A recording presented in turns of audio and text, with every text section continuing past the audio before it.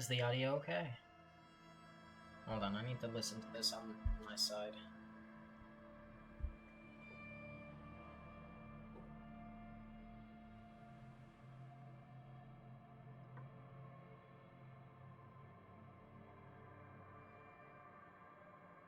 Word.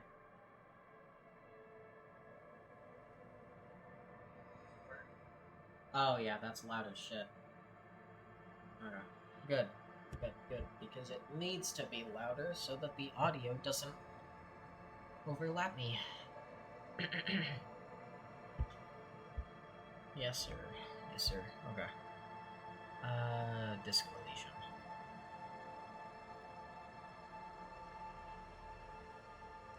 Wow. Okay. Yeah, that's probably because I am. No, I'm just kidding. I'm not. But you know. Text bar. Wait. Where am I? Oh, okay. I need to open Disco. Okay. I've opened Disco. Let me confirm my mouse is working. It is. Okay, cool. New game.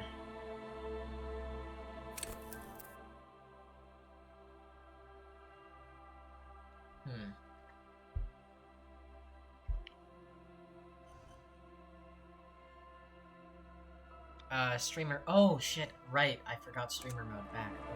Options.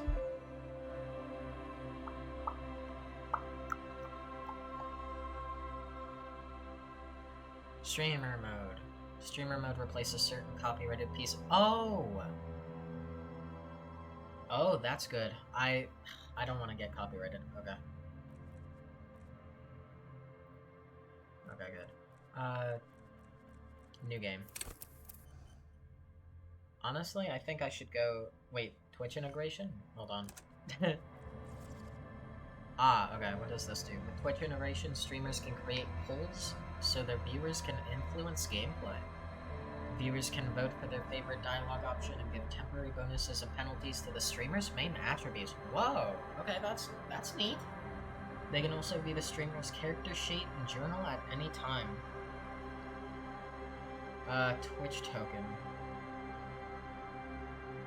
Does my Twitch token have to be, like, censored or something? Like, what is a Twitch token? Should I censor that? Hold on. Let me look it up. Disco Elysium. Twitch integration.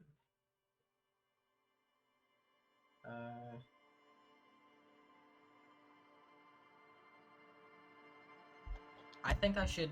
Hold on. So, I'm gonna set it back to starting soon. Just in case my Twitch integration thingy is, like a large information thingy, and I'm gonna find out what my token is. Twitch. Please don't autoplay that video. Please don't. Just pause? Okay. Channel. Do I go to channel? Settings. Let's go to settings.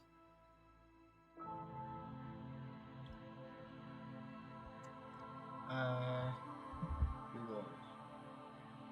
How to find my Twitch token. To get the tokens... Wait.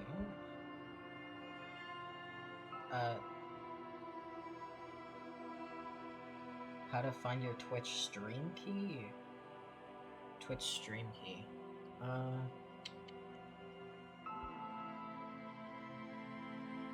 There's no link. It censored it. LOL. Security and privacy. Email, phone number, password, two-factor authentication, two-factor authentication.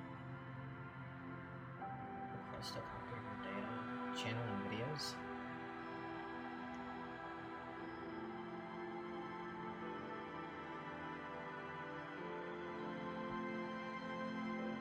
Brand schedule, featured content.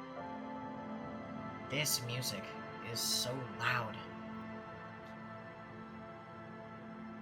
Inspect a streamer's Disco Elysium character. Oh, okay.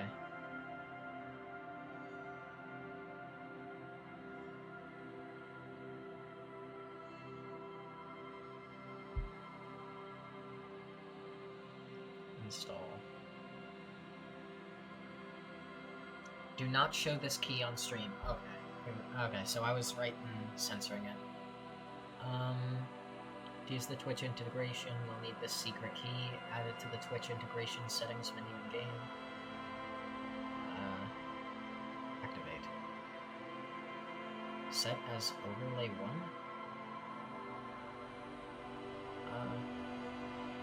Wait, request new secret? How do I... Activate. Set as overlay 1. Okay, configure.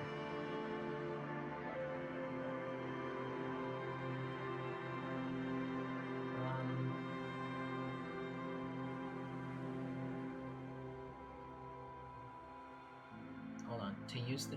You'll need this secret key. But where's the secret key?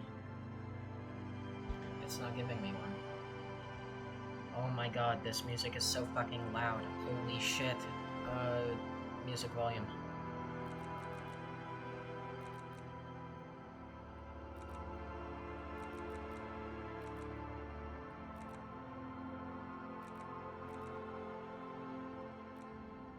Okay, we're gonna leave voiceover as normal. Back to Twitch integration, searching. Request new secret, I guess.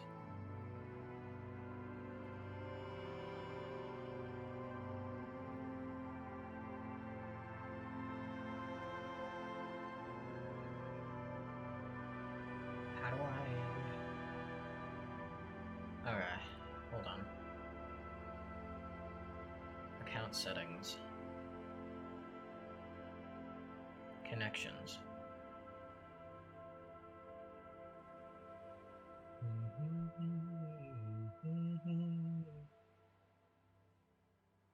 Alright, what in the balls? Safety. Ah! Fucking flashbang.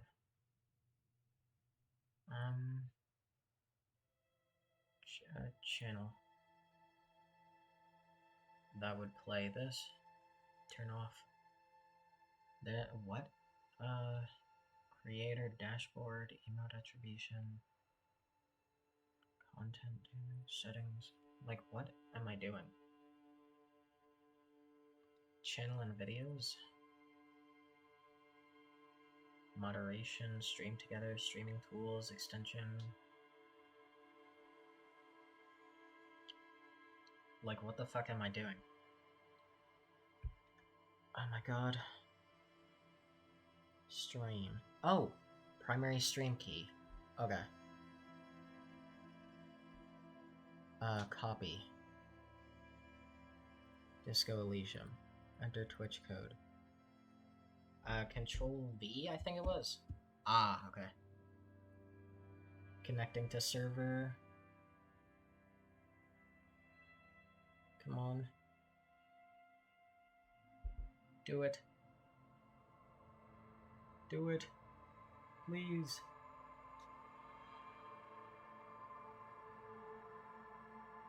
Do it.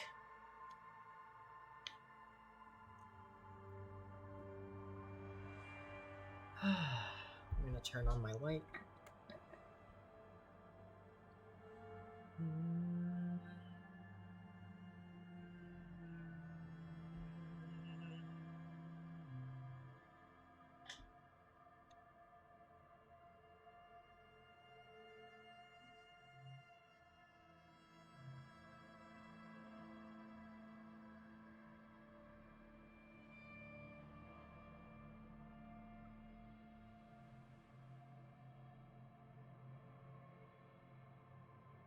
It's still connecting to server.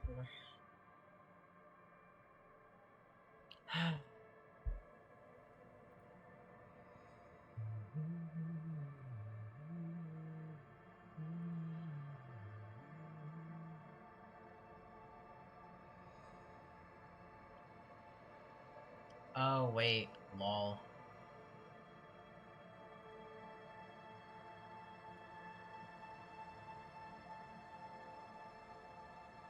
Oh my god.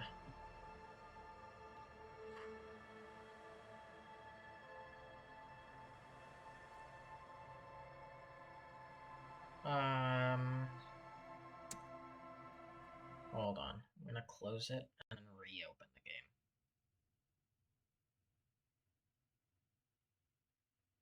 Because I'm stuck on a loading screen. Motherfuck, dude.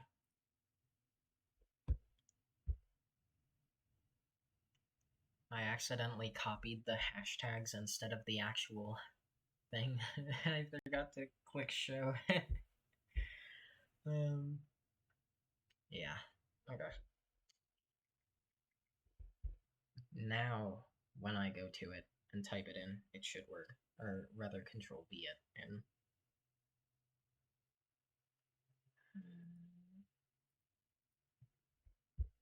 This is taking forever. I'm already 20 minutes into the stream and I'm fucking it up so horribly.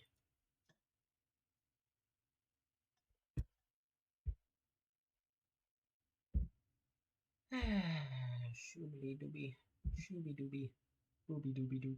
Boop boop boop boop boop. Beep beep beep beep. Beep beep beep beep beep.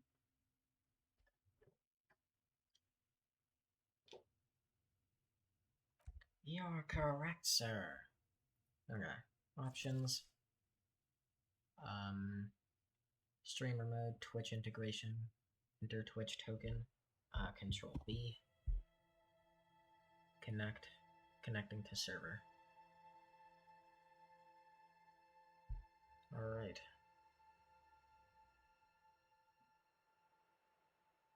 Maybe this isn't the token though. I'm gonna keep looking online. Not your Twitch stream key.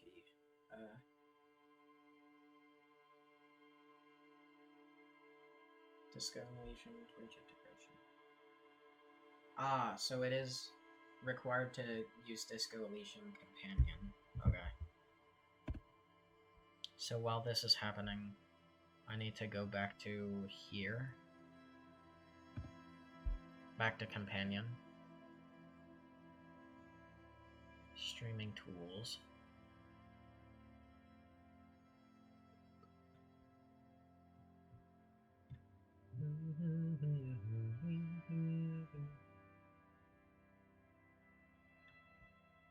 My extensions, Disco or Medium Alobium.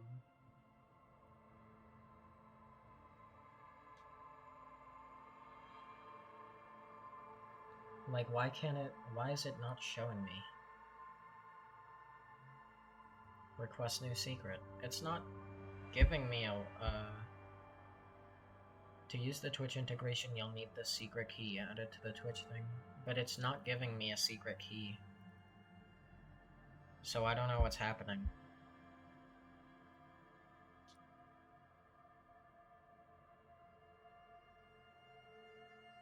Do not share this key on stream and do not share it with anyone else. There is no key, though. It's not giving me one. The companion, I mean.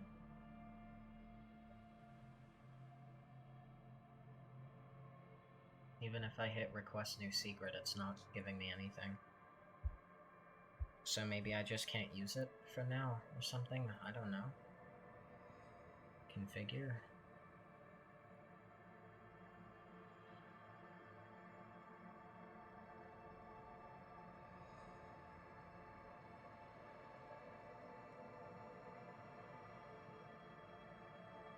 It's like here. Hold on, I'm gonna screenshot this.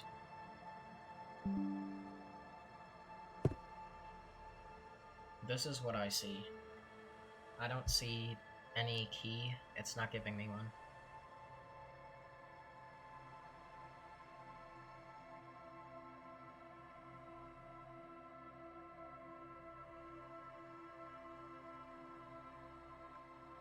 Yeah, I know, but you told me the only way you can actually get it to work is by using the companion. So I guess we're just not gonna use the extension for now. We're just not gonna use Twitch integration. Streamer mode is fine. Oh well. I really wanted this to work because that's really cool that you can vote on dialogue and increase my stats. That would be cool. But oh well. Oh well.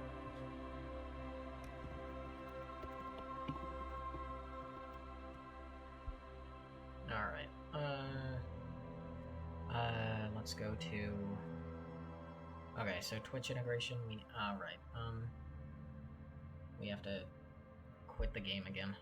Hold on. Don't worry, I'm gonna start it immediately after I get it loaded back up. Because it sets you on a perpetual loading screen when you don't have the companion. Steam, play, open Streamlab. Oh my god. Ball.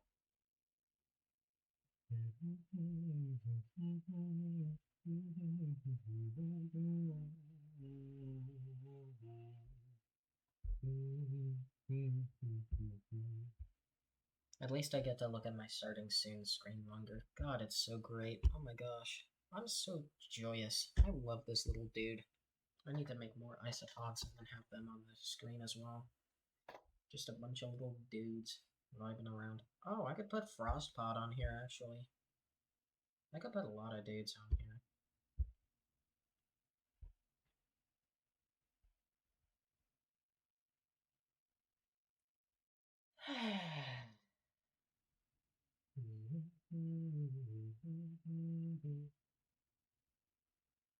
You can take your time.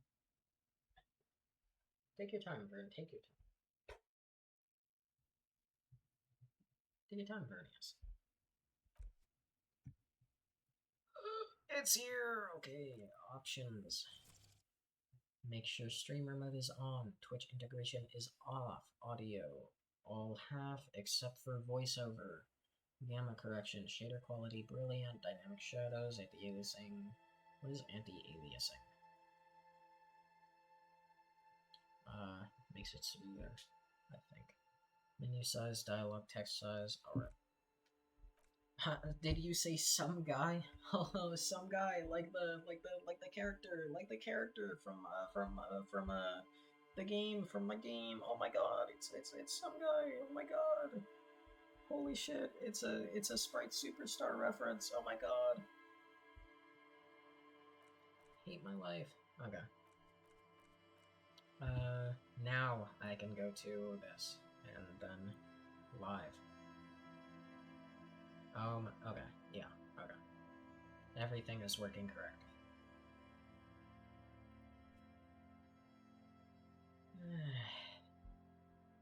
Alright, cool. We need to go to... New game. New game. Extremely intelligent, very bad with people, knows interesting facts, comes up with original ideas. Sensitive, very psychological, a magnetic personality, but unstable. Might begin to lose his mind.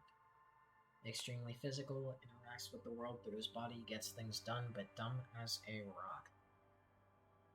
I think it would probably help if I went with physical, and then my first level was dedicated to getting Encyclopedia, because Encyclopedia was pretty helpful last playthrough. Does that sound like a good strategy? Encyclopedia is really neat. I like it.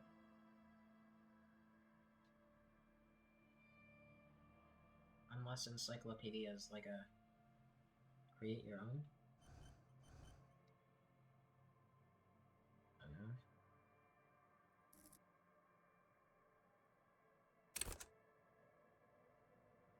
Raw brain power.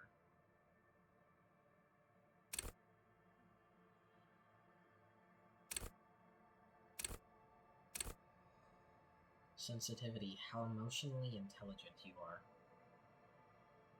Motorics. muscular you are. Dude. I want this. I think I'm good. Because it would be better for Psyche to be pretty high considering the amount of emotional damage you take later, especially during the Everett part. Sit down, you fucking idiot, you. There are no rich, light-bending people in my container facility.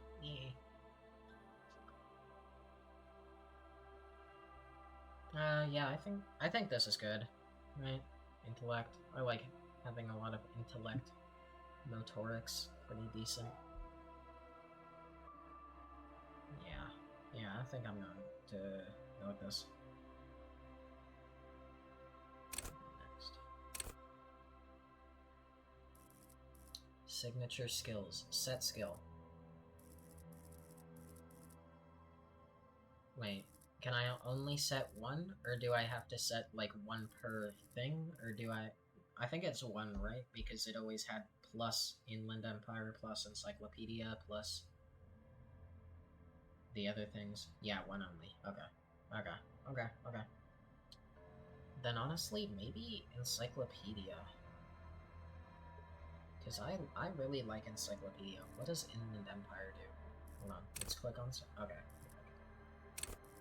Hunches and gut feelings, dreams in waking life. Understand others, work your mirror neutrons. Drama. Play the actor. Lie and detect lies. Conceptualization. Understand creativity, see art in the world. The info button goes into immense detail. Encyclopedia makes you a know-it-all, turning your mind into a database of facts. It enables you to draw on these facts innately, offering a wealth of background knowledge to all things related and unrelated to your case. Who knows when the history of cigarette brands will provide the breakthrough you need to arrest a murderer, or when knowledge of pre-revolutionary guns might save a life. I assume both of these are funny little things that happen in the game. At high levels, Encyclopedia shows this wealth of knowledge to an almost overwhelmingly degree. While it may give you crucial breakthroughs, it more often clutters your mind with useless tidbits. With low levels of Encyclopedia, though, you'll be forced to work with only the clues in front of you without any background knowledge. Copying is going to be tough stuff. Honestly, yeah, I think I'm going to go Encyclopedia. I just love Encyclopedia. It's just really fun to hear him talk. I just like him. Shivers? Raise the hair on your neck. Tune into the city. Half-life. Let the body take control. Threaten people. Ooh. I love threatening people. Reaction speed. The quickest to react. An untouchable man. Yeah, no, I think I'm going Encyclopedia. It's just great. Confirm.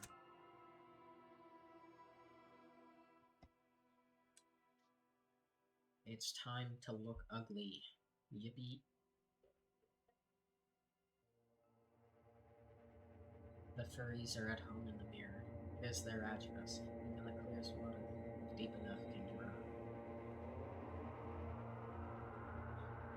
There is nothing. Only warm primordial blackness. Your conscious ferments in it. No larger than a single grain of malt. You don't have to do anything anymore. Yay. Ever. Turn on the fan light this time? Never, ever. Simply An keep on inordinate amount of time passes. It is utterly void of struggle. No ex-wives are contained within it. An awareness creeps up on you. A mass lies hidden in your dead angle, soaking in some lurid acidic sauce. It's bloated and shameful. A ball of meat surrounding you. This is a terrible line of questioning, and it will only lead to more awareness of the meat thing. There, no ball of meat. No light in the formless nothing. Just night swimming. I know you do, baby. Ancient know. reptilian brain. Coming right up, sir. Smooth passage. All right. Nothing town to fuck all borough.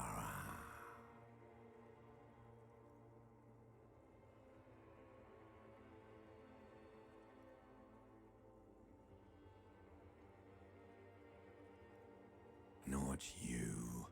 Your days of giving a shit and being that type of animal are over.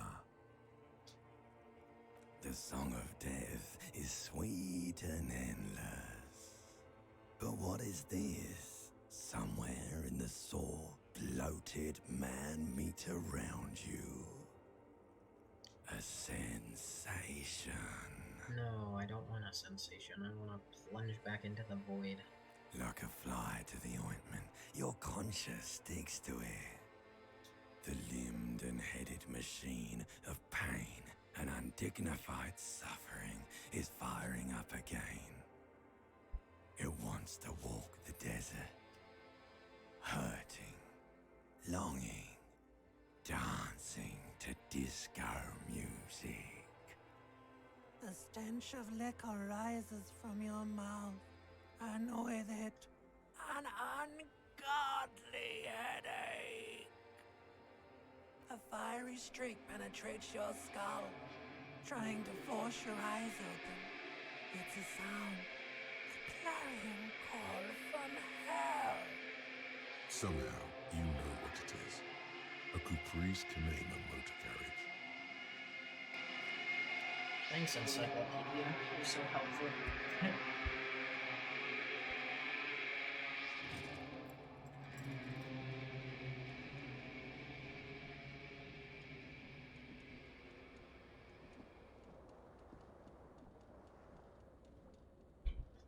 I'm naked as shit.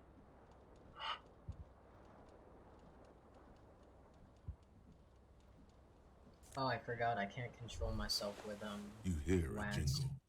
Keys are clinking in the pocket of your flare-cut pants. It says "whirling in rags" on the aluminium keyring. There is a single key. It's on the aluminum. ring. It's The aluminum. number 1 is etched on it. It should open the door. Oh wait, I can control myself with wax. Okay. Words fail to describe how rank it smells. See bottles in the bathtub. Sweet liqueurs.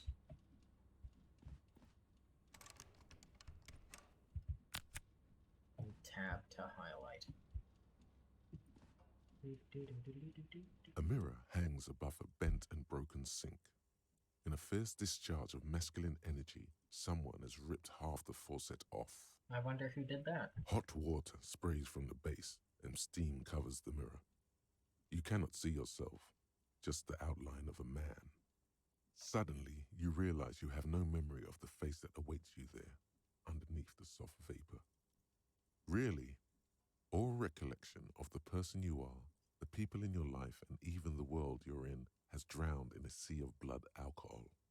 This was no mere night of drinking. It was a deluge of world-ending proportions. As you slowly reach your hand towards the surface of the mirror. Stop, don't do that. Abort. You clearly have not thought this through. You won't like what you see there, and you will never unbecome it. Yeah, there is definitely something wrong with it. Where to even begin? There is the bloatedness, then the swollenness. It's like there's an upholstery of alcohol underneath your skin. Bet you are.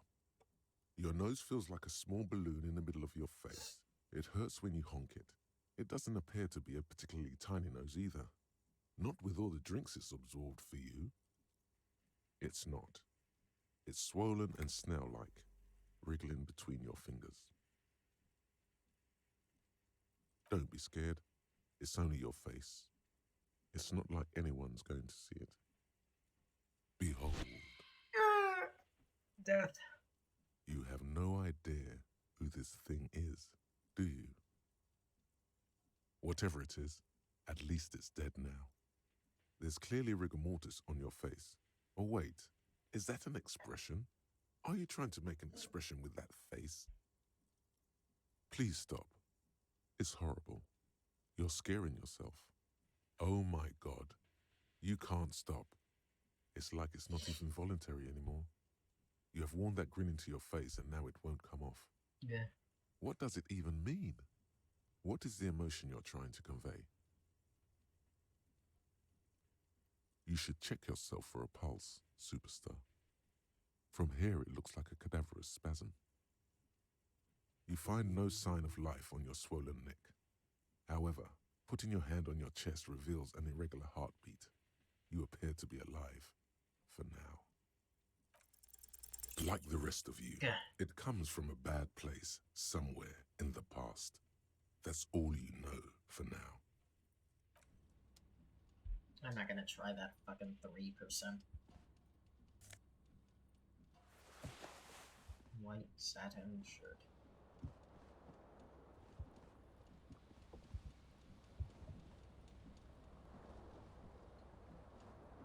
This fan has two chain pull switches.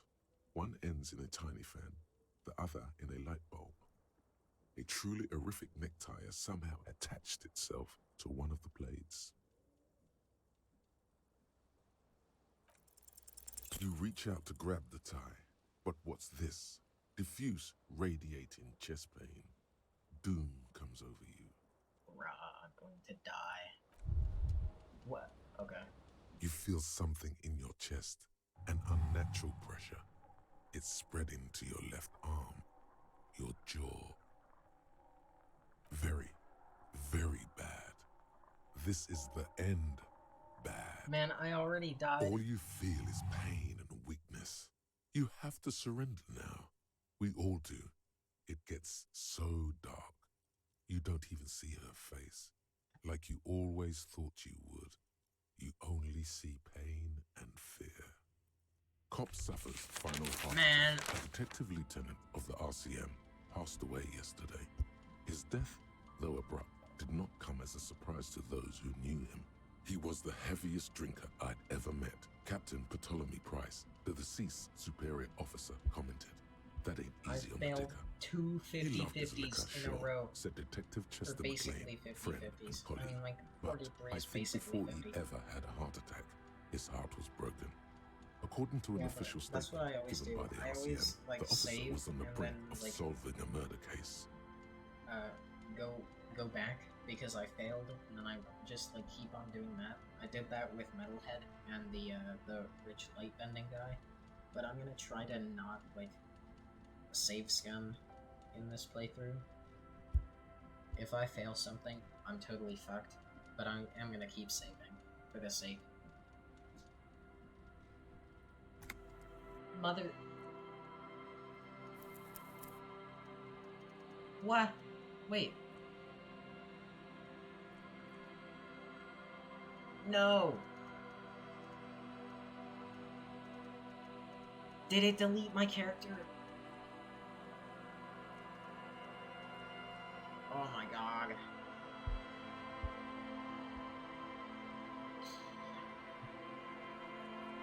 It's fucking bullshit.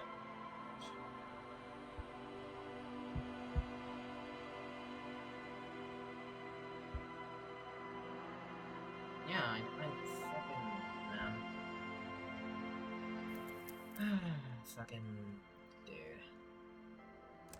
Kill myself. What the... Okay.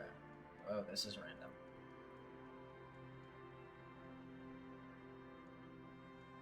This is what I had. Sicky. Encyclopedia. Confirmed. Blah, blah, blah.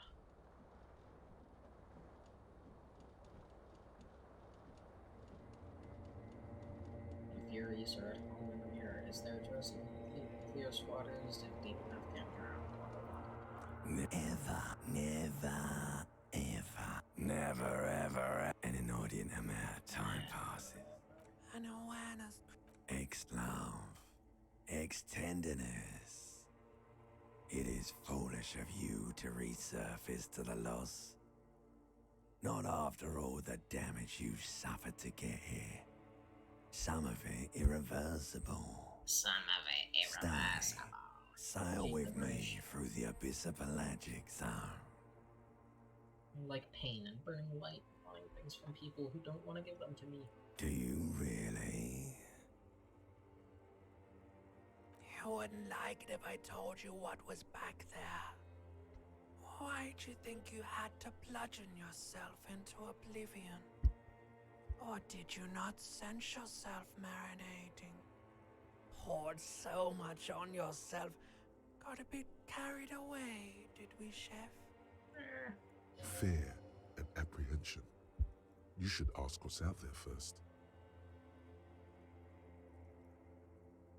Yes, your one disco mother.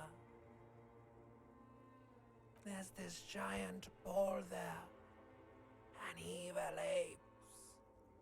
And the evil apes are juking it out on the ball. You're one of them. It's basically all just evil apes juking it out on a giant ball. How big You is the can't ball? even make out it's a ball when you're joking it out. It's that large. Infinitesimally small. Vying for resources is just a stupid expression you picked up somewhere. The part of the presentation you want to take home with you is this. You have to beat the other evil apes in the face, or you lose. Yes, it is. And you drowned in that sadness a long time ago. What do you mean, drown? You lost. The sound outside.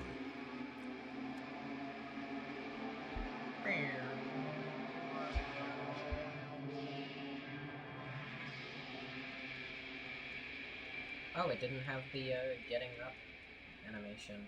It just had me standing. Probably because I was trying to be conscious. You hear a jingle. It says, Okay, we need to save. Save. Save game. Save. Yes. Baby. Commodore Red is empty. I have saved. I'm good now. I win.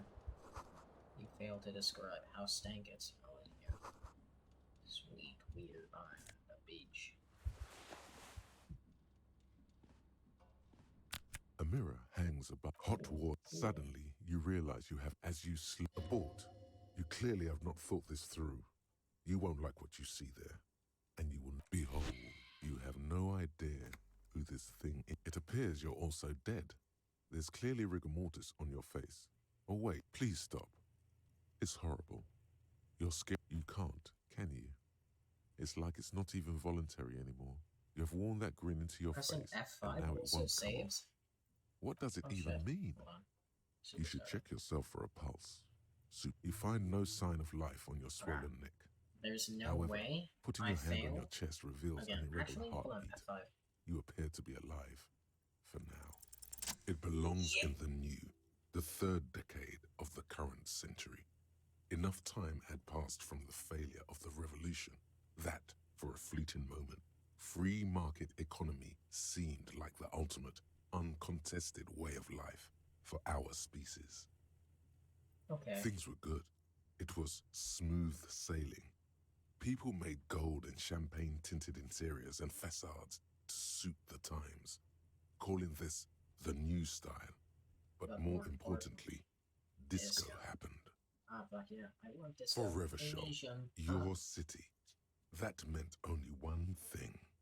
Guillaume la Million. If it doesn't rhyme, you're not pronouncing it right. Out of the dazzling swirl of disco music, in an open-air boîte de nuit, somewhere in Revachol West, Guillaume's blonde mane appeared on the screen. He sang some bullshit. Then he made the expression. Everyone loved it. Maybe you thought some of the stardust would rub off on Me you. after burning. Maybe it did. Either way, it's all gone now. Only the grimace remains. The click is used to spur on a horse. It also features heavily in Guillaume Lemillion's regional mega hit, Don't Worry, Your Pretty Little Head. Who knows, maybe I'm Guillaume Lemay. Some 20-odd years. There is a vast ocean of time between right now and the expression, looking good on you, or anyone. Humanity has run aground in that time. It's a different world now. The expression is a relic. You have some understanding of the near history of disco. The rest is darkness. Aside from the useless fact that the motor carriage outside was a caprice de Neymar. It doesn't have to be.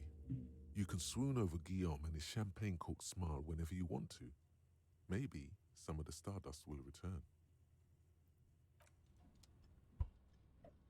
I have to become a superstar. Is my new task. Alright, F5. Let's say... Wow, that's so cool. Oh wait, continue. I meant to press tab. Burn, baby, burn, disco, burno.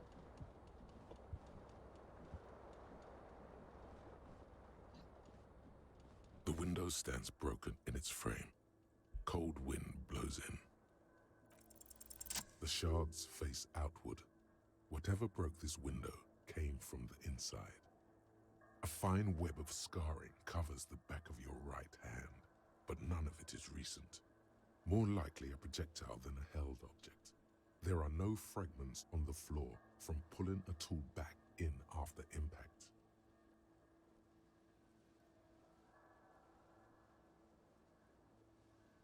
It is too large for a bullet, yet too small for a piece of furniture.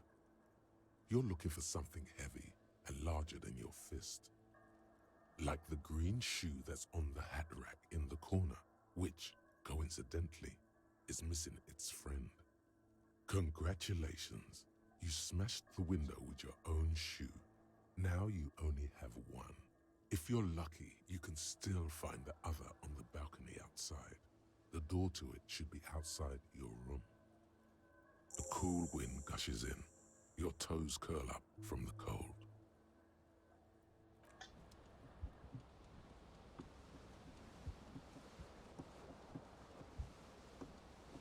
Yeah, F5.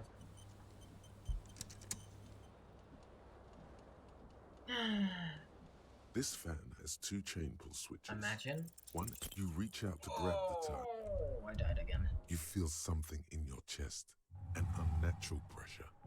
It's spreading to your left. Yeah, there's no cop suffers. Grr.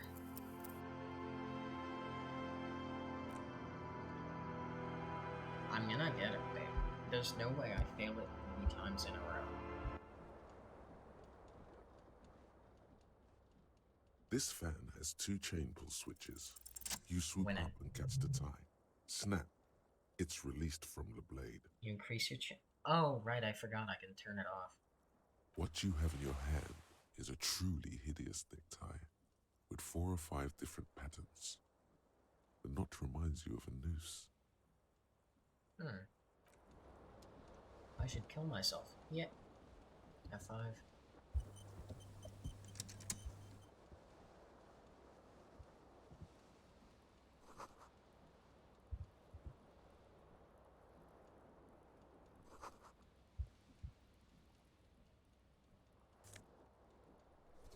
Damn.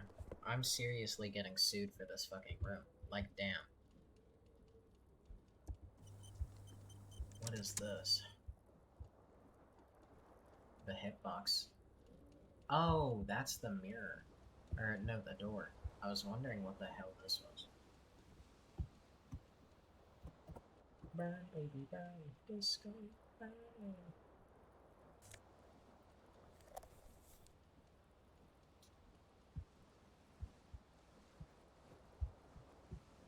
Turn it off. How do I turn it off?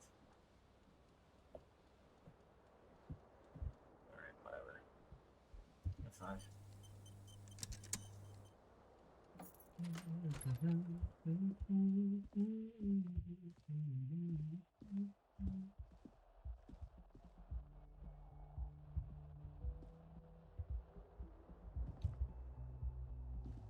music. There's something on the table. Money. Real.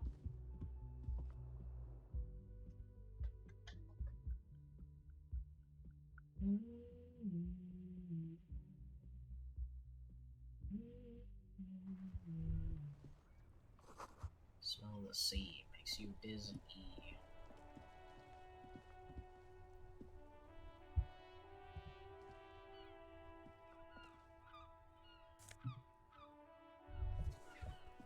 There they both are. Two identical shoes, both copiously green and indiscriminately snakeskin, Oh. reunited on your feet.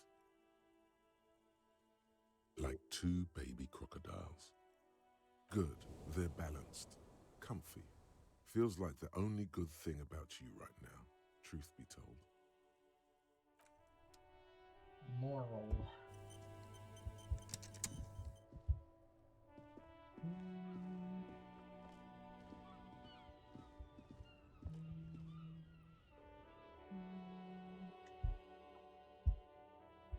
I love the music. Raw. It's so good.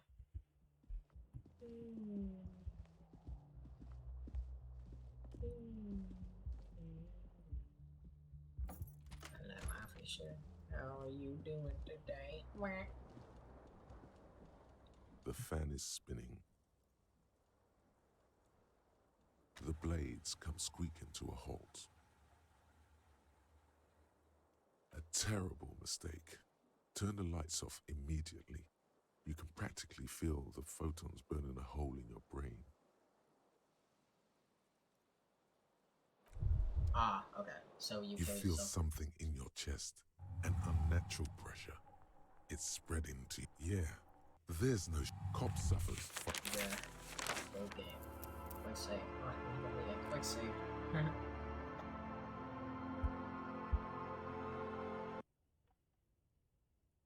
Revash. Man, my health better fucking upgrade eventually, I swear.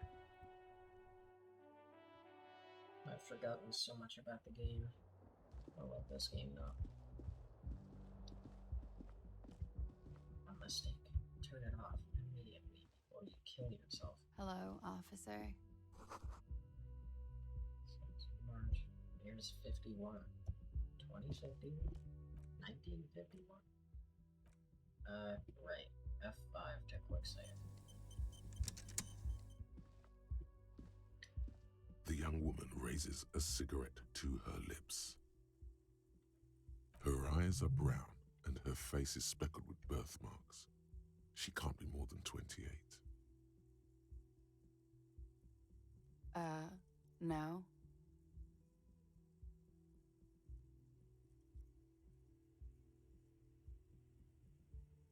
Because you're a police officer, sir.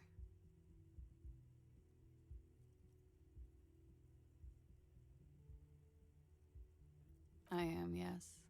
You've been here for 3 days. On official police business, no less. Couldn't say.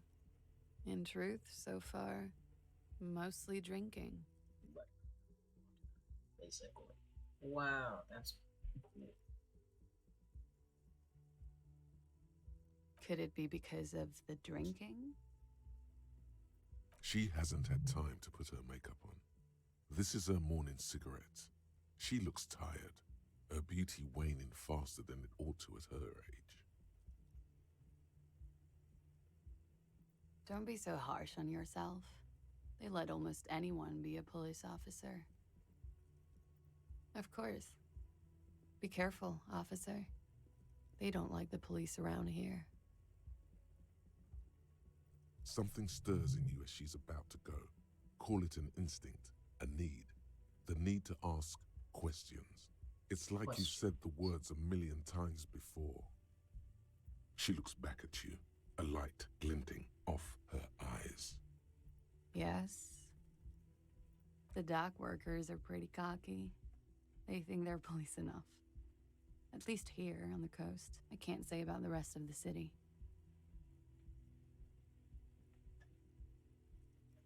You're in a hostel, sir. We are in Revachol.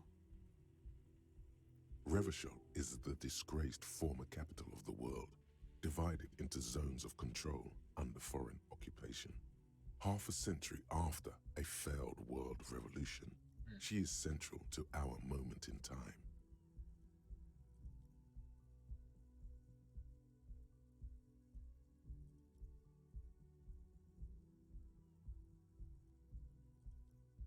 The disgraced former capital.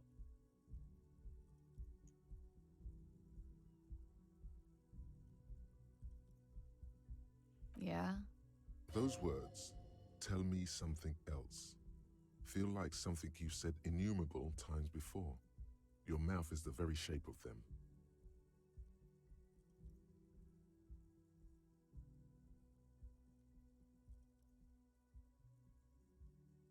Hmm.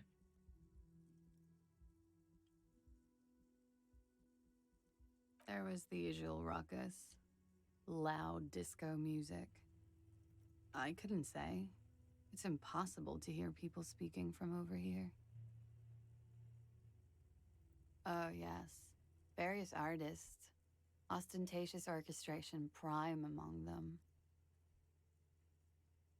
Oh, that. Yeah. Whoa.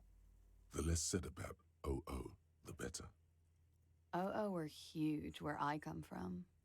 I was very young then, of course. Like 7. Life gets hard, but we go on. I don't know about that. At around 2 o'clock, the disco stopped, and there was a change of pace.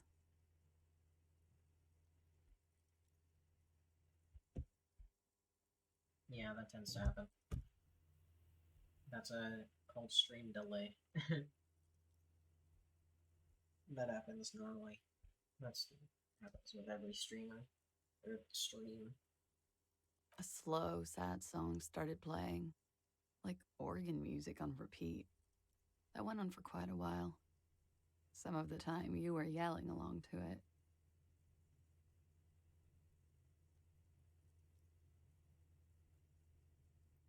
That it doesn't matter anymore and that we're alone now, it was difficult to tell.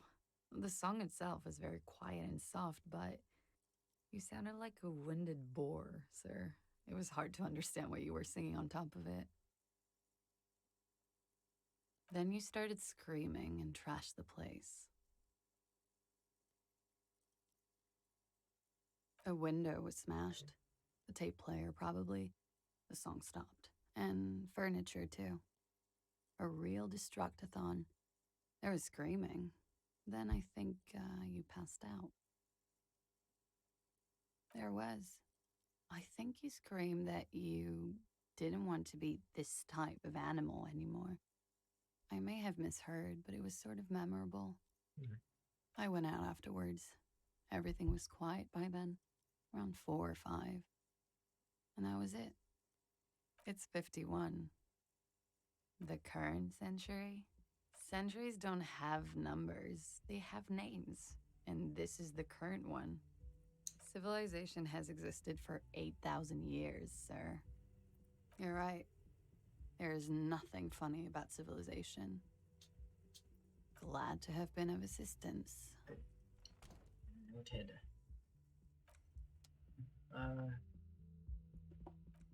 Save game. Save.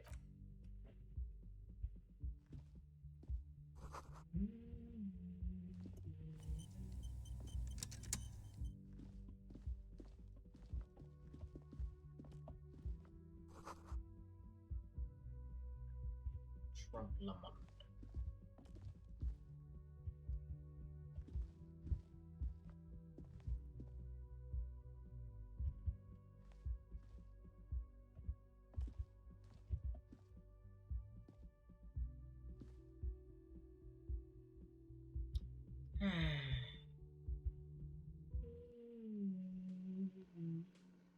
There's my friend Ken Kitsurugi.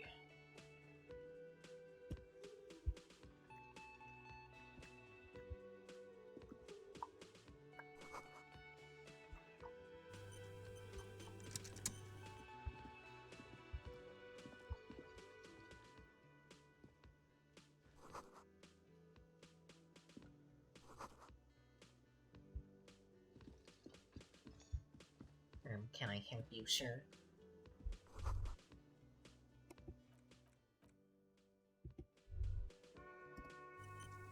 You should totally sing karaoke here, the first chance you get. Your emotions need to be expressed. People need to know your vast, oceanic soul. Oh, you can run in this game? Fuck. Of course, I wish I at this knew that. point, precise measurements of your soul can only be performed from the outside. It needs to be heard through a PA system by other people.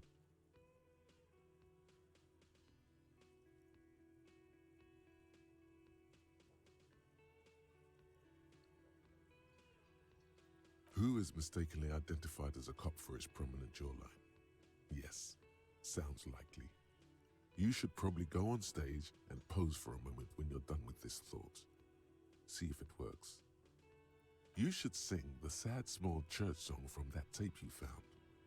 Thought it was obvious. Serves them right.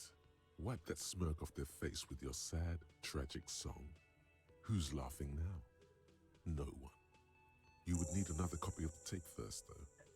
The one upstairs is destroyed.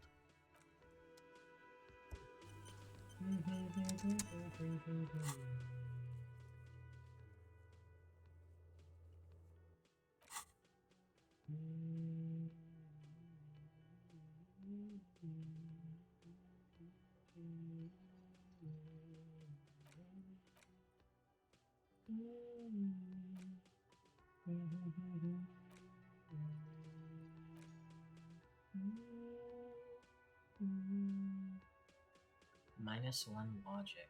Head in the clouds. Solution.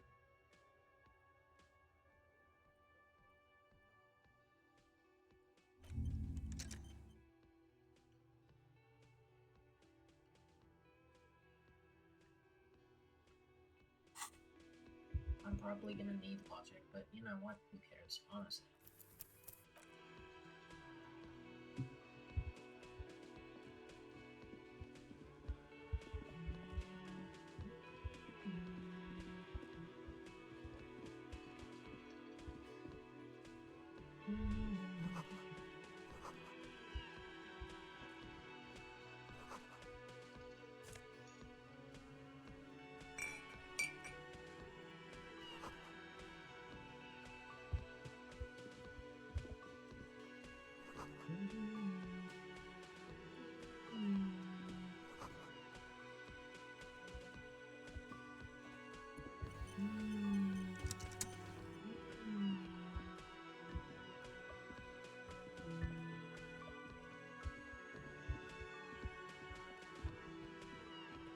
Oh god, what did I do?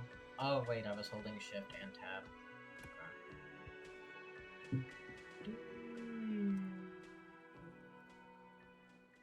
A colorful piece of plastic is dangling from his carabiner. Makes your fingers itch. On the counter, rolled out of his open hand, you see a blister pack of headache medicine.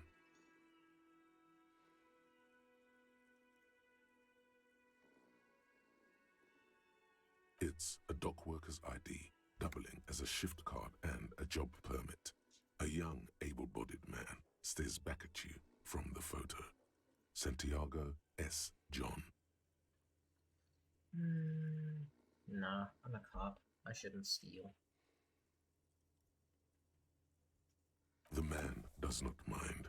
You probably need them more than he does. You've just picked up some magnesium. This item is stored in the bottom left corner of the screen above your character portrait. Use magnesium to heal your morale if you have morale damage.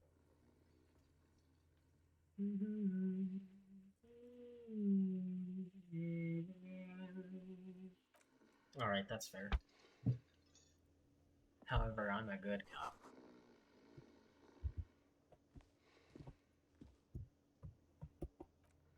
At least, as long as I can be a good cop, I will try to be a good cop, although, I don't know. The temptation may just come to shoot Kuno to death. Or Kuno-S. The Royal Pinball Machine.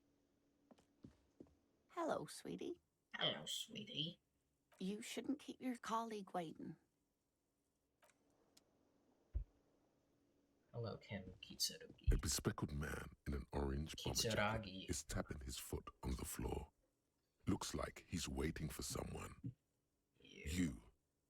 As you approach, he narrows his eyes and extends his hand in greeting. If an assault were launched on this building right now, if the windows came crashing down and the whole world descended upon you, this man would hurl himself in death's way to save you. You are sure of this, but why?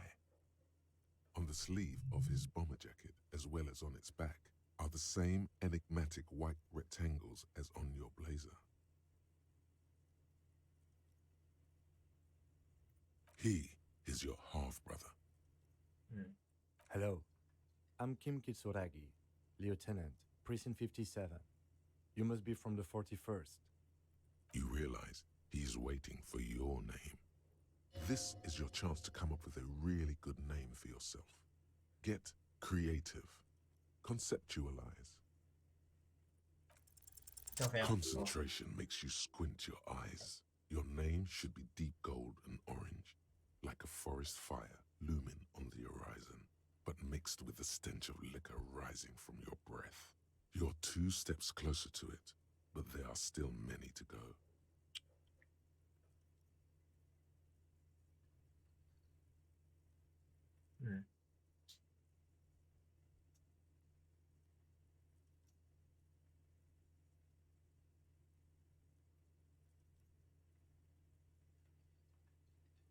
So it is not yet time would allow me to create my own name eventually or something. I don't know. There's still many steps to go. I don't know. Can I quick save? Balls. I can't. That's one of the problems that I have with this. I can't save while I'm in dialogue, which is unfortunate because I may pick something that I don't want. No. Okay then. And then It there's- looks like we had a little scheduling error on Sunday. Saturday too, actually. Have you had time to talk to the manager here? What he means is, he has been trying to meet up with you for 2 days, but you have been otherwise occupied. Then we should ask him for a rundown of the area. Get me up to speed. I understand the scene is out back, right? It also wouldn't hurt to assure him the police are finally here. In full force, I mean. Have you mapped out the initial interviews?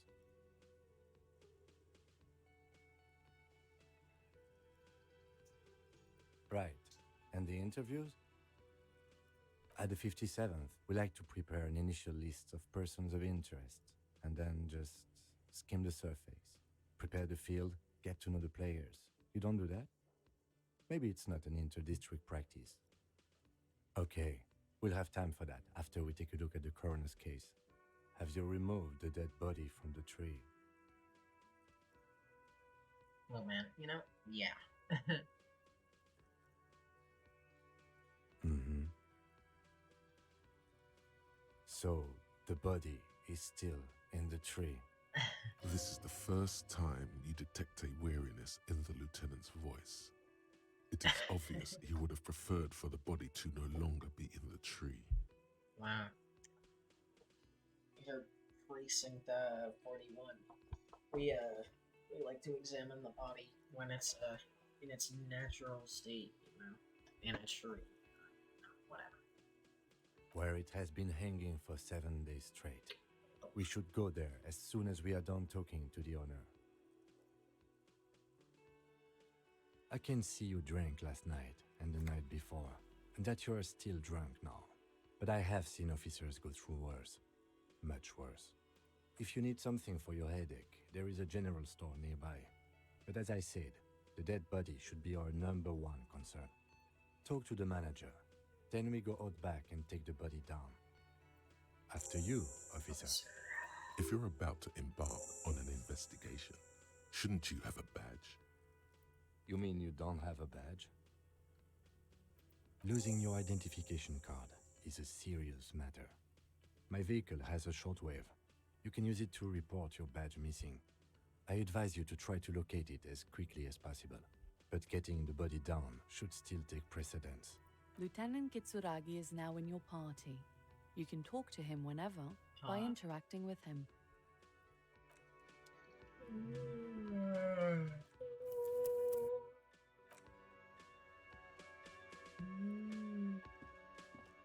Hello, sweetie. Wait, who's Sweetie? Why, you are, officer. Yeah. And have you found anyone to be sweet to?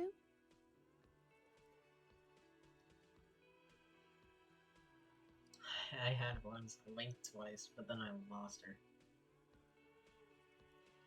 I'm sorry if I was being overly familiar. I know we've only just met. You must forgive me. I'm getting so scatterbrained. I completely forgot to introduce myself. I'm not one to sex the woman. I'm Lena. My husband Morel and I are staying with our friend Gary just down the street, but I come It's here good that for I did tea not when they're away. select any of the sex choices. Oh my god. This Lena is wacky enough for the Motley Crew. Hire her on the spot.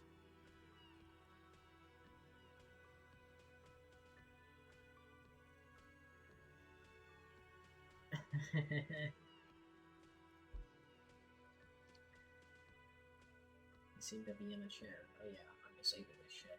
Of course, dear. Good luck with your case.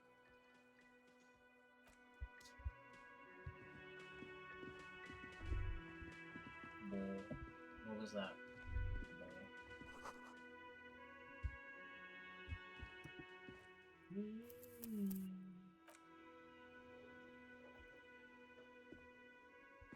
A man in his late 20s with a thin, unimpressive beard notices you approaching. He drops the ledger he was holding and turns to the lieutenant. Mr. Gart, right? Lieutenant Valensis. You run this place. Yes. Yes. I am Kim Kitsuragi from Precinct 57. This is an inter-district investigation, so joining me from Precinct 41... The Harbinger. Are you kidding me?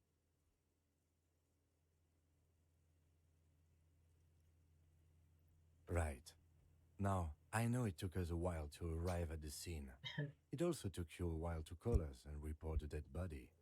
It was you who placed the call, yes? No, I only just got here. It was probably Sylvie who called you. She usually works the bar here. I'm only temporarily taking over her duties. Do you have her number? As a matter of fact, I do. This sounds like something you can use to call this Sylvie later. You said you just got here. From where? Are you a local? What, of Martinez? No, I live in Jamrock. I only sometimes come here to keep an eye on the place. This is just one of the many, many cafeterias I manage. But you still know your way around, yes? In case you need directions. Yes, I know where some things are, but as I said, I don't live here. I just used to work here. And I'm not going to start working here again, if that's what you think. I didn't imply that. Detective, I have everything. You?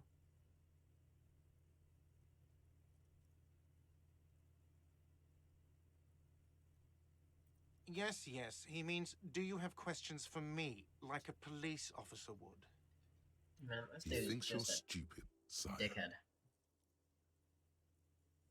I don't know who killed him. I'm not the police. That's your job. Did you What kill are him? you, crazy? Of course I didn't kill him. She went away because none of your business. Have they not been telling you you're a cop? Okay, you got me. She went away because of the dead body out back. And because I asked for her number. That's why Sylvie went away. I hope you appreciate that. Thank you. I asked an employee out. She didn't want to come, but felt obliged to. It was a bad idea. Now, what is so goddamn fascinating about that for you? It's got nothing to do with the lynching. Forget it. No, I'm not the bartender. I'm the cafeteria manager. I have 3 cafeterias I manage. 3. Get over it. Behind this building, there's a courtyard. They hoisted them up on a tree there. That's easy. See that door there? First, you exit through that.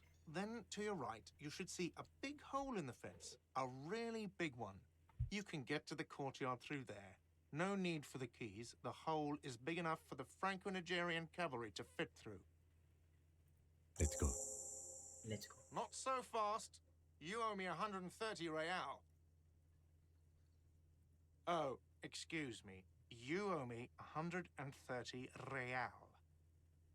The IIR, or Inter-Isolary Real, is the global reserve currency. Whatever part of the world you're in right now, it's safe to assume he means you owe him some money. Wow, you're a genius. Yes, that's right, money. You owe this establishment 130 real. Let's see.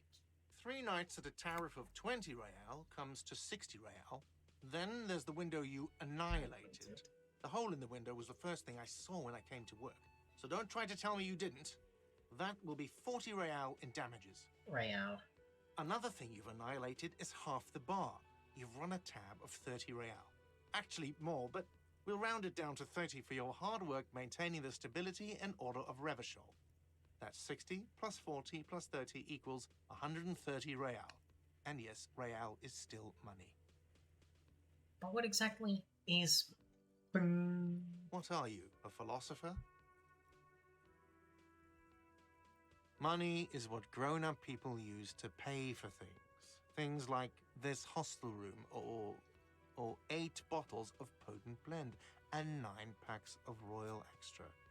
We use it for everything, really. Interesting. Where do I get it from? Why do I need it? Proceed to show him the coins he found. Is this money? There's a shuffle of nylon as Lieutenant Kitsuragi looks for something in the pockets of his orange bomber. That's cop 4. I haven't offered to pay because I don't have any money either. I'm sorry, but he has to pay. I can't let him stay here any longer if he doesn't. If he doesn't have the money by tonight, then... Wow. Well, I mean, I can kind of hear that. Officer, maybe you're better off working this from home for now. You live in Jamrock, right? It's not that far away. Officer, you really need to take this up with your station. I have a shortwave radio in my car. Call them, ask of for course. assistance. We have to get this investigation started now. I'm simply being trolled. Good luck.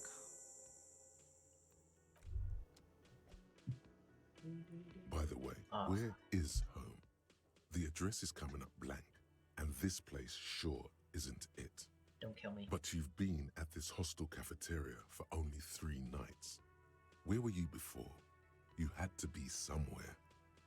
You don't really know, do you?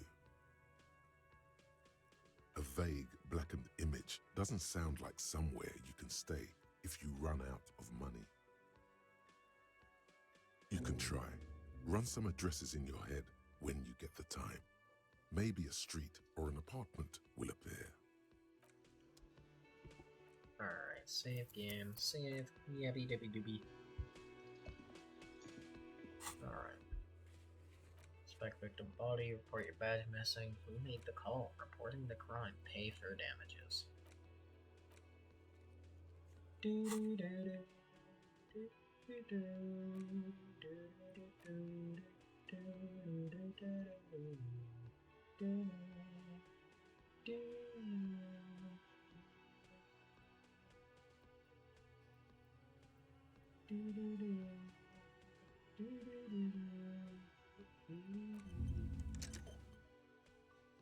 And then we have to do the shit compressor, so...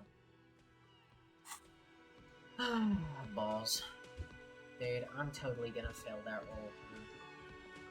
To not throw up.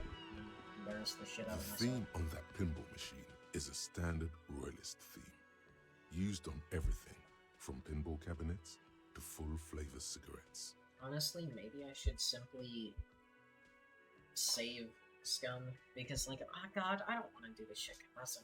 I don't want to lose morale damage. I don't want to lose morale. Clinging to a picture book version of the past century, waiting for the king to come back and cast out all the profiteers and homosexuals. Basically, imagine a yellow plastic crown with a liquor brand emblazoned on it. No, they're gonna get rid of the homosexuals. That means I'm gonna die. No. Oh. It comes free with a six-pack of Vermilion Roy d'Or. The words Roy d'Or are stamped into the crown's plastic.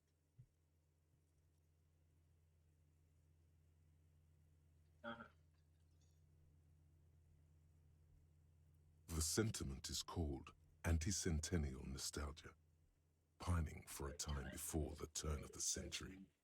It's common even now, after 50 years. Save scumming is just fun. Like, save scumming is specifically fun when it's like a comically low joke roll, like getting into the light bending rich kind of container.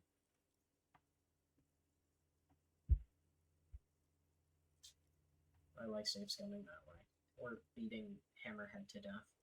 I don't like Hammerhead.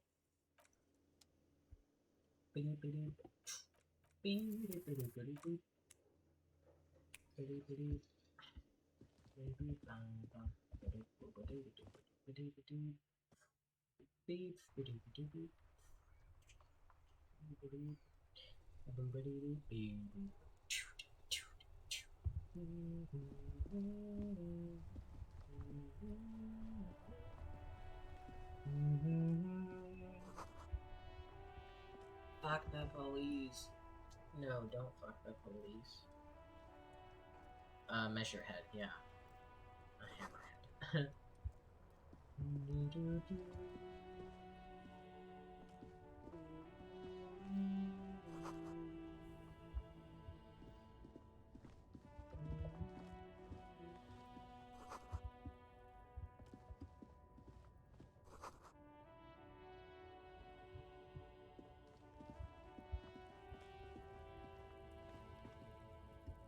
Saffron Picker, welcome to Revachol.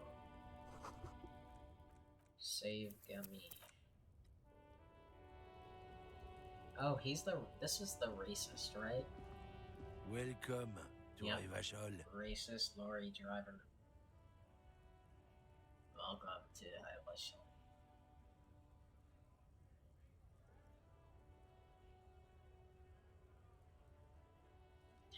Don't you welcome to Revachol me. My grandfather came here from a 3,000-year-old racist isolationist culture, while your ancestors came to this island a mere 300 years ago. Every school of thought and government has failed in the city, but I love it nonetheless. It belongs to me as much as it belongs to you.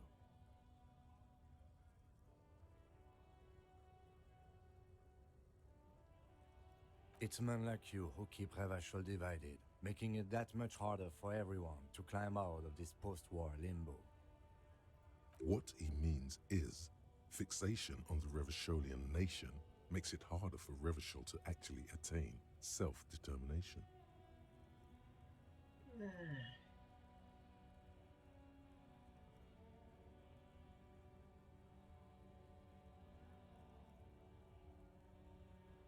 Oh, come on, man. I just said welcome to Revachol.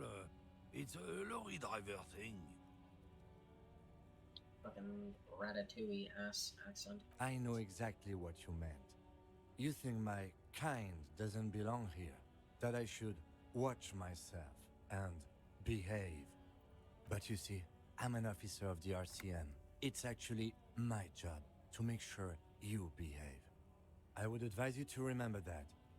Silence. The air between them becomes tense. Your partner needs backup. Now's your moment to shine.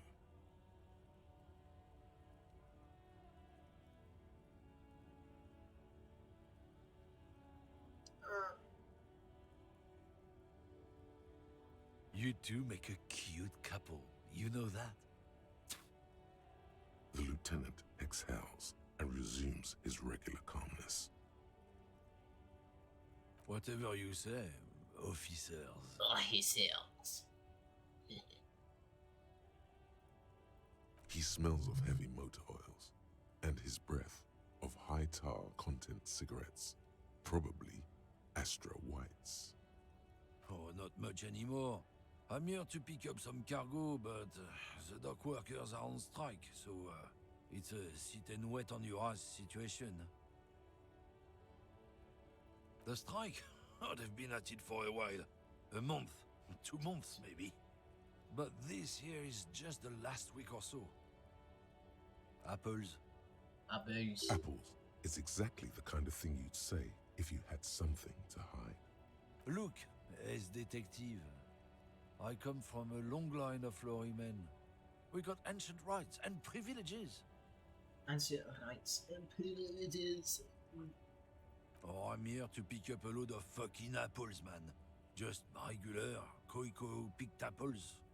Damn, you're not gonna get more out of him on this. He's put up the wall of racism. Damn. He's put up the wall of racism. Oh yeah, they're a big deal. My great-grandfather was a carter, had a royal license and everything. We've tried to hold on to our privileges. Sure fucking is. We have a guild and everything, huh? Very ancient, very prestigious. Hell no, it's a guild. Invitation Hello. only. It's a guild. Unions work for the rich fucks. They're basically the same. Been trying to fuck us out of our heritage in the name of profits, but you can't replace experience. Trusting street thugs with their goods is going to fuck them right up the ass. Mark my words. Generations of practice and no laughing matter. Alright, cool beans. Save game, I did not die. Yeah, fucker. We are not going to go deal with this strike right now. There is an achievement for dealing with, for solving the case without getting the, without even looking at the body. But I'm not gonna go for that. It would be funny, but I won't. I am a gander and a hunter and a gatherer. Feel like a traveler. A simple little cadence. He seems to be making it up as he goes. From another planet. Hey there. Hey there. It's the jam, my man. The air from the east is thick with the smell of crude oils, heavy metals and other byproducts of the modern era. You could almost taste it. It's a It's a jam. traffic jam for the ages. Arbor gates up the street are shut tight. No explanation given. Workers on strike, scabs agitating. All around clusterfuck. I love the OST for this game. Are there any songs that are like faster, more like tense? Like kind of like an emergency situation song rather than these slow, somber tunes?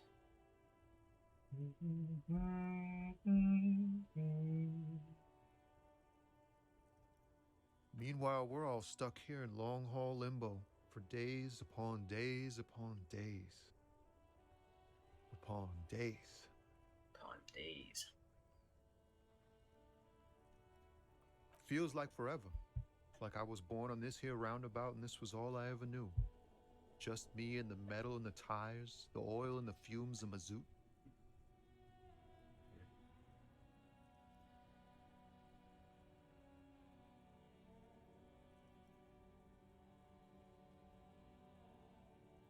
Yeah, imagine.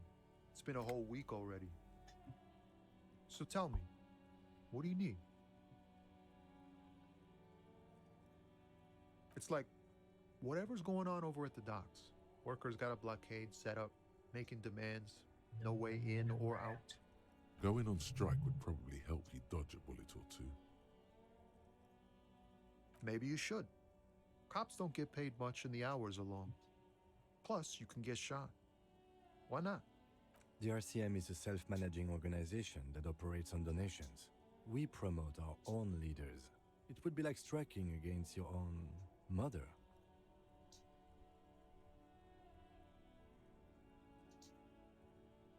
Yes, but do continue. You were asking about the strike? What's the union demanding? Some pretty wild stuff, I hear. Like a giant new power crane in half the company? I forget what exactly. Good on them, I guess. I've heard talk there's a company rep in town, too.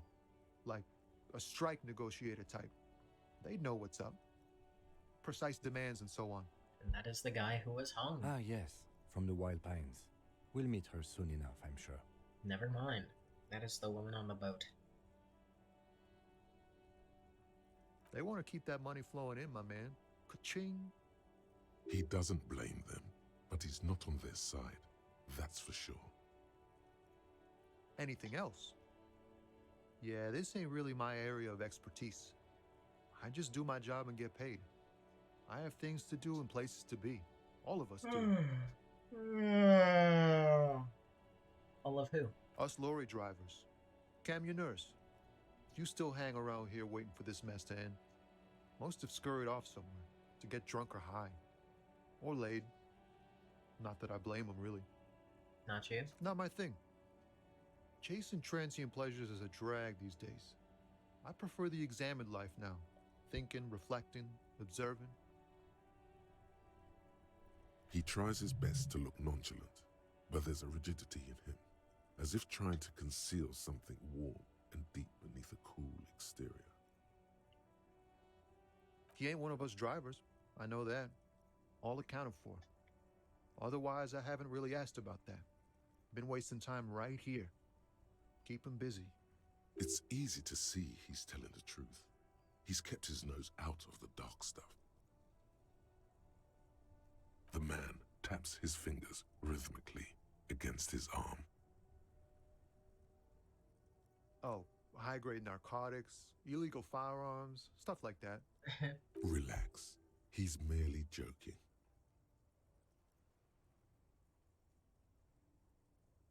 Ha! No, I'm joking, my man. Found runs a nice, clean business. This haul of cargo is mostly sporting goods. You know, tracksuits and that kind of thing.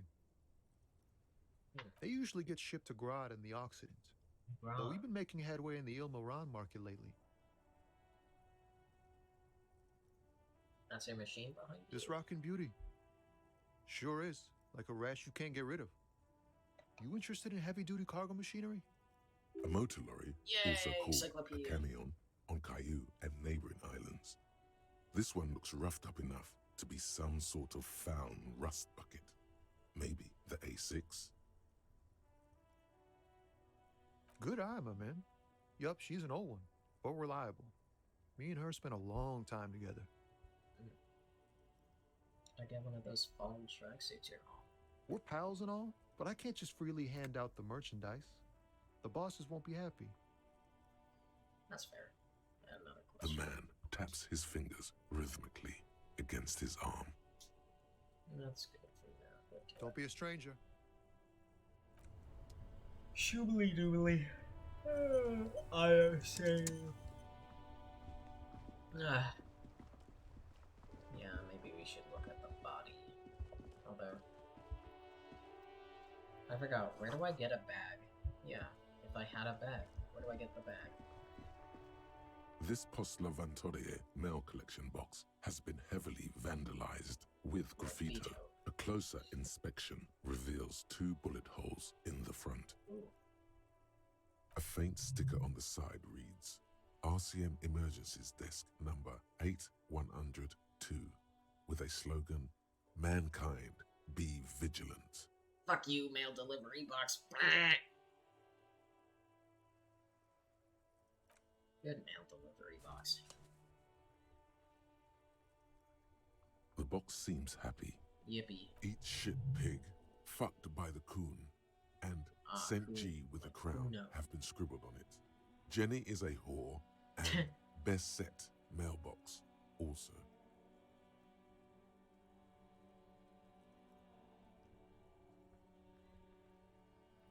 mail collection box seems Yield cathartic. morale. Thankful even. So do you. You shudder. Then you swallow. Poggers. Oh wait, I can just press F5. Wow, this is so useful. These men I know. And I have to put money in this. Banged up. Inoperable.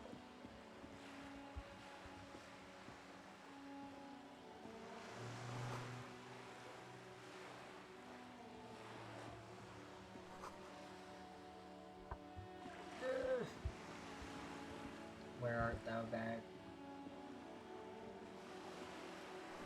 To roundabout, north. To Capeside Apartments. Martinez Pierre.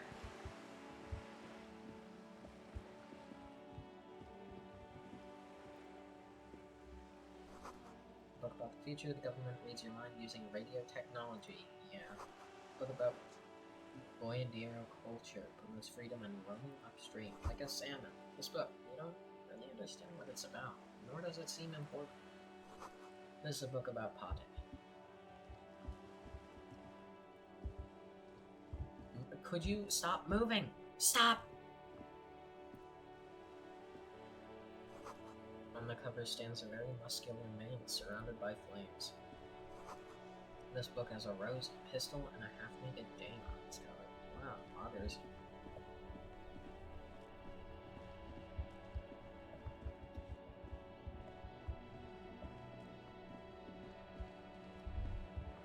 Wait. The book is titled Man from Heimdall and Wildfire.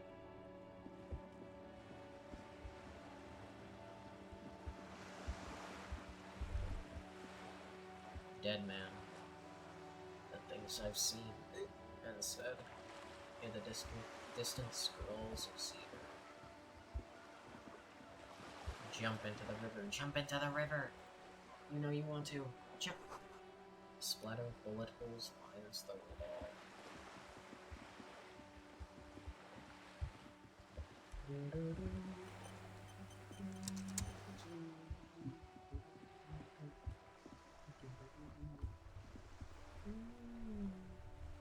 Have you no shame?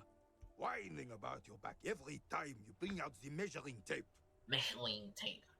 René, you're a man with a fork in a world of soup. Please, let's just try to enjoy the game, alright? I'm trying to, but you keep breaking my concentration. You're old. I can see that. We're both old. Now stop grabbing your ass like it's a girl.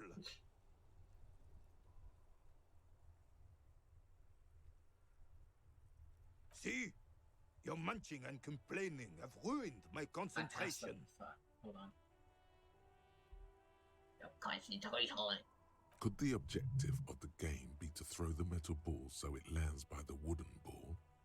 Ah, mon Dieu. The pain in my back is unbearable. I can't even say if it's in my back or hip anymore. Feels like it's in both. I hope you pass out from it, you goddamn jellyfish. Men like you are the reason this nation is sinking. Trying to throw something as close to a predetermined point as possible. Measuring. This must be the age-old game of petanque. Petanque. You're such a wuss. Sure, officer. I am René Arnaud. And my specially abled partner here is Gaston Martin. Specially How can we help you? Isn't that from, I heard that in Boondocks, I think.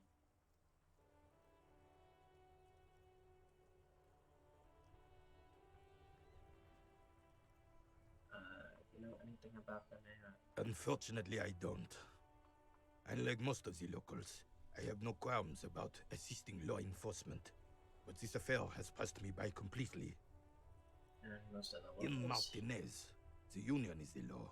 So can you really blame them? So no problem with the Cop cops. is a pejorative term. I don't have a problem with policemen. On the contrary, I admire the effort to bring order to our streets. He doesn't know about the crime. Your time is better spent discussing Politics. Politics. So what about police women? No, I hate women. Rap. If I knew, I would not be afraid to tell you. I simply don't. I'm an old man, not a coward. The daily business of the riffraff no longer concerns me. 'Tis true, sire. He knows nothing. Yes. The terrain here provides an interesting variety to a familiar game.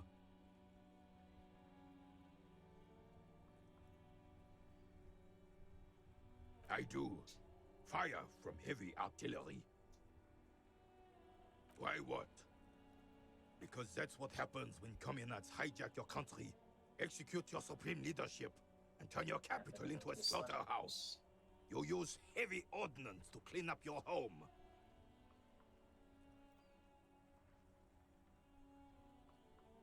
Wait, who are the communards again? Commies, communists, socialists, anarchists, call them what you like.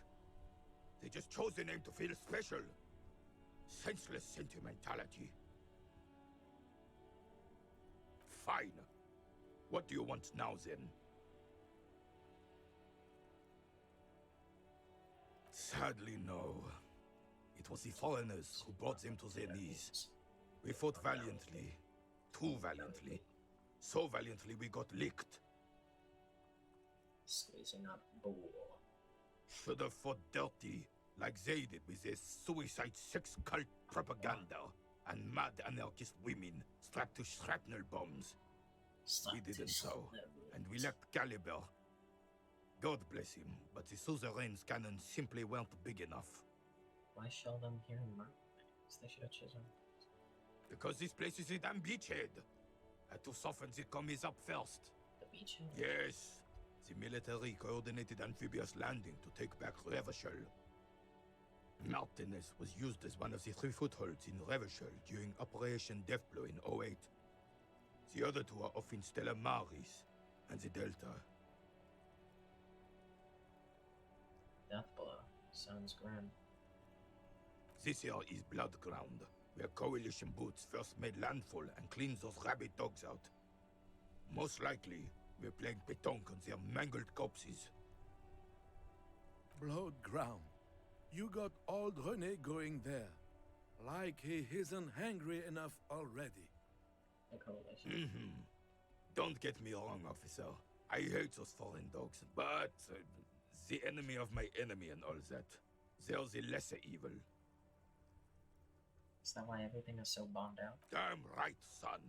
They laid the fire of hell on the city before they stormed it. And it worked, too. The rest of the city got cleaned up, but Martinez they keep as a monument. And now the Union Socialists are practically running the place. Well, it's your own damn fault. You, we, the coalition, Revachol, whoever you want to blame, never finished the job. Officially, the party never surrendered. Of course, they still all influence. You don't even begin to truly understand the players on the table, let alone the specific circumstances surrounding the... What do you think? Thinking men have opinions on these things. Present one.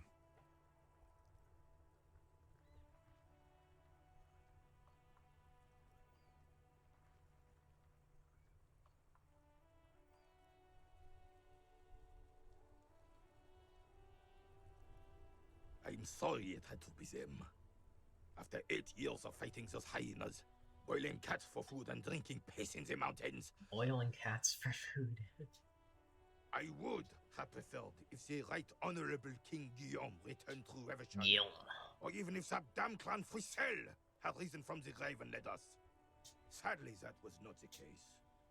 Instead, all that is just, holy, and beautiful in the world was wiped away, and now it's neon signs with toothpaste ads everywhere. Foreign influence peddling garbage and stupid music on the radio. Stupid music on the radio. This is just what the commies wanted. This was their plan all along. This is what they wanted to replace the role of the suzerain with. Damn Frisell. Frisell. He was a king we couldn't protect. The Carabineers failed him, and the crown. He died in the hands of the Hyperlay, in a very public execution. He slouches as he says that. It makes him smaller, admitting they left the king to the mob. A true king in both blood and mind, led Revachol before Fricelle. He would have been better, but the damn commies drove him into exile. Some manner of self-deceit is present in his thinking. Sounds like this Guillaume abandoned him, and he doesn't want to admit it. What exactly is a suzerain? The suzerain is the king! Has everyone forgotten already? They forgotten already. It's no use talking to you. You were still in Daddy's balls when it happened. When we took our last stand against the filth and rode the cavalry straight into gunfire.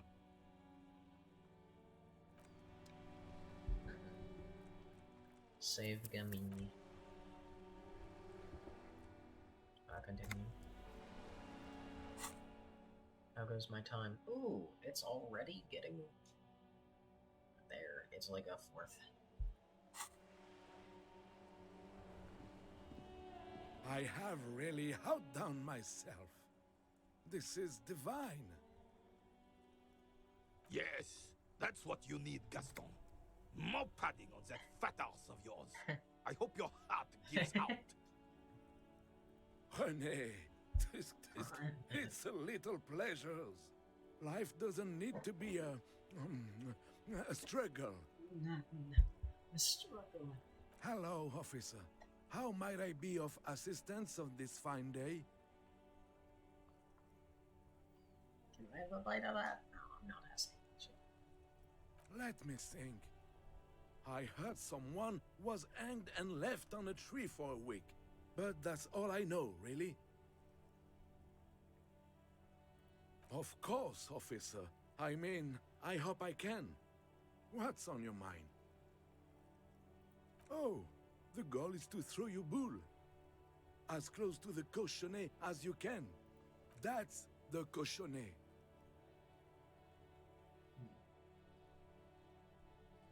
Well, first, you draw a circle about a half a meter in diameter. We made ours out of rope. Then, the order of play is determined by a coin toss. You win it. You get to throw the cochonnet. Then, the players aim to throw their bulls as close to the cochonnet as possible. They must stay in the circle and keep both feet planted. Is there anything else you can tell me about the tank? I could, but I'd rather not. I don't want to take up your time with trivial details, officer. I think I get it. Thanks, Gaston. You'll put that knowledge to good use in 50 years. I'm sure of that, officer. Nah, he just called me old. I don't like where this is going, officer. Don't you think we should do something else now? Damn, I wanted to talk about the tank more. But I guess I should wait. Orb. Looks so swirls fills the air. Back.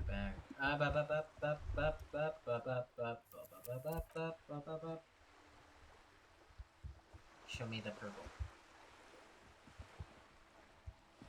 Up. The sight of bullet holes stirs something in you, making you forget the lieutenant's surname.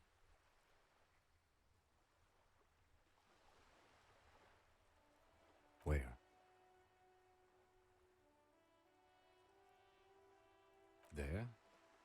Those are old. These bullets were fired during the revolution, over half a century ago. They do not warrant investigation. Okay, what can you tell me about the revolution? Not much. I don't have a fresh perspective on it. Shall we go? For the experience.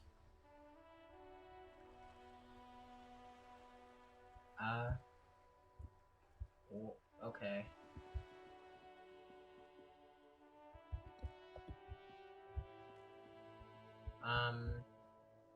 I don't think this is supposed to happen.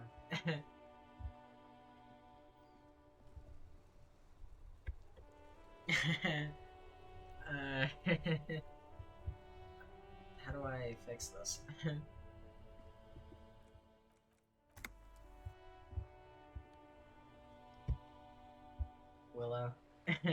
Willow, I broke the game.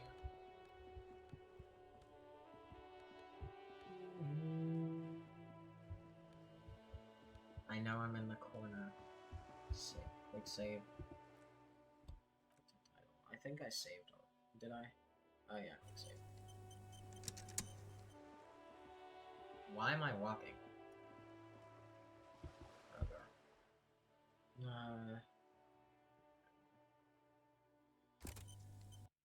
Man. One game. Quick save.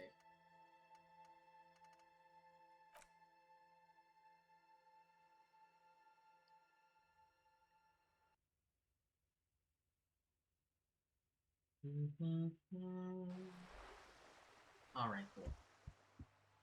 Saved. Back.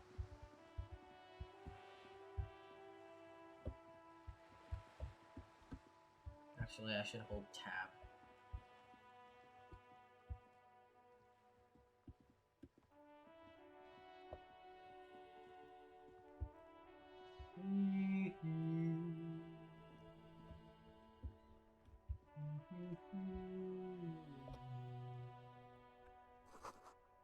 Tectonic forces crack the pavement like an eggshell.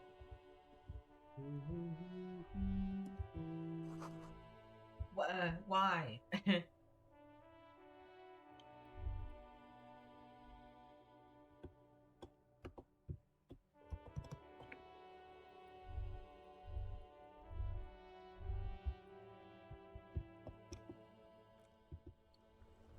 Oh, you can Oh. I wish I knew about that. Oh, cool. You can zoom. Oh. But now I have the weird circle on my head. The entire... Okay, whatever. Yeah, it's so, odd. Oh, that's the bag. Don't talk to Kim. That's the bag. We need the bag. Plastic bag for it. No, Kim. Stop getting in my way. Kim!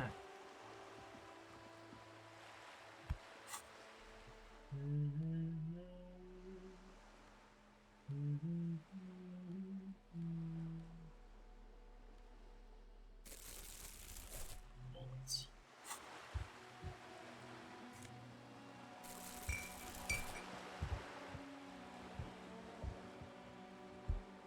We're gonna clean up Revachol.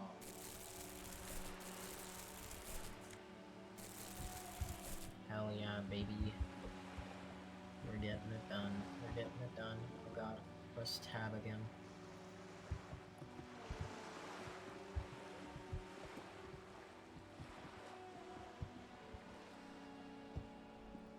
Garbage.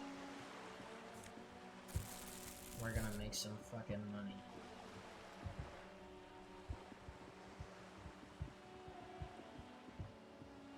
That's my song. That's a... Nah.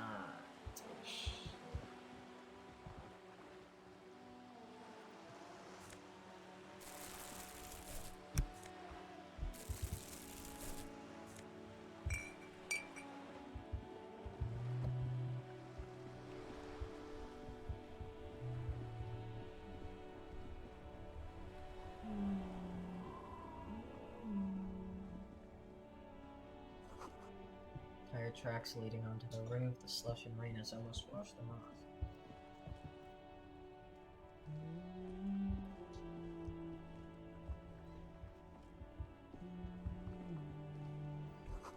Ancient fountain. It doesn't pump water anymore. There's a tree in it.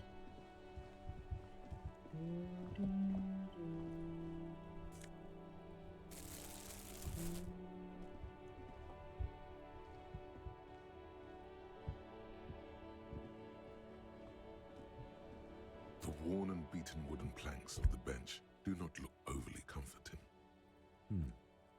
We can sit on benches after we've solved the murder. Let's go.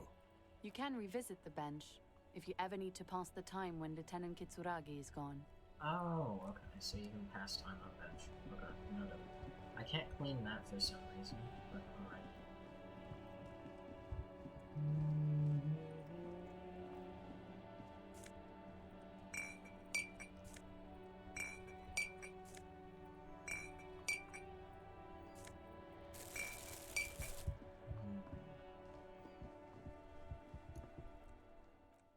We are cleaning up Revachol.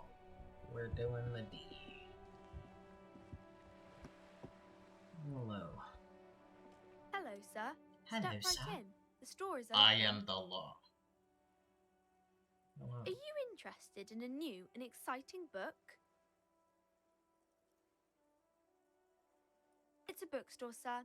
We sell books, postcards, and some board games. It's called Crime, Romance, and Biographies of Famous People. Crime. I love crime.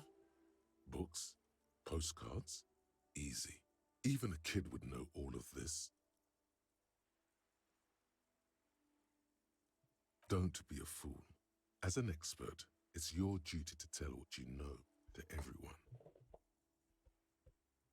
Sir, are you okay? You've been standing here silently for a while now. I just love being schizophrenic. Schizophrenic drunk simulator. Let's go.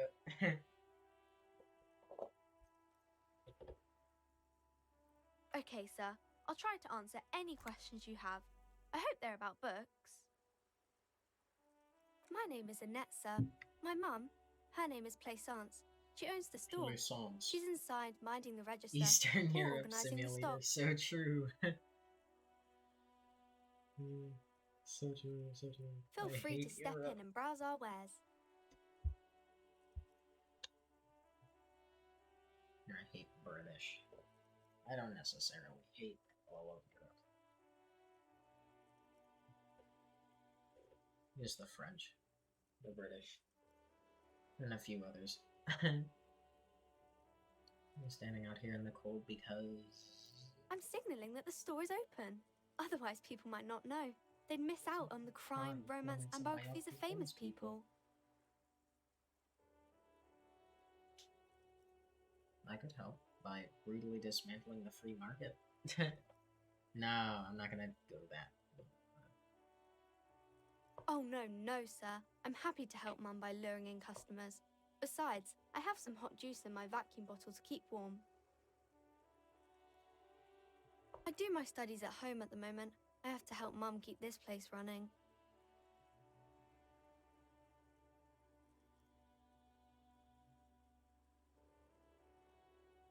Mum says it's necessary to do both because it builds character.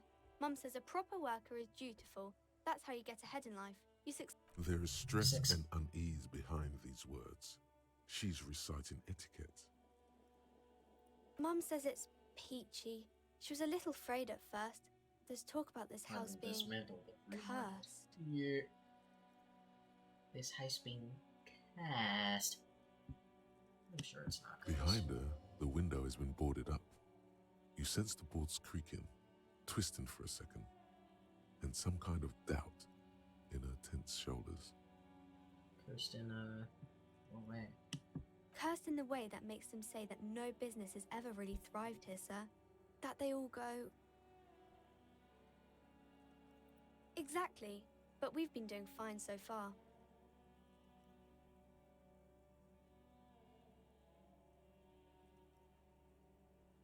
I don't think curses are real.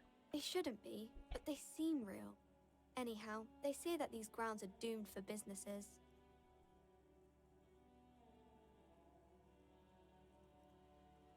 Of course, sir. Oh, kings and queens and generals of old, or artists and writers, or musicians, those kinds of people. There's usually something extraordinary about them. I think that's why people read them, to find the secrets of their fame. Seems like most people who read those books fail to get more famous from reading them. Wow, Logic, you're still around? That's crazy. Right. What do I see here?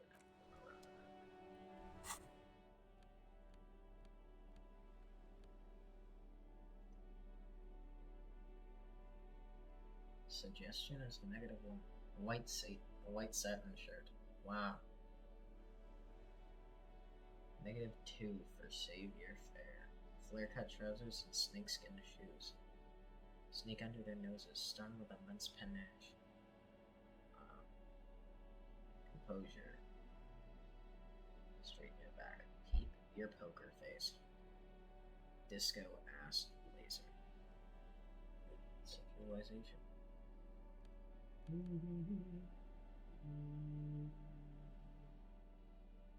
Horrific necktie.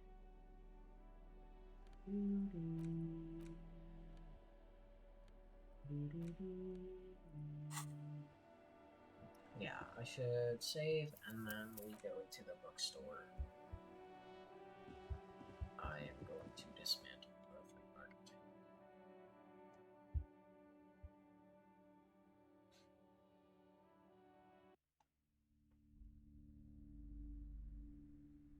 I'm going to cry. I'm going to kill this woman. Poggers. Welcome to Crime, Romance, and Biographies of Famous People. My name is Plaisance. Be welcome, and please take responsibility for the energy you bring into this space. Where does her chin end and her neck begin?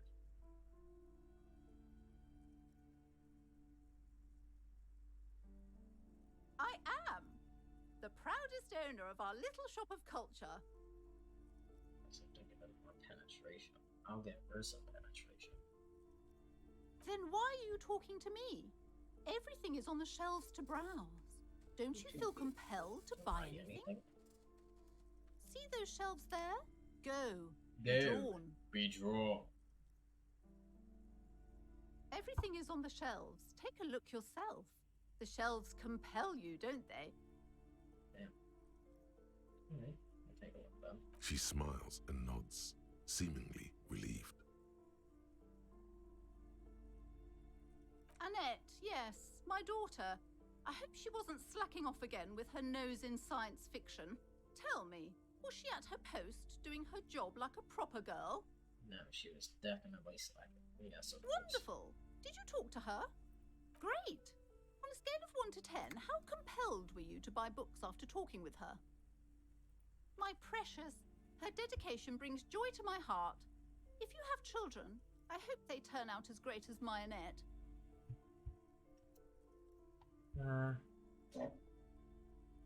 I'm here to dismantle the flea market.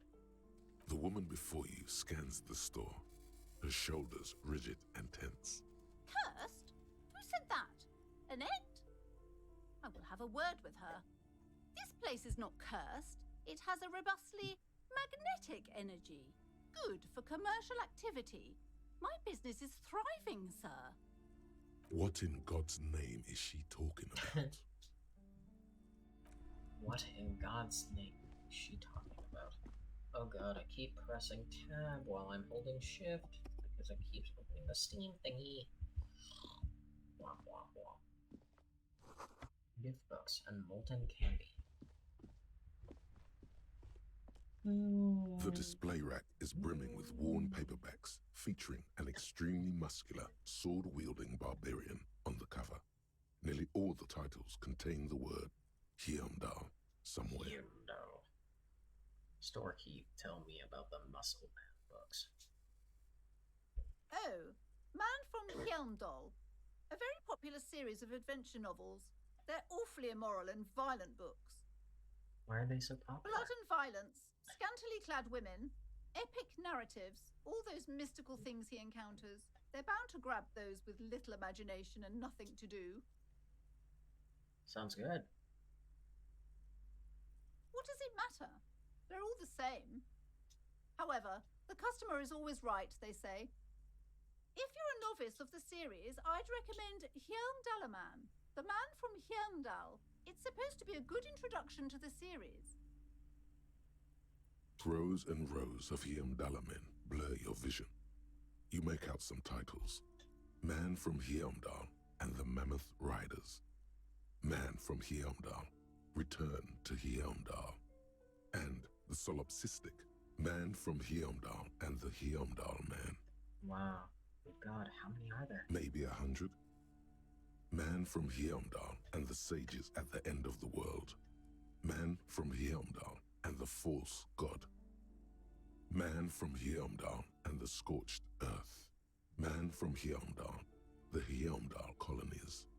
Man from Heimdall and the swamp beast. Man from Heimdall and the snow crabs. Is that all? Not even close. Man from Heimdall in hell. Man from Heimdall and the forest of slaves. Man from Heimdall under the lake. Man from Heimdall, Heimdall burning. There's even The Trial of Death, a pastoral combat game book set in the world of Heimdall Man, and so much more.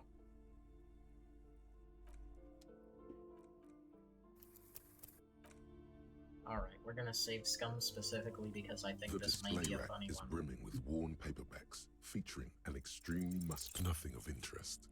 Only silence and the cosmic background pain radiation.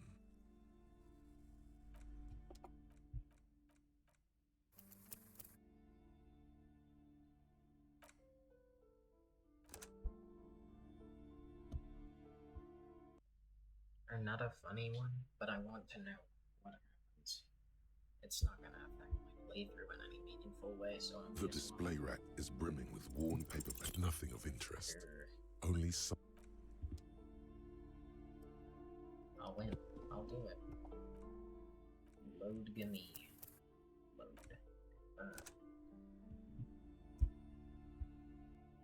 You will not stop me. Nobody will stop me. The display rack is brimming with worn, nothing of interest. Bastard. Only Statistically, I should have won it by now.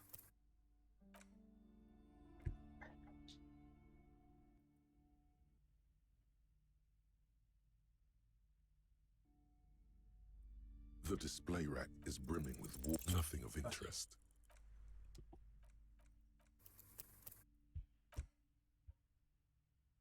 It's no longer to a point of I want to know what happens. I'm simply too stubborn to stop. The display rack is brimming with worn paper, nothing of interest. You cannot stop me.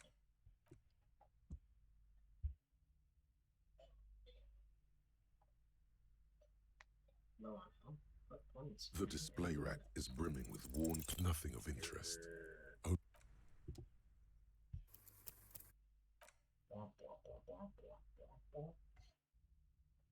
Holy shit. Clausier. The display rack is brimming with a twinge at the back of your head makes you flinch. Your eye starts twitching.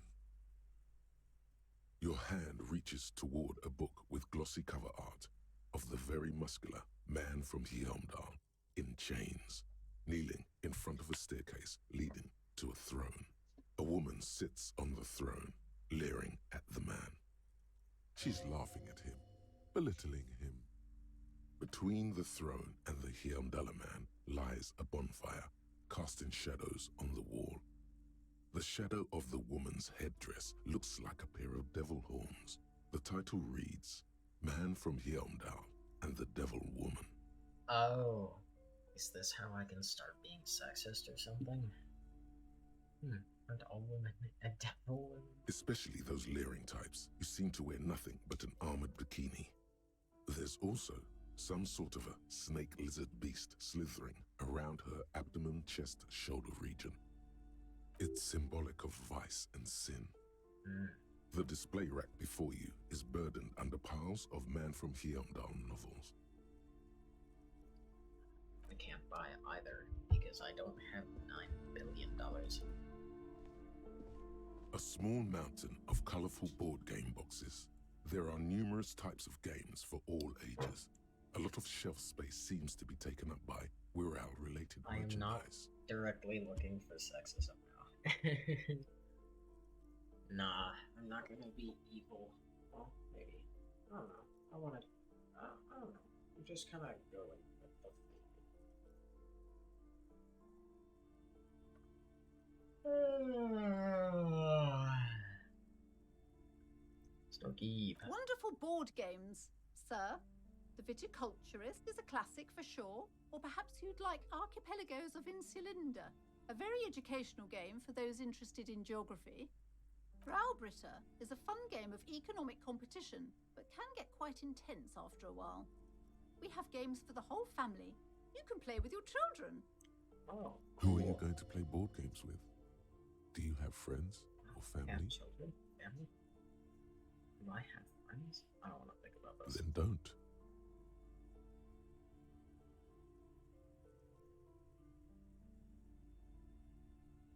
I don't feel as if I have any kids. Friends are technically like family. For playing with friends, I'd recommend Suzerainty. It's a civilization building game where you build a civilization, then set off to brutally colonize and repress other civilizations. It'll cost 12 real. Lousy auras there. No, role-playing games are popular among those types. You know, who are into those kind of things. Personally, I don't like it. Not at all. I've heard they turn people into occult enthusiasts. That they have rituals where they try to summon entities. Highly immoral stuff. You can still buy them, though. An endless variety of source books, lore books, and codices litter the table. The topmost book is titled Welkin Compendium, 2nd edition. There's also a large hardbound tome with intricate cover art, The Hunters of Catawak, Boreal Creature Compendium, and a Pick Your Path adventure game book titled Tales of Wirral, Cavern of Velkrag. Cavern of Velkrag. Books in a board games section? Who wants to read books? There's a box that says Wirral, 3rd edition Mega Setting Supplements module. The side panel notes, a fantastique adventure board game. New maps and miniatures. Miniatures. A sticker on it Whoa, displays like 25 Warhammer real. 4000K.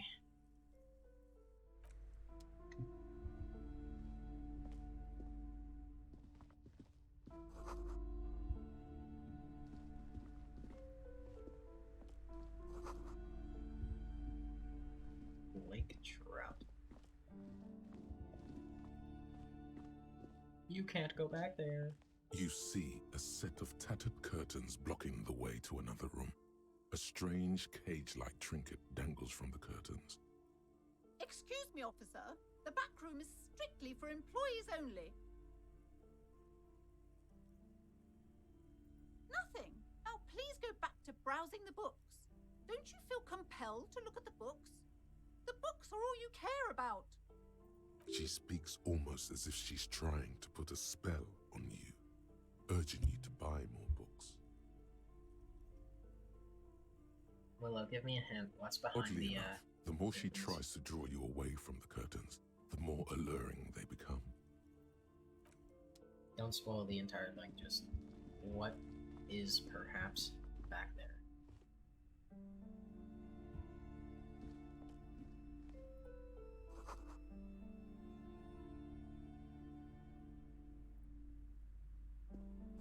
Wonderful, very colorful. Tome of fascist magic. Rather candid. Fascism pog. Storeroom. No dead body. The plaque on the shelf reads, Biographies of Famous People. You see a large variety of names, none of which ring a bell. I would say... The Greatest Innocence. Yes, most certainly. It's an important educational tool, delving into the depths of history, religion, and their relation to innocentic power. A very influential historical figure, but surely I don't have to tell you that. You're a law officer, and law officers have at least some education. The book is also very daring. The author aims to re-examine the universal understandings of the innocentic system, creating a fresh vantage point and a shift in the tired order of things.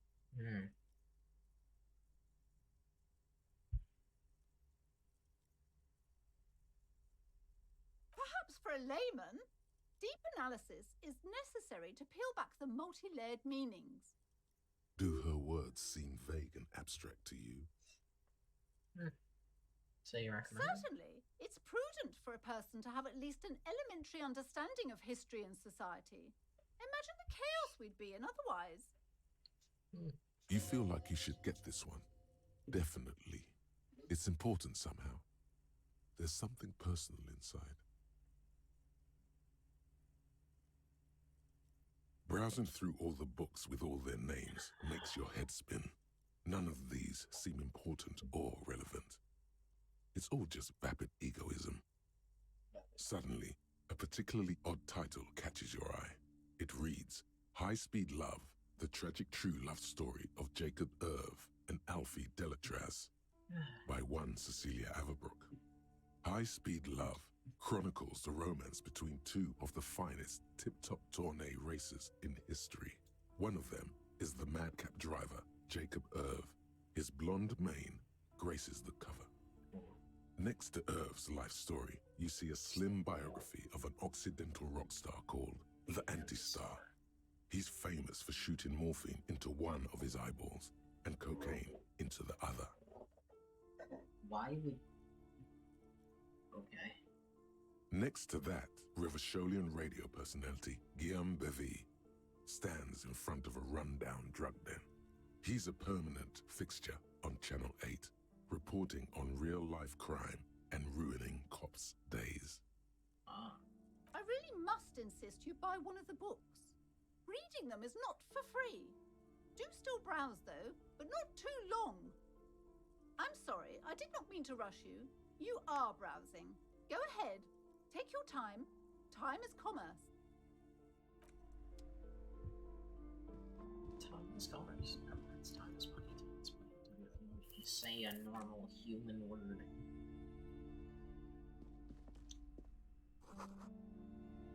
Another boring book. This bookstore is not strictly about crime, romance, and biographies of famous people. There's also a wide range of paranatural literature. Sir,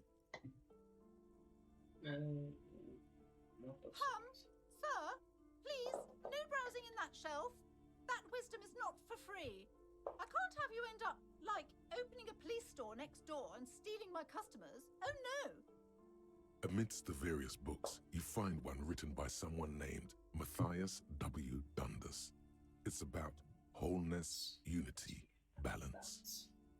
These three things are very important to the working class mind. The point of the book, and many others on this shelf, is to give people medicinal advice in situations where they don't have access to paid health services.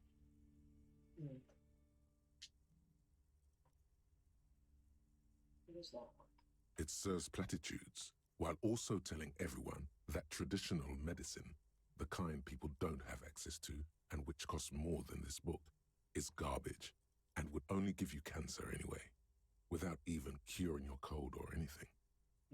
Wholeness, unity, balance, on the other hand, can basically take care of anything, though it is important to note.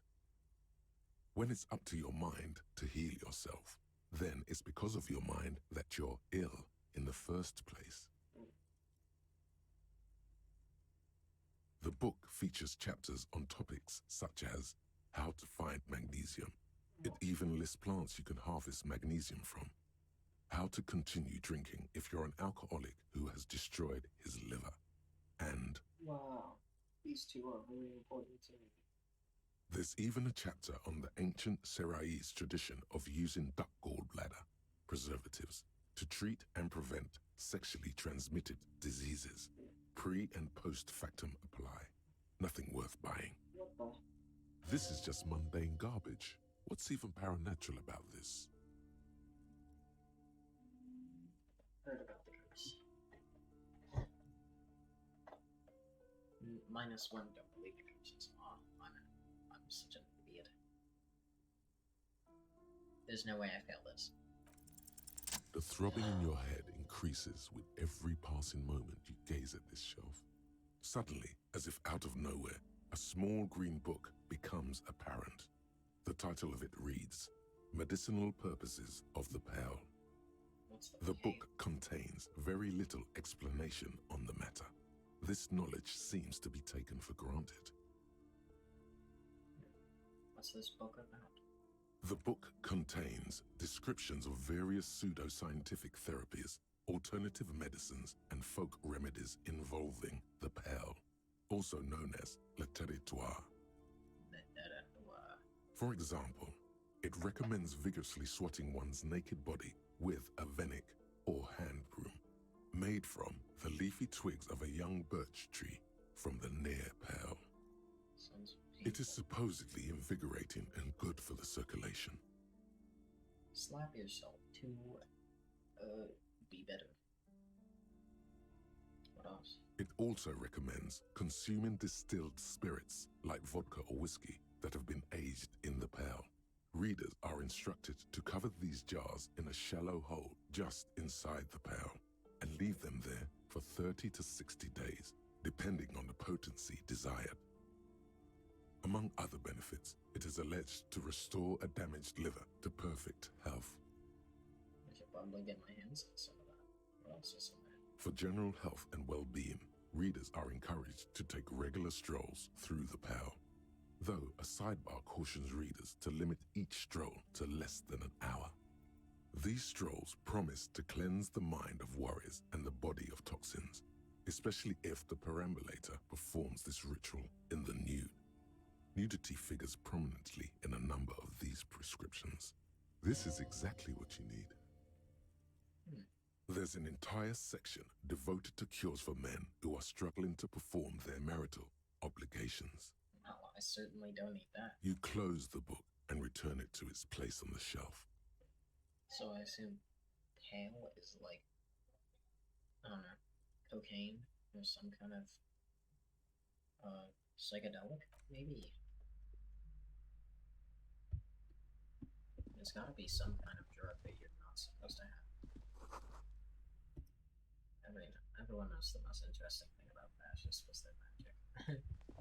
Dude. Pale is not a drug? Okay, what is it?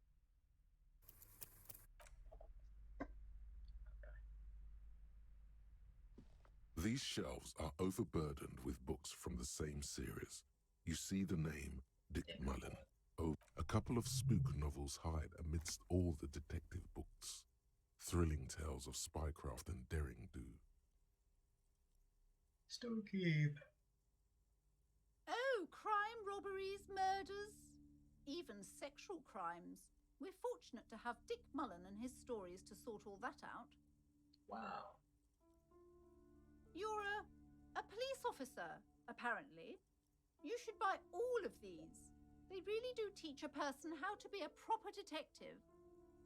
Crime fiction is a disgrace.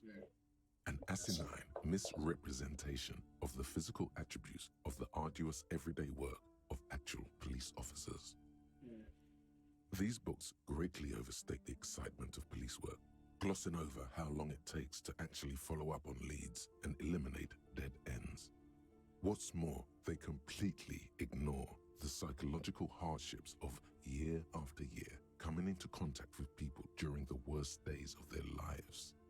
Not a single mention of all the stress this work creates upon the officer's family. Detective fiction just doesn't tell the truth at all. Now, would you like a list of all the books found on the shelf? You see Dick Mullen on the job. Get Me Mullen. The Stalwart Adventures of Richard P. Mullen. Dick Mullen and the Murder in the Orchard. The Sordid Affair of Dick Mullen. A killing is declared. Dick Mullen in the Murder House. The Final Case of Dick Mullen. An Obvious Lie. Dick Mullen in the Clock Tower. The Ordeals of Dick Mullen. Dauntless Dick. Dick Mullen's Funeral Pyre. The Murder of Dick Mullen. Dick Mullen died. Oh no, turns out he faked it to solve a case. Yes, there's also The Dame Who Did It. Farewell, My Mullen. Faking death seems to be a common trope in the Mullen series. The morbid tales of Dick Mullen. A dark tide turns. Tragedy calls for Dick Mullen. An another one with fake death. And, of course, Dick Mullen, the murderer. In order to catch a murderer, Dick Mullen must become the murderer. After all this, you still haven't found the answer to the one question that matters. Who is Dick Mullen? Your quick eye notices a small caterpillar crawling across the spine of a book. The title reads, Dick Mullen and the Mistaken Identity. A worn paperback from Dick Mullen's classic hard-boiled phase. The premise seems to be that Dick Mullen is framed for the murder of his best friend and has just a few days to prove his innocence. Could it be the motifs of unstable identities and shocking betrayals? Then this is the book for you.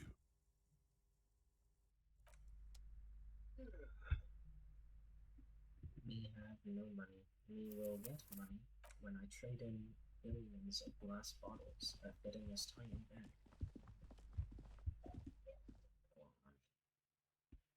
I love money. I need money to survive.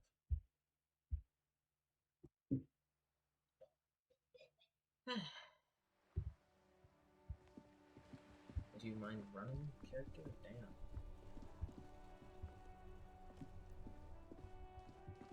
Wir beta. D-I-8B.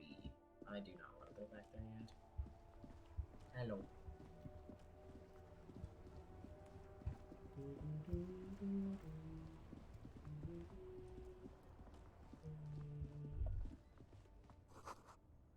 A gateway to the river of filth.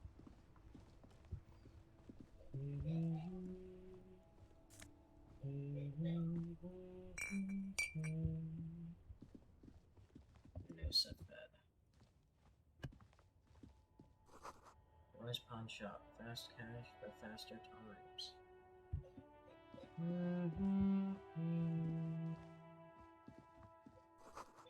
Waterlock. Out of order. Until Wednesday, 7:15 a.m.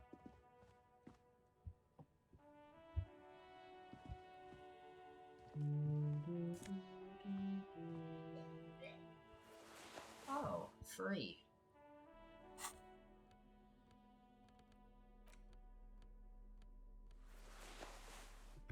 Gasoline-stained fingerless gloves in navy blue. They've been worn threadbare, but made of wool still provide some warmth and comfort.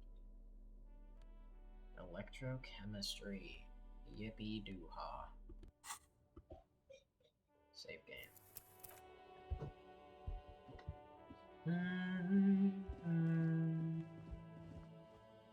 Good morning to you, officers. Man on Waterlock. A burly man hangs out by the waterlock, carving up a generous serving of salami with an old hunter's knife.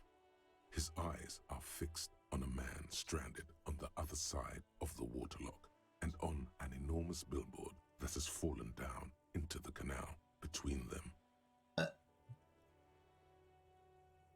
My friend Barry the Butcher is stuck on the other side of the waterlock. I'm keeping him company and eating his salami. And eating his salami. From the corner of your eye, you see a man in a yellow shirt and grey overalls waving at you from across the canal. He seems disappointed about the wreckage on the waterlock and the salami. Very good stuff. Anything I can do for you, officer? I wasn't here to witness it, but those look like tire tracks on that sign. Weird, huh? Then again, plenty of daredevil drivers in Revachol. The words Daredevil Driver sound ominous to you. Too bad it also takes a year and a day to repair anything around here, especially a waterlock. The rest of the coast is closed off till then. Well, there's the fishing village, an abandoned fish market, a bizarro church. Not much use to the congregation, though. There always seems to be something wrong with it. Yeah, not really much else. Just bombed out ruins. Right. Bye. couple of indicator lights are missing from this control panel. Loose wires dangle from the now vacant holes. In the middle is a lever. Beneath it, a small metal plaque. This panel usually closes the water lock, turning it into a bridge that lets you cross the canal. But there's a crashed salmon and butter sign in the way. Pulling the lever probably won't do anything.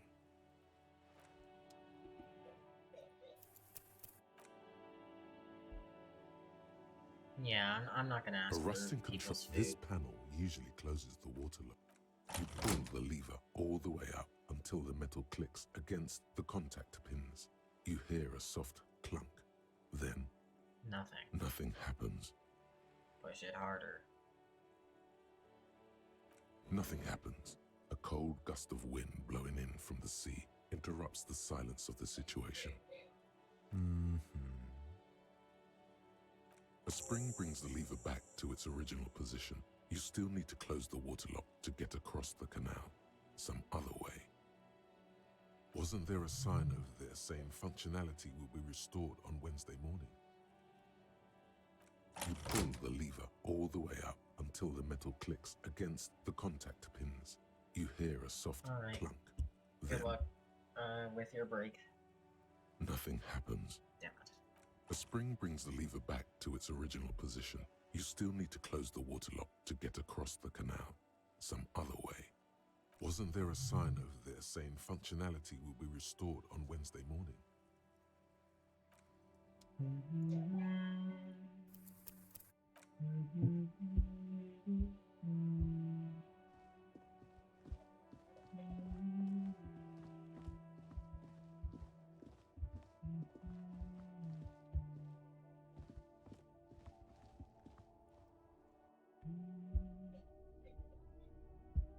Yeah.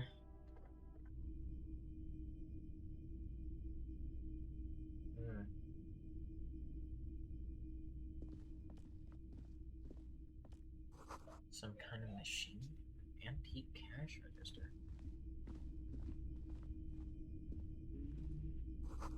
Bust of a woman. The plaque leases BEI.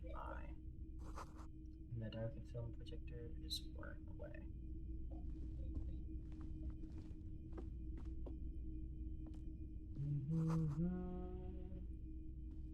Wow, a very large red t-shirt with an impressive print stands out from the other garb. Oh yeah, the print depicts a muscled man striding toward you, a giant sword in each hand, encircled by burning embers. Behind him is a cluster of cabins engulfed in flames. Beneath him are the words, Hjelmdal burning. Hell yeah, man. I don't usually carry printed tees, but this one was just pure exemplar. A fan? No, I wouldn't go that far. But I do think the Hjelmdalaman saga is an integral part of our shared reality. Most people don't think that the man from Hjelmdal really existed, but they're wrong. I mean, even if the man from Hjelmdal didn't exist before the adventure novels, the stories have made it so that he has. It's simple, really. Okay. Okay. You sound skeptical. It's not that complicated. All that's required is a more robust understanding of cause and effect. Besides, I've been to Kotla, though not quite as far north as the Hjelmdal, and watched northern lights travel across the sky. Very unique, energetic tides there. It's for the best, because Hjelmdal is not a real place, and thus he could not have gone there. His theory isn't exactly incoherent, but its logic does suggest some unusual neural activity. Interesting. Very, very unique energies indeed. Geomagnetic ley lines, one might even say. 2 real. That's dirt cheap.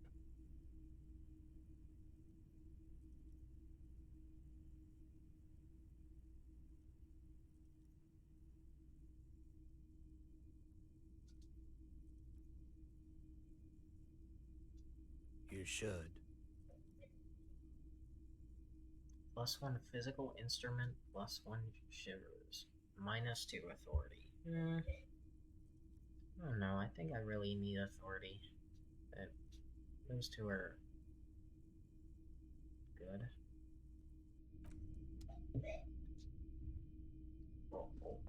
Wow.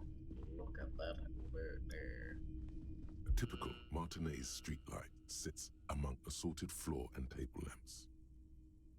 The light pole has been carefully cut, and the wiring has been redone and attached to a standard indoor plug. The light buzzes faintly, but persistently. This would make quite a statement in your living room. Is that a street light? Yes, officer. As you see, it's in perfect working order. His manner is casual, but his speech is careful, measured. He wants you to know that he has nothing to hide. It was brought to me to be altered. We are not here to investigate the theft of city property. You have to admit it's rather clever what he's done with it. 700 real. A bargain, I dare say.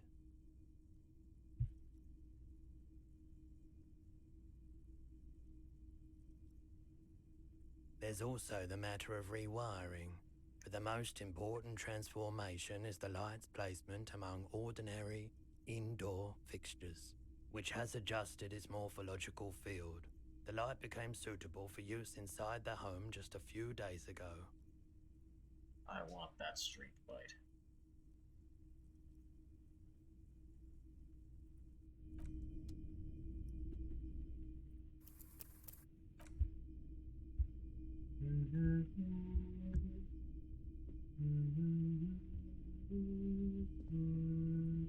The boomboxes on the shelf look well-loved and well-traveled. Chipped, dented, they stare at you with the unblinking eyes of their tape reels. One especially catches your eye. Deep gold and amber plastic with a big old handle on top. A classic boombox that says, Stereo 8 approved. This is you. Golden orange. A sunset suite. Just make sure it works before you buy it. Is the Harman Welshie W2, made in Vespa, designed in Seoul, plays all reel-to-reel formats, 2mm, 8mm, 12mm. It's even got a little radio in there. It'll set you back 12 real. Absolutely. I've tested each one myself with recordings of speech, found sounds and music from a variety of genres, even though I don't really like music. If police work means playing tapes, sure, you can use it for that, or any other time you'd need to play a tape. Honestly, I kind of want it.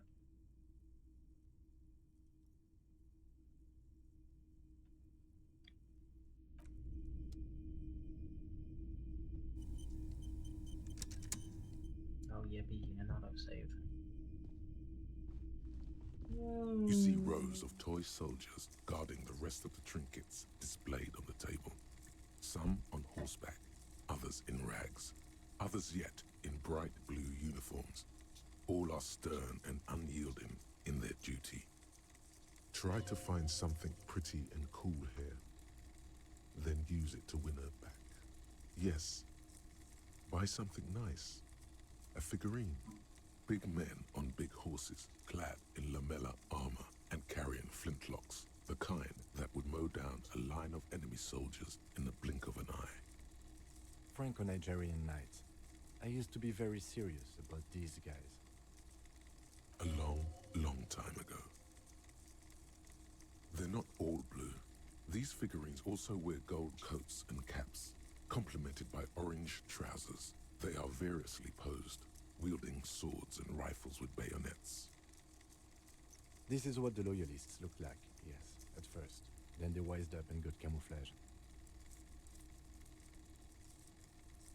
Which ones? Ah, royalist soldiers from the time of the revolution. The uniforms are painted a bit too brightly, I suppose.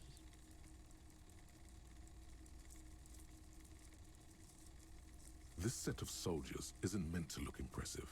A few have rifles, but most of them carry pistols. Some even shovels and tall sticks. You're probably talking about the revolutionaries, yes? Yes, they are soldiers, revolutionary soldiers. I think their poverty has been exaggerated for effect. When you place them next to the royalists, it doesn't seem like they could possibly win.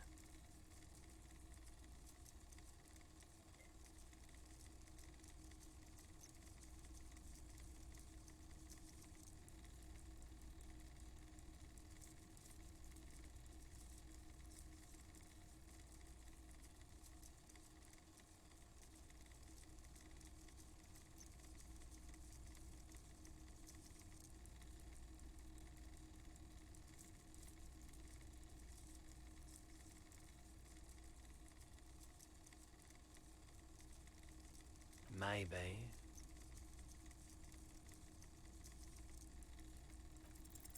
Why? What's this? A headless man riding a horse? A headless man wearing futuristic tracksuit trousers that say found. Oh, that's the Headless Phone Rider. The Headless Phone Rider. It's an urban legend about a man who rides the streets of Revachol sporting a fawn tracksuit. As you see, he's missing his head. 50 cents. Bargain price. I'll throw in the tiny cap too. I think he's looking for it, or something.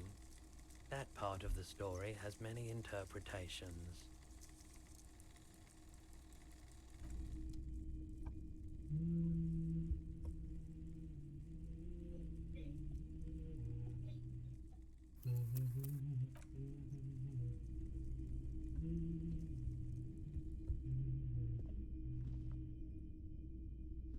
It's not often that I see officers from the RCM in my pawn shop. What can I do for you? His courtesy is not insincere, but he prefers being alone with his projector, just watching the movement of light across the walls of the shop.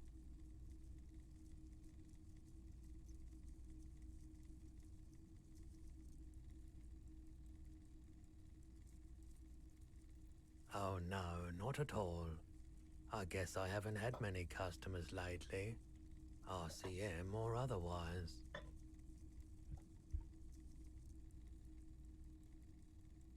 Who are your customers usually?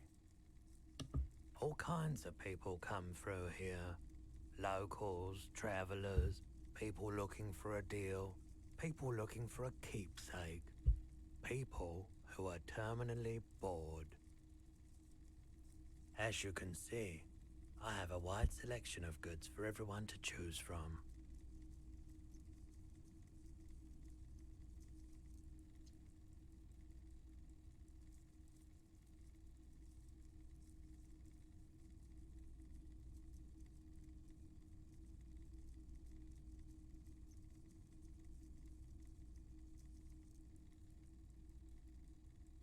It keeps me entertained.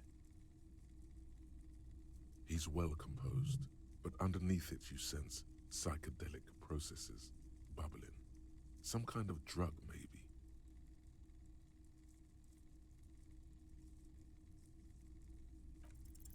Okay, he definitely is high.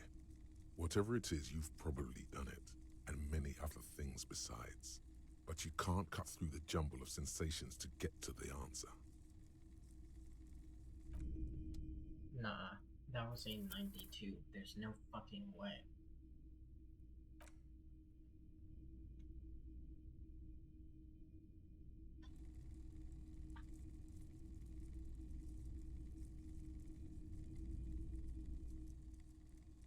You see rows of toy soldiers.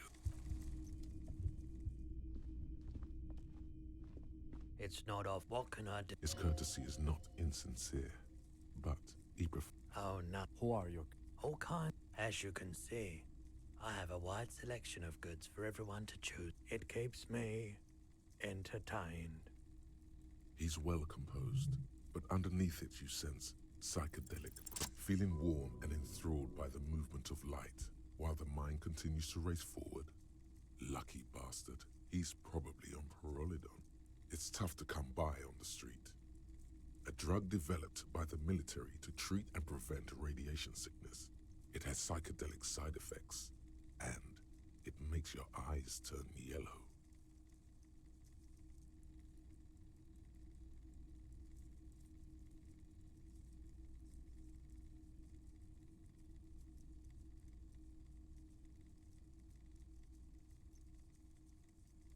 I try to keep the shop at a comfortable temperature.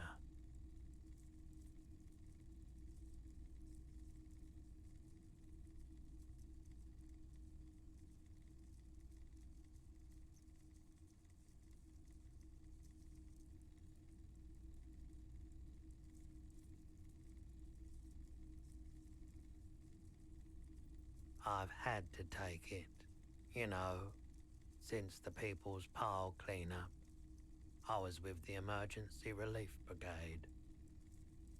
A bad idea. Some poor leftist built a particle decay generator in hopes of bringing affordable electricity to underserved communities. It malfunctioned. Radioactive waste everywhere. Probably some of it in you too.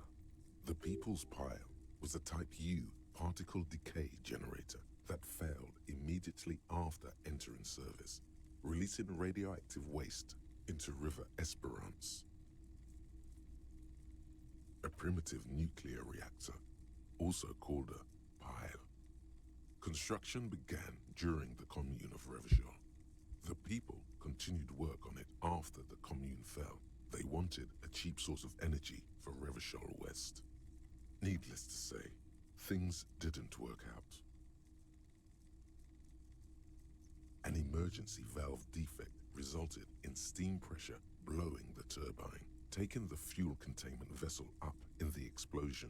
Both the faulty design and lack of finances contributed to the catastrophe. We were an all-volunteer force, self-organized, tried to help the fire brigades contain the spill. On the patch, gamma radiation lines crossed with a red drop of blood. I lived by the river since I was a small boy. The Esperance didn't have the art to let it all go to shit without trying to do something to help out. There wasn't much the volunteer force could do, however. We wasted years in the river mud, years getting sick. There's a reason why everyone's tried to forget any of it ever happened, and why no one has tried to repair or replace the pile. So much disappointment and early deaths. Cancer mostly. And we knew all that was coming even as we were cleaning up as best we could. No one's. Everyone's. So much bitterness. A bunch of poor people built themselves a primitive nuclear reactor, hoping for the best. What do you think is going to happen? The cleanup happened 15 years ago. I was young then. Later, my second aunt died. Left me this shack and all the assorted junk in it. So I came to Martinez. People told me don't go there. It's a shithole.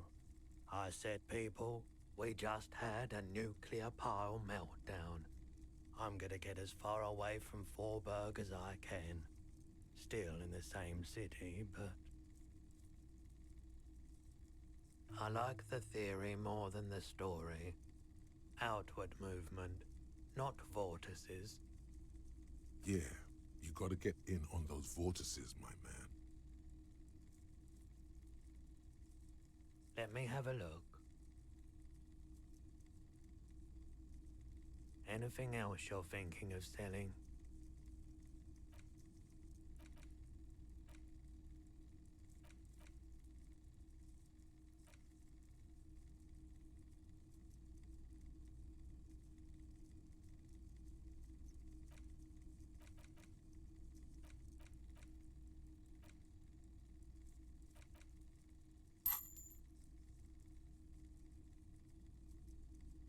Another time, perhaps.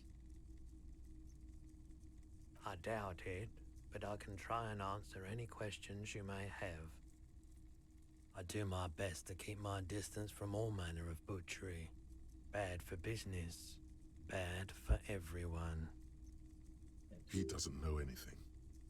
The pawnbroker's gaze is already fixed on the dancing colors.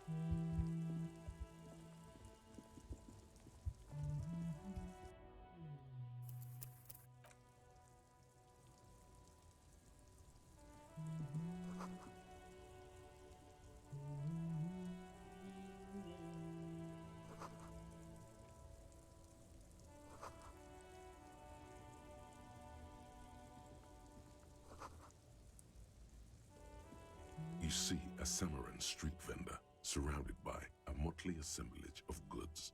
When he realizes you're looking at him, his face breaks into a wide, welcoming grin. The name Sileng is embroidered over his breast pocket. Happy shopping, officer! Everything's cool here. Everything's cool. The goods are cool, the customers are cool, the place is cool. And one more thing, officer. You're cool. You're very cool.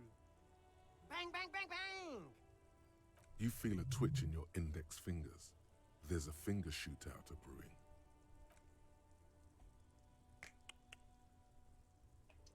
Don't shoot, officer!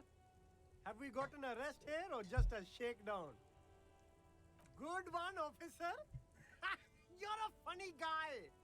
Now what can I do for you? This isn't a joke. Give me your money.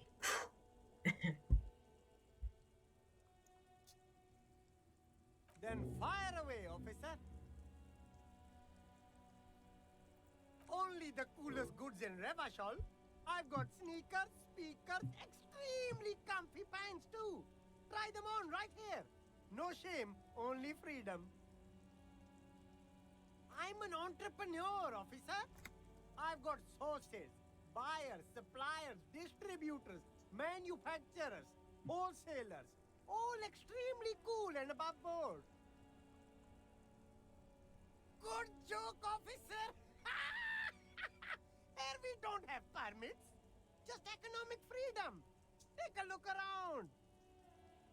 You glance around the decrepit buildings, the miserable weather, the sidewalks strewn with sunflower seeds and a dust-choked air. It's beautiful. Beautiful freedom. That's right. Revachol is the best place for an independent self-employer like myself. That's why it's so cool with all the models coming here and cool celebrities.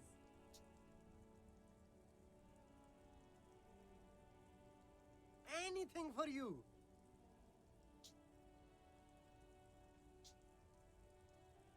You mean these delicious pre-packaged shelf-stable meal kits?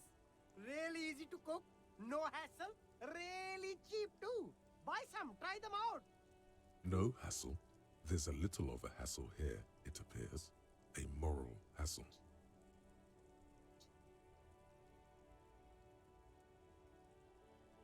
No No problem here, officer. I get all this from one of my suppliers, an extremely reputable guy. Oh, he's a good guy. I think you'd get along. I'll let you know the next time he's around. Interesting. We'll need more if we're going to pin this one down, he thinks. Good questions, though. Sharp eyes, officer. It's for show, my liege. He knows you need more than this to bust this guy. Later, perhaps. Me? It's a boring story, officer. Who cares about the past? I'm all business now. All Revachol. This man probably comes from Seaguy, sometimes known as the Apricot Suzerainty, an archipelago in the Samaran Isola. Apricot Suzerainty calls to mind an era when the Seaguy archipelago was colonized by Revachol. It's a bit of a slur, in other words.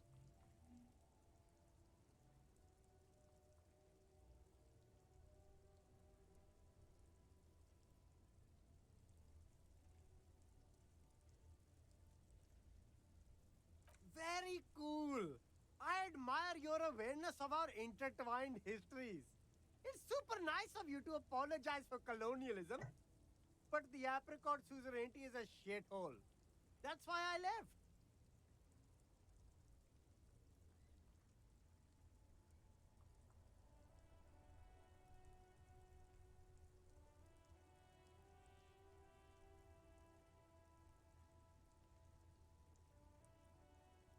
That's so cool, officer. Speaking of, why not support an independent local entrepreneur by buying some pens and glasses?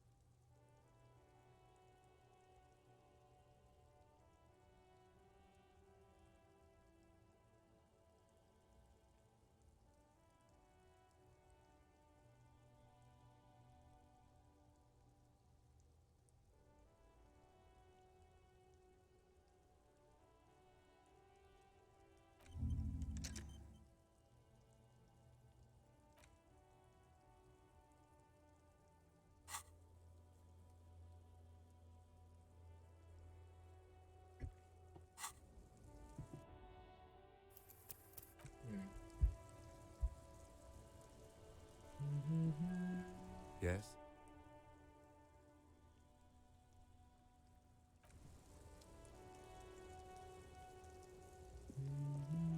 There's a pile of cheap sunglasses in a small box, a variety of shapes and colors. You like sunglasses, officer? I've got the latest styles right here. Abort. These are hideous. What's more, they don't even fit your face. You can feel them pinching your nose and chafing against your brow. Damn, officer! You look like a mega secret spy. Very secret. They're practically made for you. I'll let you have them for 2 real and 50 cents. It's going to be very difficult for anyone to take you seriously with these things on your face. No, you are definitely not buying those. Are you sure?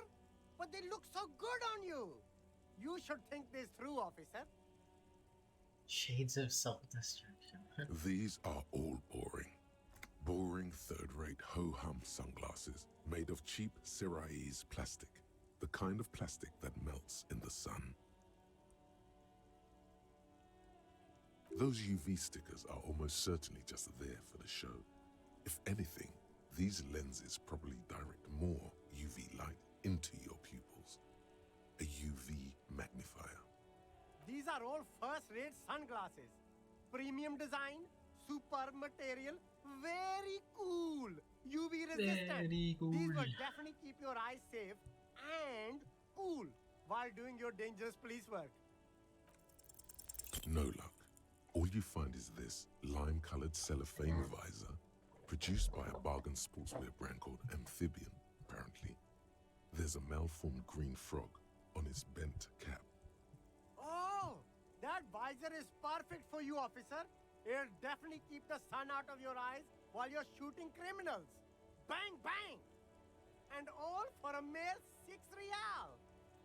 Hey, at least it might actually offer some protection against the sun. Not like those cheap plastic shades.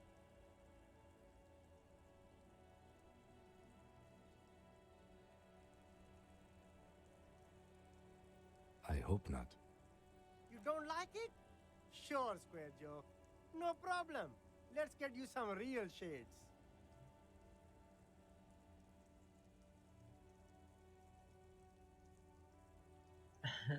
+1 perception.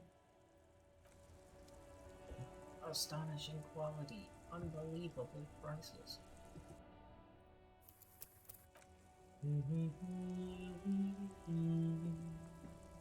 There are clothes inside. Cheap second-hand clothes, smelling of strangers' body odors. Don't be shy. These are premium class clothes. Good quality fabrics, best retro design. Save the economy with your style, officer. Save the economy? That sounds off. Haven't you heard, officer? We've got to be economically conscious. Recycle your cash, keep it in circulation. Don't buy new things. Buy eco. Look around, officer.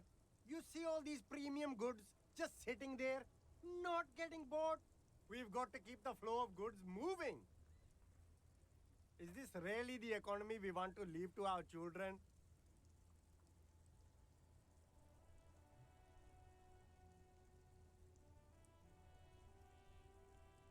Immigrants.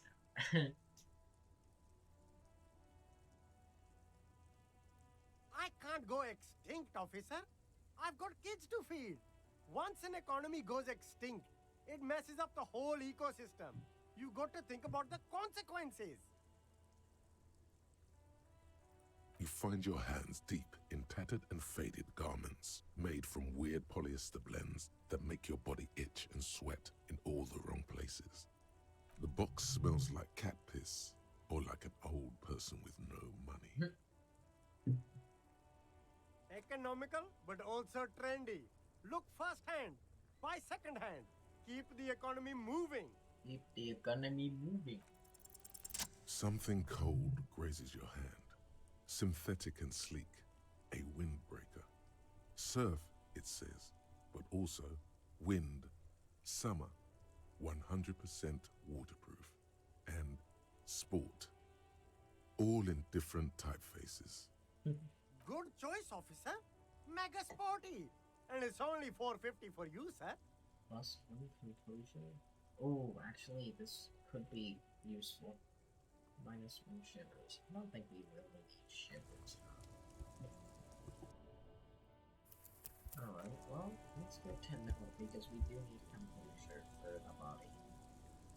You see two lowly, defeated speakers, thralls, slaves basically, perched atop them like conquerors surveying the land. A pair of found, durable wear sneakers, ultra serious. I can see you've a taste for luxury, officer. Can't keep your eyes off those sneakers? A pair of found ultras. The design is impossibly sleek and simple. A futuristic silhouette with a sleek monochrome colorway, a jet black upper, and a silver-lined midsole. Those sneakers, mister. Those sneakers are the latest found sneakers. Super air, super fine, super cool. Only 50 real. Only? That's madness. Fun Ultra. Wear the future. You remember the slogan from some magazine.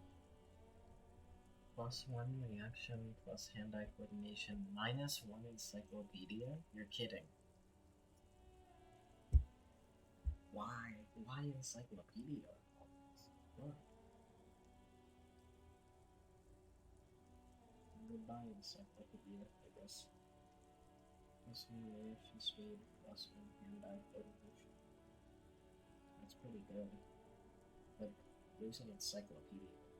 These once respectable speakers have been conquered, reduced to a mere prop by the indomitable Faun Ultras atop them. A small heat emboss on the veneer reads, "Solidarity aid from the People's Republic of Samara." The speakers themselves don't seem to display any magical qualities. No, don't look at the speakers, officer. Look at the sneakers. The sneakers are the stars here. Then look at them again. These are the premium lifestyle sneakers, officer. The best on the market. No way, officer. These aren't for sale. They're bad speakers. Low-fi socialist junk.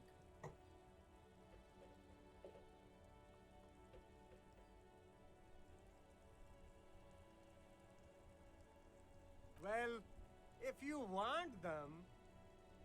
But see, they are the pedestal for my sneakers. If I let go of the speakers, where will the sneakers go? I can't leave premium lifestyle sneakers on the ground. If, on the other hand, you wanted to buy the sneakers too, I could maybe throw in the speakers for little extra. 50 cents? Oh my god. I need those found sneakers and speakers.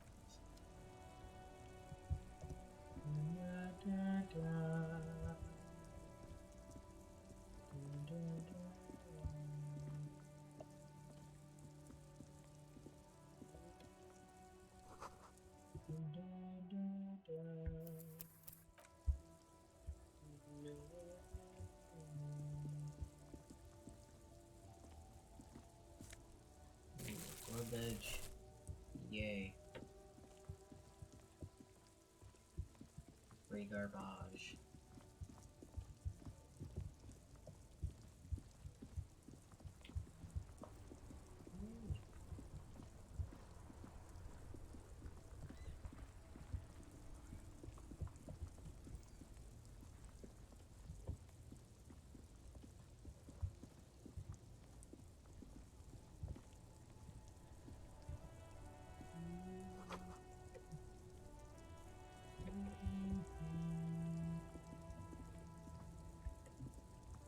An old monument stands in the middle of the traffic island, pointing toward the sea.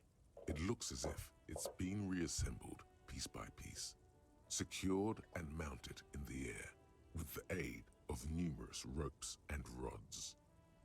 A silver plaque on the statue's pedestal reads, "I am Philip III, the Squanderer, the greatest of the Philippian kings of Revachol, son of Philip II, the opulent, father of Philip IV, the insane." As you look up, you notice something about the statue. There are some odd indentations on the king's chest piece. Something with great kinetic energy seems to have impacted the cuirass, around where the heart is. A bullet? Someone shot him in the heart. Interesting. Okay, I can't see it, but I take your word for it. Well, Martinez is riddled with bullet holes. This place saw a lot of action during the revolution. But the statue is recently renovated, so maybe a joke? Target practice or a political statement?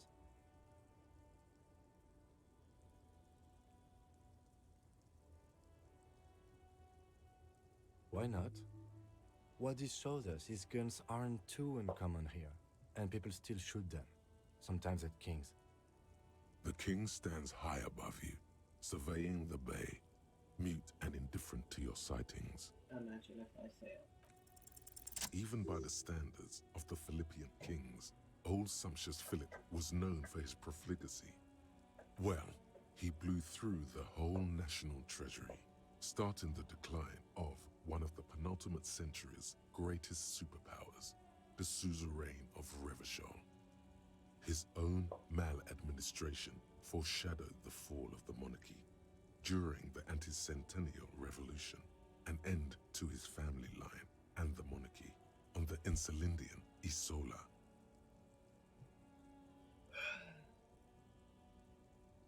Stories have it that he had his bedroom converted into a treasure chamber, where he stored unfathomable wealth. Krugerrands, bars of gold, ornate weaponry, armor, and various chalices. He called it the Sol Auron. It was obscene. There were whispers he slept on a huge pile of gold-dipped feathers, like some obese dragon, instead of a bed, like a normal person.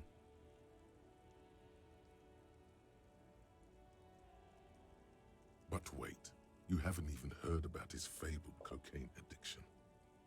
You see, old Philippe wasn't just good at squandering the national treasury on gold and ceremonial weaponry, he was also a prodigious snorter of nose candy.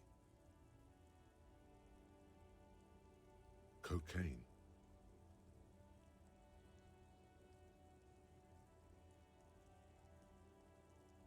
That's what the revolutionaries said 150 years later, right before they emptied out the royal mausoleum and dumped His Majesty's mortal remains in the Insulindian Bay.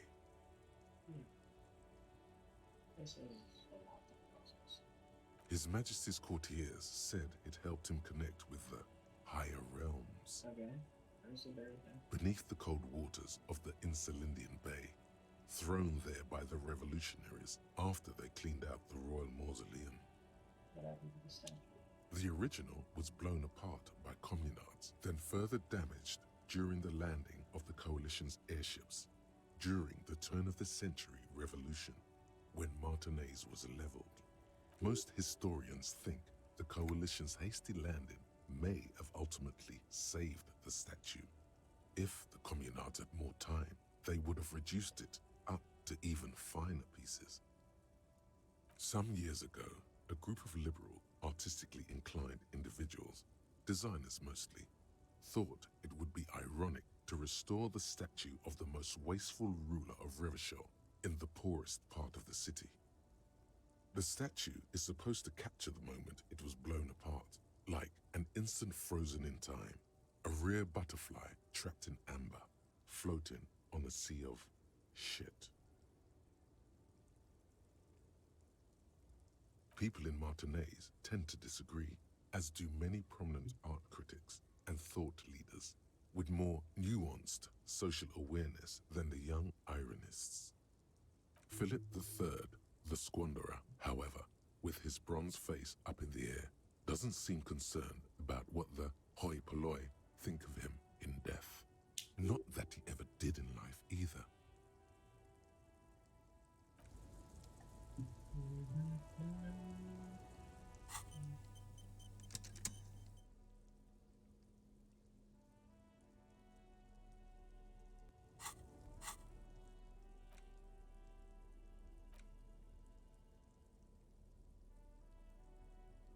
This one is broken. Don't take anything with you.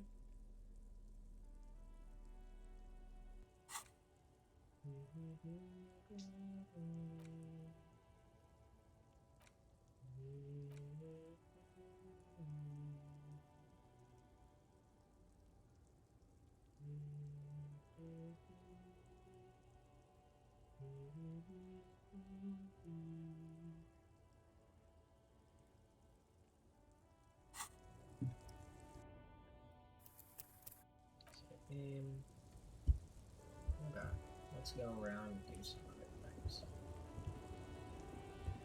Look around. No.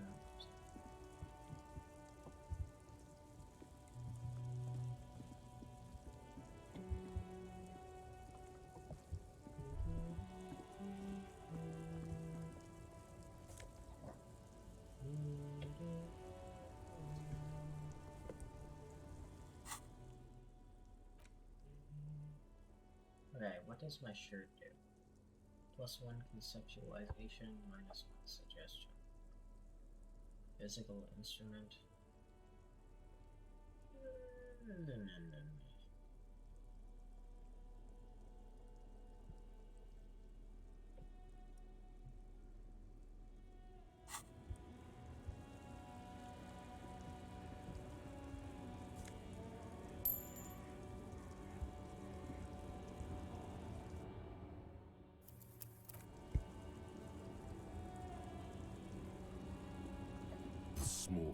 spectacled woman does not greet you.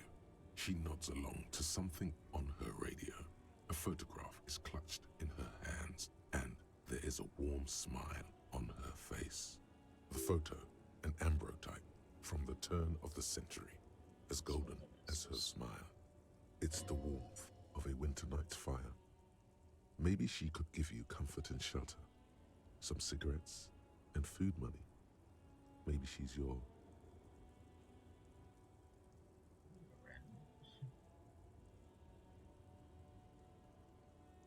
No response. Wherever this woman is, your words fail to reach her.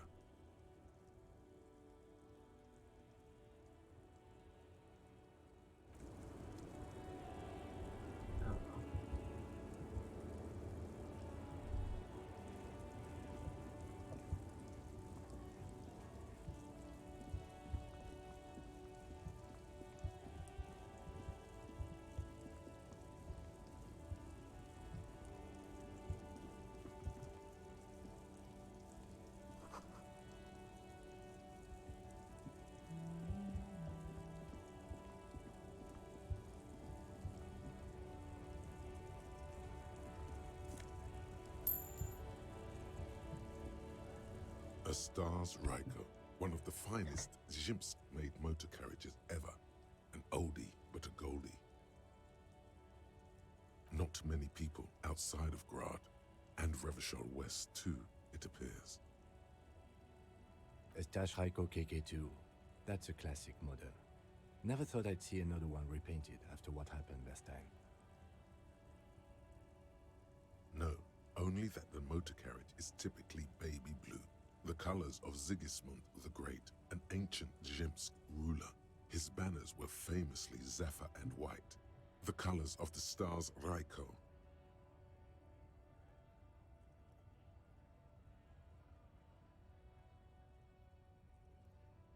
That's, well, yes, exactly it, more or less. Except it was a crowd of them. Tore him out of the vehicle and ran him over with his own tires. They said it was an honor killing, Hussar style. The James community protested the trial, flying the colors. 5,000 came to protest. Correction, 4,395. The fourth largest public protest of a criminal trial in Revachol. People we are paid to protect. Let's leave it at that. 4 years for murder in Reunion. The perps were remorseful. Their sorry knocked 8 years off the sentence. That's the system. I tried to avoid drawing far-gone conclusions like this before actually examining the body, but my initial guess is the two are unrelated.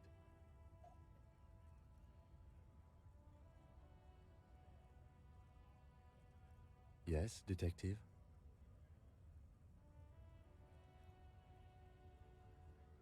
You sure you're not Jimsk? Yes, you're sure you're not. Or if you are, it's only in that Revacholian way. 4 to 5% maximum.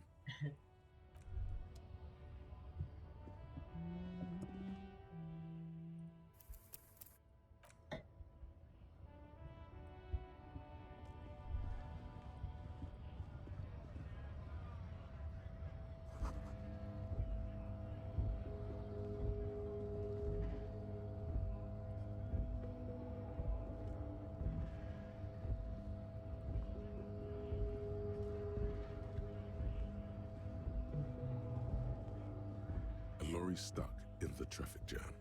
This big, heavy Grad-made machine is well kept for such an old machine. The windows are clear. They've been recently washed. You can see a lorryman's cabin with personal belongings, stickers, insignia. The driver has adorned his space with a substantial collection of peculiar paraphernalia. Proclamations about honor, strength, and purity are glued to various panels. A large metal pendant hangs from the rear view mirror. The pendant features a sun crowned with wavy rays. It is the seal of Royalist era Revachol. The back end of the cabin has a small perch to sleep, large ashtrays.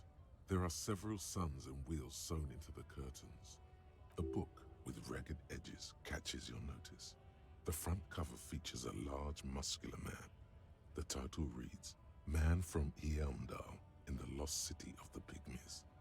Racist nationalist paraphernalia. Not unusual in this part of town. This is our guy.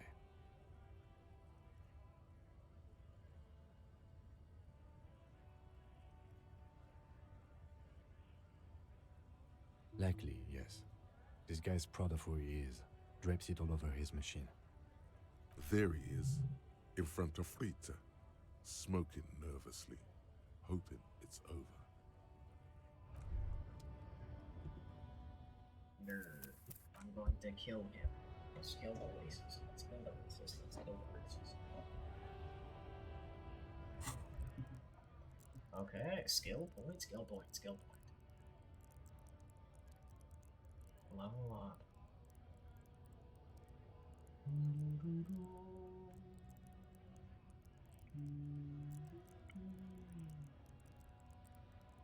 Electrochemistry. Build a party planner. Love and be loved on pros.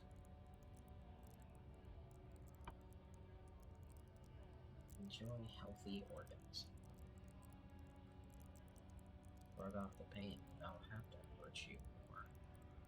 Take the blows. Don't let the world kill you. See, hear, and smell everything. With no detail go unnoticed.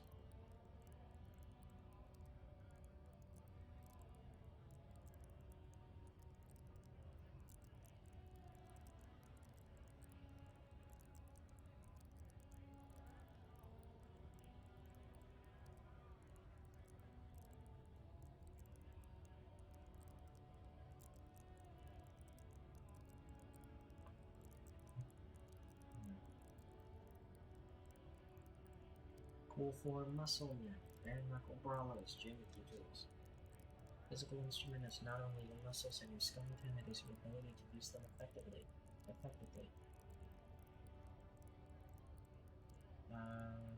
It enables you to do push-ups, sit-ups, knockout punches, and 360-degree spin kicks. It is a one-size-fits-all solution to thriving and surviving in a physical world. At high levels, physical instrument breaks doors, chains, and bones, and it makes you laugh at the namby-pansies who can't. You'll be manned up, encouraging others to curl align until they're manned up too. At low levels, however, you'll have a hard time arresting anyone who isn't infirm or already dead. Indeed, engaging in physical confrontation could leave you in either state.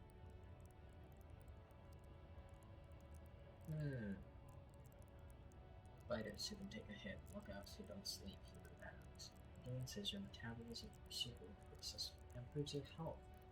One of the two health pools in the game. Enables you to survive being a cop. Who cares if you can't aim a gun? You can take a few bullets. Why do you forget drugs that hurt your health if you're a very, very healthy man? At high levels, endurance enables you to take a few knocks to the head, enjoy a greater quantity of drugs, and shake off a few cardiac arrests. Makes you a powerful man who look down on the weaklings who can't keep up. However, cops with low endurance are likely to struggle. The body is frail already. Much of a cop will often be tested, and if it doesn't pass, it dies. Honestly, we're gonna go endurance.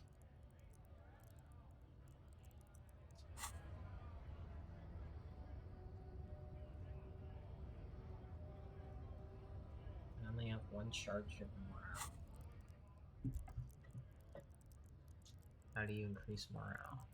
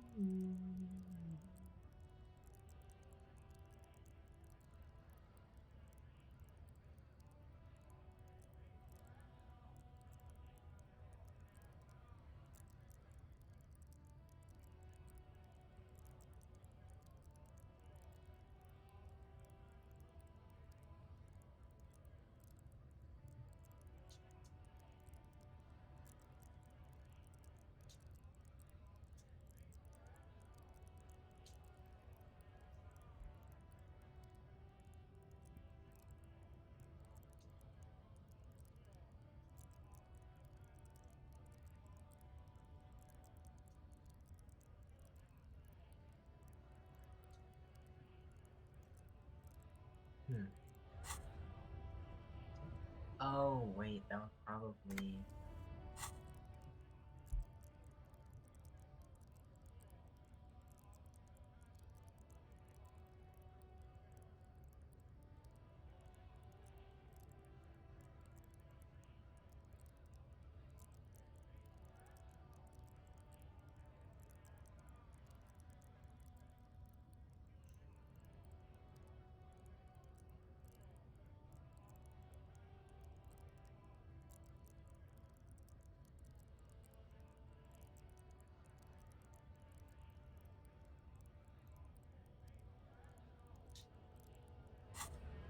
Noted.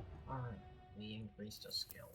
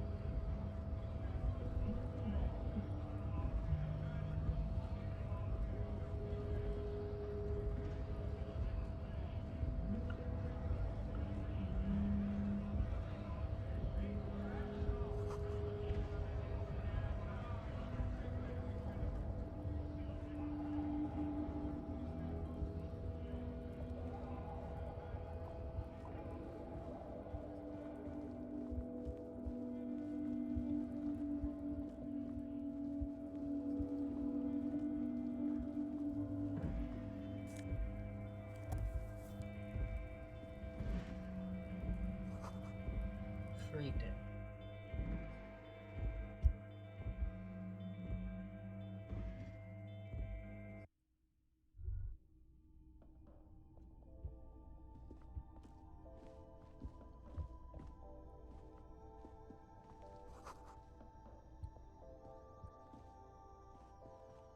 The tear machine stands in the corner.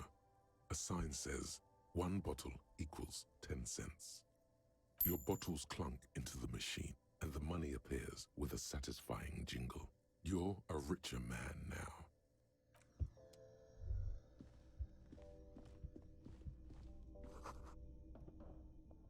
Winning.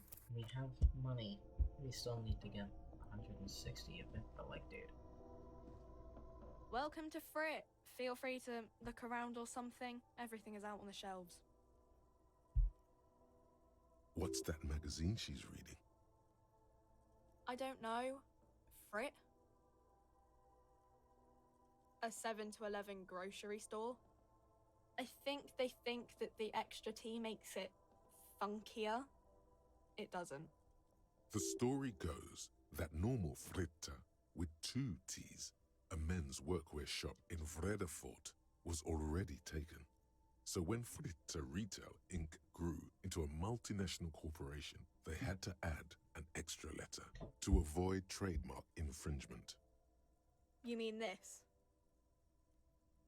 This is Pop Stars. It's got, like, famous people in it. It's not for sale. Looks like it also has something called Police de la Mode, featured on page 34. This speaks to you.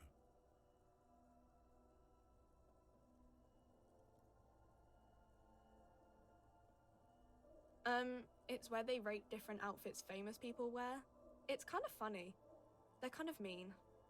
It's about who's the most stylish.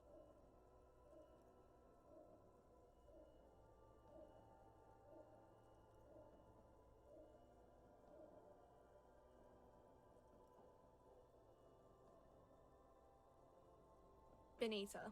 She's a model. Usually it's a model. Or a singer-songwriter. Or a model. We are not the fashion police. We're the real police. Okay. I'm not really supposed to be chatting to anyone, but... I don't really know anything. I mean, I know it's there, but I haven't seen it, so... Not really. No. I didn't know him at all. I don't know, really... long? I don't know. No need to worry. It's just standard procedure for us to ask around. If you hear anything, let us know, okay? Okay. Uh-huh.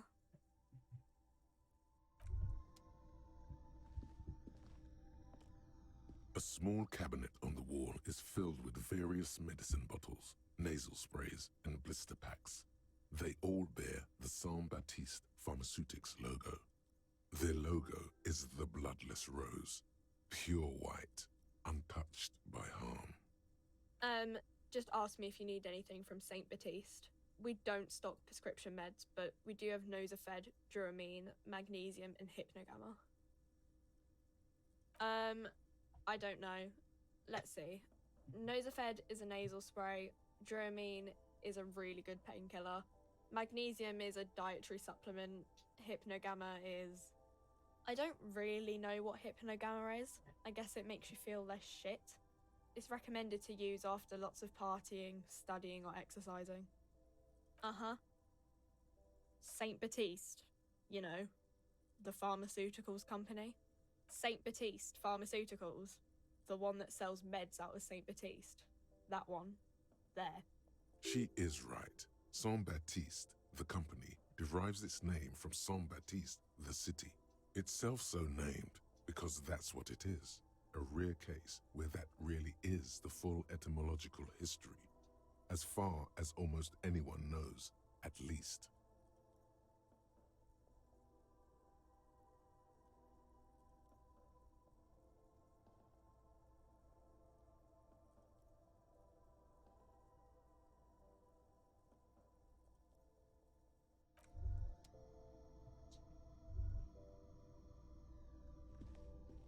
A colorful display of cigarettes and alcohol bottles line the shop wall, inviting you closer.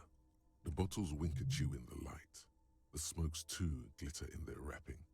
It's like looking into a kind of heaven. Your knees are weak. There, in that dark green glass, all in vain. The great flowing river of warmth, wine, alcohol, beer, alcohol, love, alcohol.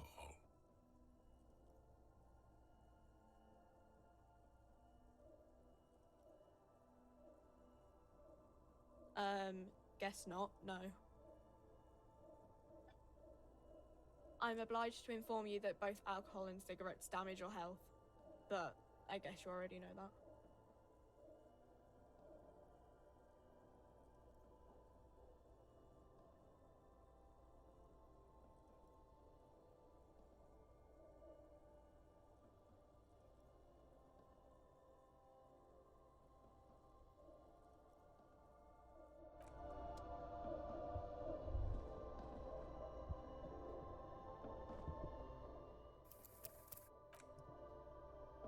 Alright.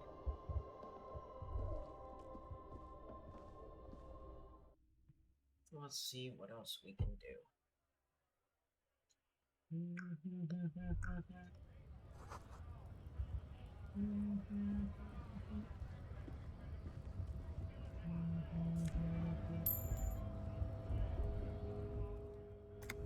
Yeah, I love the song that plays during this part.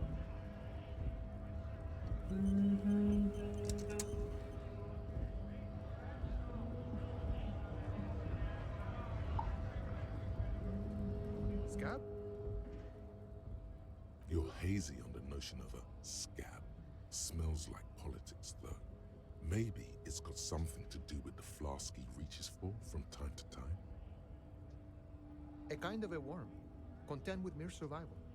They come, they want to do our job for shittier pay, screwing over both themselves and us. Everybody loses. Beats me. Somewhere in the ground, I think. Gotta be bloody stupid or freaking evil to scab. Or I guess scared, maybe. But scared of what? Of who? Personally, I'd rather beg than scab. If the gentleman shouting on the street came begging, maybe they'd have gotten something. We've explained the matters, but they don't listen. This lot would be reasonable and go home if the big guy wasn't riling them up all the time.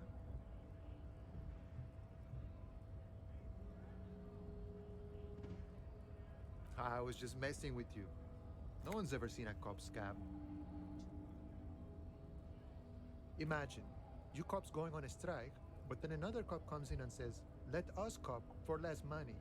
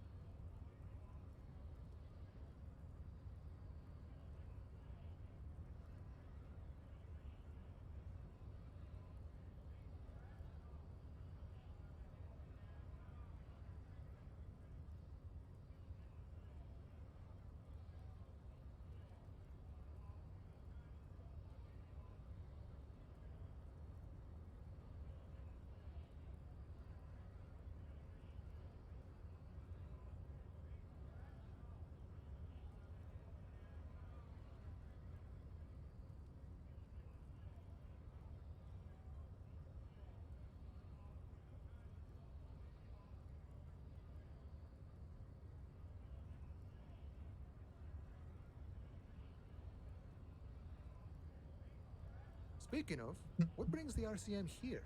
To the Wild North? Come to see the strife?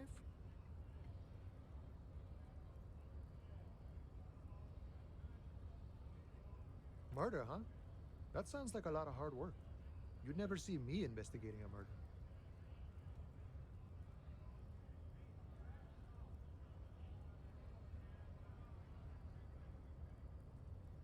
I don't believe you. Post L'Aventurier said the same thing. They tried to get me to be their postman. So fun, so easy, they said. It's just walking. It wasn't. I'm doing much better here at the harbor. Being an honest union man with a lot of free time on his hands.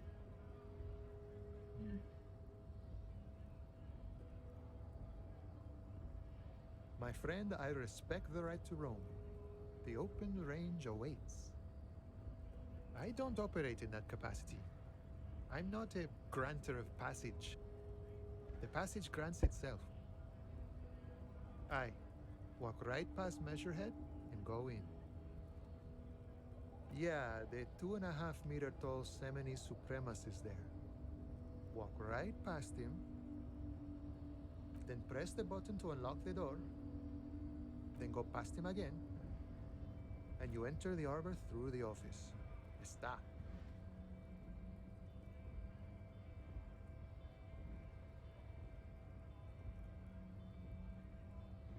Don't worry, I'm sure it's not completely impossible. For example, you could best Measurehead in a physical confrontation, or you could convert to his Semini supremacist worldview. Or, maybe it actually is completely impossible. Not yet, no. He's incredibly strong.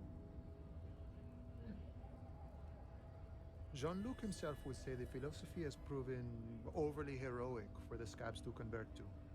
Not enough intuition.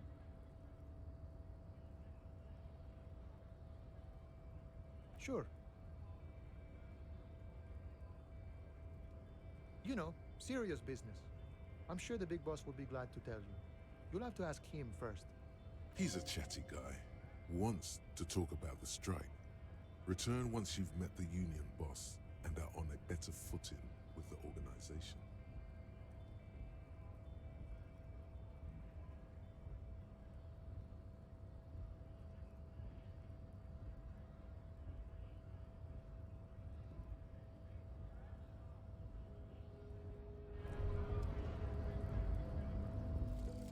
Finger pistols, 9mm. Snap, snap, baby. Turns out guns aren't that much for protecting as they are for attacking people. If you want to protect people, really work for them, you have to whip out your signature dual 9mm Villiers finger pistols. Who needs real guns anyway? That conversation you just had, it would have gone better had you snapped those bad boys at them. Note, 9mm dual finger pistols do not count for an actual weapon in a gunfight. Bonus +1 reaction speed. Safety's always off. Empty hand slot. Empty hand slots give suggestion +1. Oh, cool.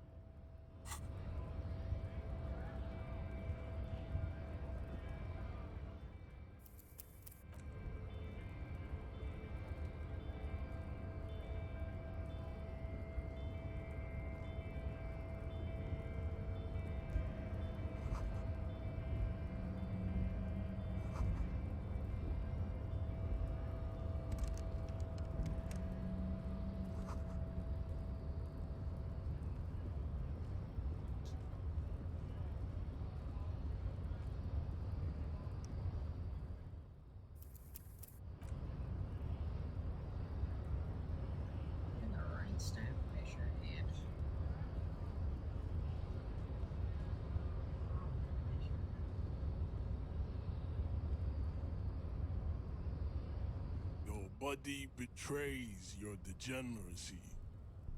Yeah, Measurehead. His body totally betrays his degeneracy.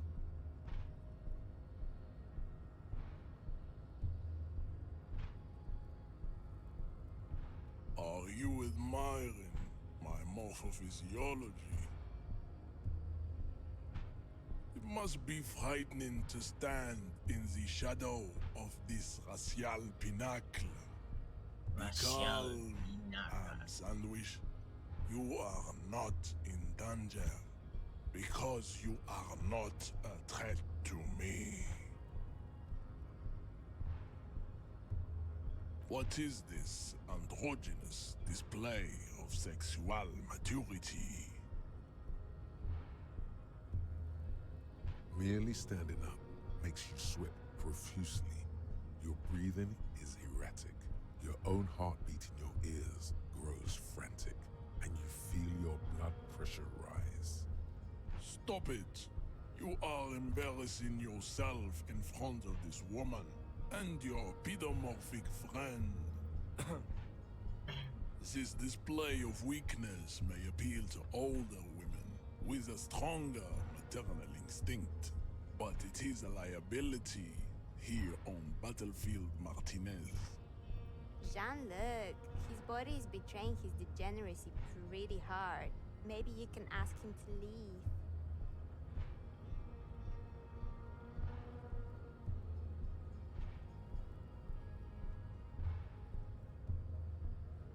You have succumbed to Al-Ghul. You reek of it. An invisible sword of Al-Ghul emerges from your throat. You cannot see it, but others can. It is making the woman in my company sick.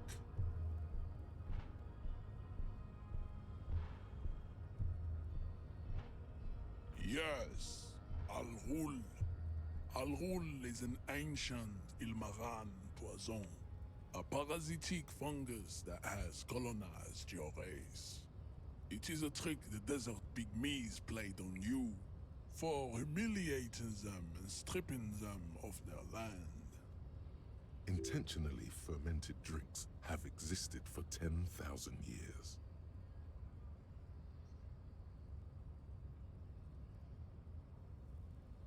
This is a fabrication the alchemists of Yizot and Bashir and their Rolam Al-Ghul have fed your people. Go on believing in it, race loser. So many racist in this game. Like, why? Why don't you have another drink? Your features are not yet congenitally deformed enough. Oh yeah, Measurehead.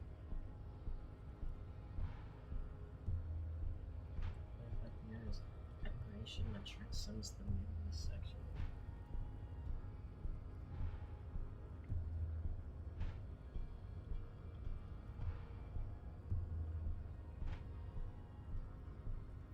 Your mouth moves, but the one who speaks is Al-Ghul. You are but a vessel for the Ghul now. Very little of yourself remains. Occidental Haplogroup B4 is done giving orders around here. The influence of the Am Sandwich race is waning. Does this remind you of someone? The guy down there?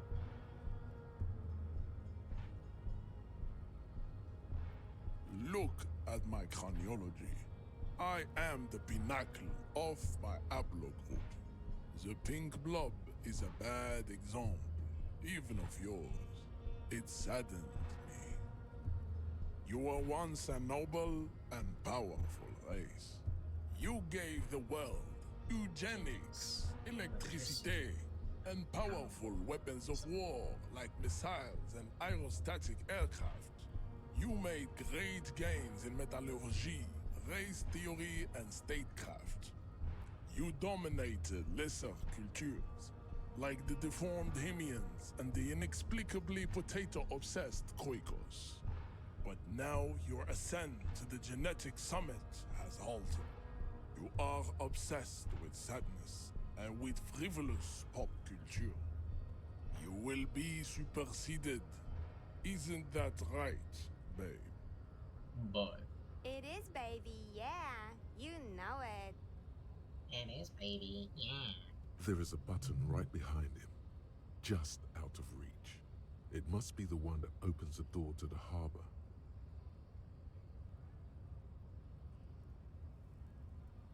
It is my task to keep the degenerate drunks from entering the harbor. Enough with this begging. You should leave the stage of history with dignity by inviting the other races to a great world war.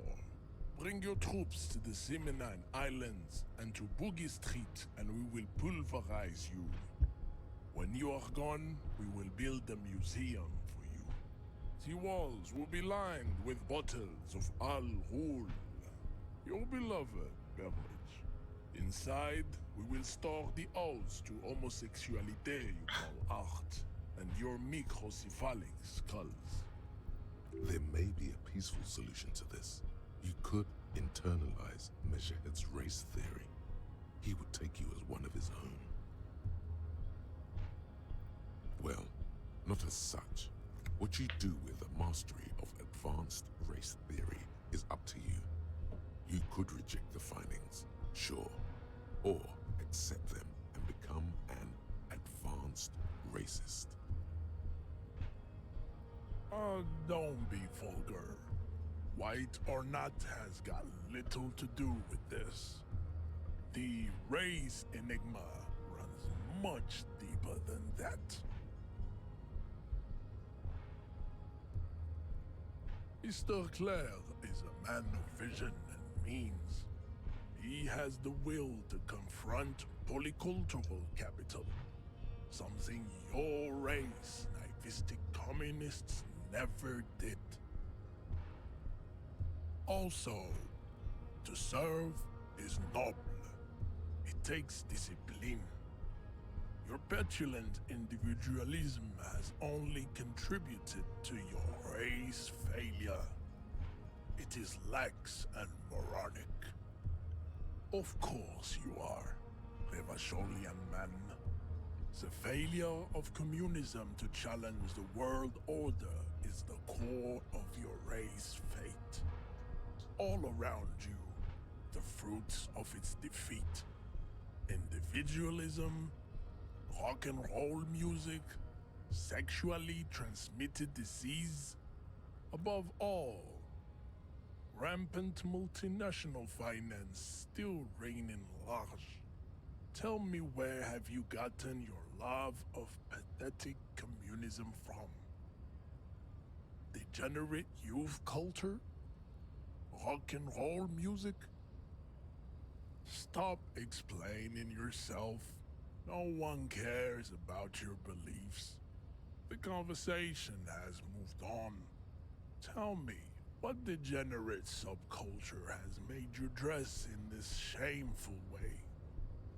Offshoots of the Seminoles people invented disco while having sex under the influence of cocaine. It is a shame upon my race. But what is done is done. I am not surprised you enjoy it so much. This has happened to many of the side products of the inevitable cultural victory of the Seminoles race.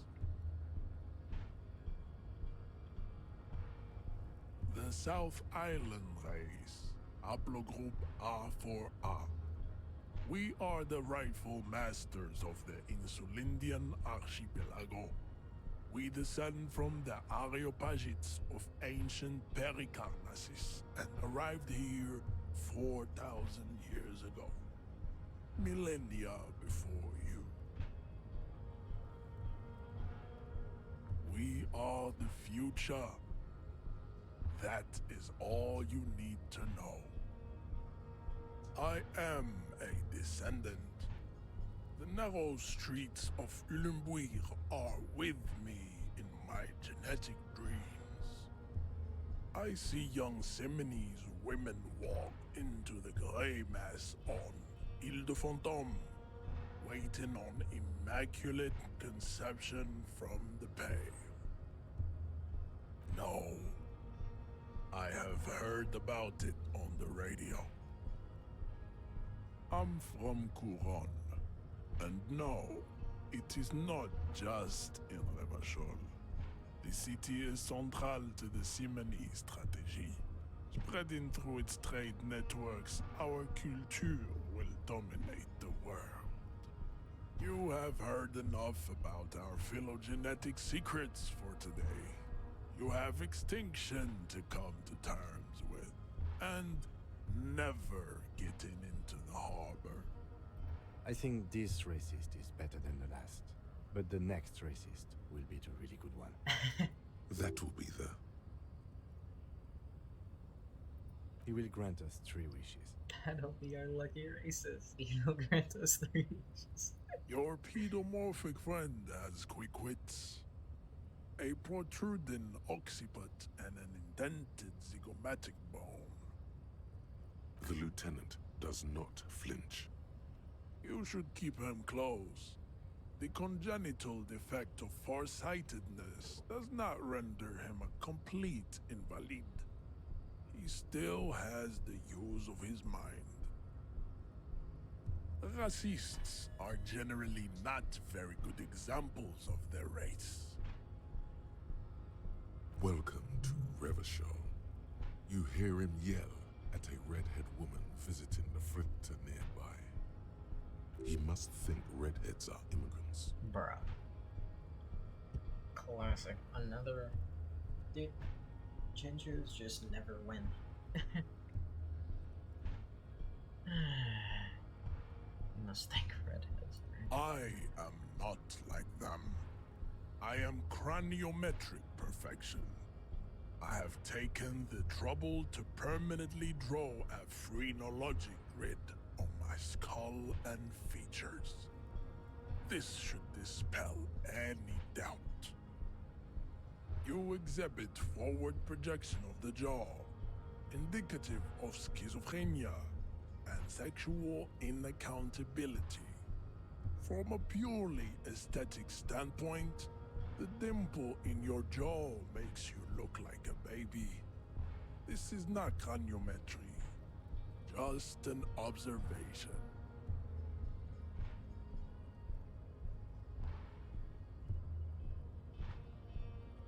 It is impossible to see any more of your bone structure. It is covered in the ravages of Al-Ghul. From what remain of your features, I can see fleshy lips, baldness of the head, and long arms relative to lower limbs. This leads me to conclude you are not a police officer. You are a common criminal, an offspring of murderers and sailors from Sur-la-Clé and Vesper, and possibly even the degenerate sheep herders of Ubi. Ubi. Your racial heritage is uninteresting. It is the same as all Revacholians. Your parents and their parents made the decision to reproduce while under the influence of Al-Ghul.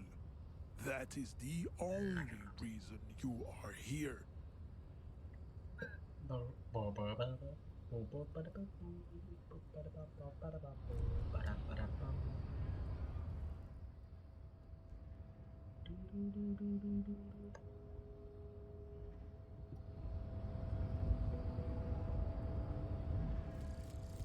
Guillaume Le Million. Bad news. Guillaume Le Million did not become a cop. In 38, he went on a tour to the Sinyao province in Safre, where he died of autoerotic asphyxiation. His body was found hanging from a decorative dragon tree in his junior suite, amid drug paraphernalia, unwholesome objects, and the Sylvia Traynor single, Wonderland, skipping in the background. And yes, You can take this as a metaphor for Revachol in the 30s, and also as a warning. +1 pain threshold, blood oxygen. It's boring. All psyche learning caps raised by 1. Oh, shit. That's pretty good.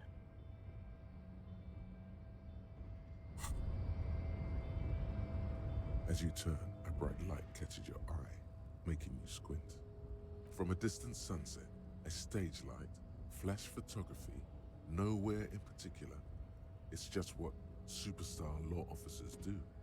They squint at lights, and they solve shit.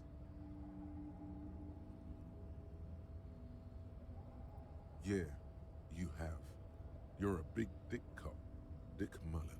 Salam Rocky Baye, badass on-the-edge disco cop. Time to recede into a ludicrous fantasy world. Here we go. Camera, lights. Yeah, you know. Beneath it is just heartbreak, a pulmonary tract infection, atherosclerotic disease. This is where you say action and reconceptualize all that. Reinvent it as the world's first celebrity police officer. This is the beginning of your legend. With a sudden flash, the world freezes around you, and you along with it. In an iconic monochrome solution, a black silhouette against a rasterized orange world. It's on. I'll measure hand. Still seems unlikely.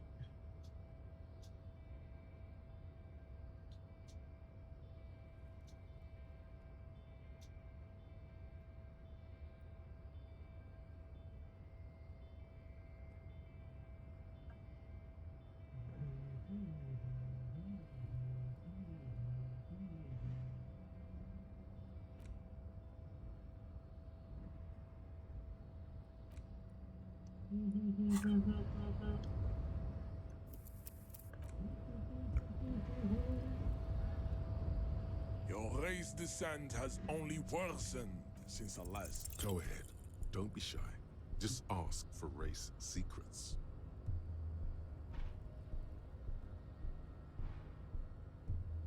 Inane popular culture lingo. It is intellectually uninteresting to sock anything to an infant such as you. Like, how did I fail that, bro?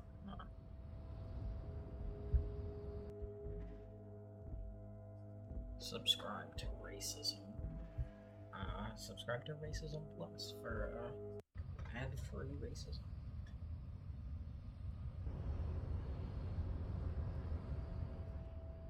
Your race descent has only worsened.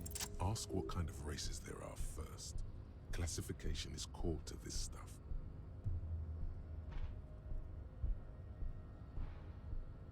Do you? The lieutenant looks toward the harbor's electronic door, and then, to you, he lets out an audible sigh. You are obviously a liberal, Sailite. A polyculturalist.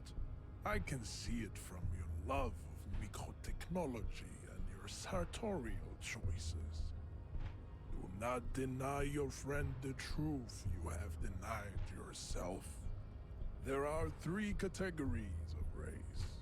Type A, the heroic races.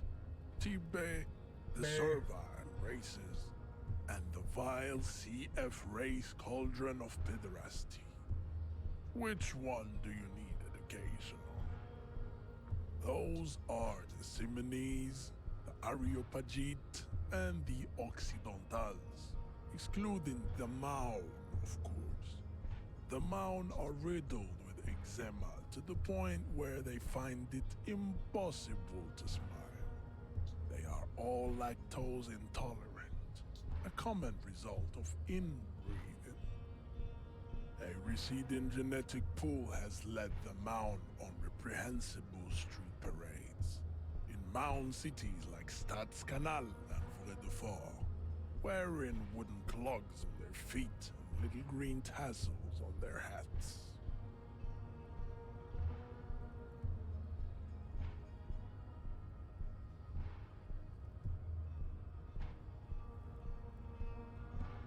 You know them by the names of their nation states. The Oranese, the Gotwaldians, and the Königsteiners. My people simply call them Maun. Mahun is a derogative term for first world people of Gotwaldian descent. They do not all have eczema. Also, people of Katla, like the Suru and the Huhu, are much more lactose intolerant. In some municipalities of Oranje, people do wear shoes made of wood to street parades. Green, orange, and even yellow tassels have also been seen on hats. The Maun are proof that you can have too much Occidental racial purity and tassel-centric culture. Inbreeding has led to a lactose-intolerant subrace whom no one can take seriously. Colorful tassels are, let's be honest, not a good sartorial choice for this century. You might want to avoid wooden clogs too. The Vespertines and Messenians of Vesper and Messina, the ancient Meteorans of Meteo by the golden Pisantic Sea, the Suren of Sur-la-Clé, and even the North Königsteiners, all have type A race propensities. The other large mondial civilization, the Mesk, are too yellow and oleaginous to count as a heroic race. True, they are violent and expansionist, but they have a glandular problem. Bye-bye. Overproduction of sebum. Sebum is leaking into their brains, making them listen to El Mariachi music and eat toxic minced meat-based food, which in turn only produces more sebum. As proven by the Maun and the Mesk, Occidental type A is in retrograde. The Seminese and the Areopagite are on the ascent. The indigenous people of this, the Insulindian archipelago. The Seminese inhabit the southern islands. I am Seminese, from the stock of Ulenbuir on Ile de Fantôme. The Areopagites are the master race of the Ile Maran deserts. The Seminese are descendants of the Areopagites. We came here during a heroic migration from Ile Maran to Ansuland. Thousands of years before the lactose-intolerant Maun written Occidentals discovered this place. Honestly, I think it would be easier to just knock him the fuck out. Like, dude. Seriously. I think it would be way faster. Wait, didn't Il Maran desert pygmies invent alcohol and get pillaged just a short while ago? No, those were scimitar wielding race losers of Zahrava, Izet, and Bashir, with their Himmi servants. Big difference. The Areopagites were fasting and conquering while this happened. You never penetrated the western dunes.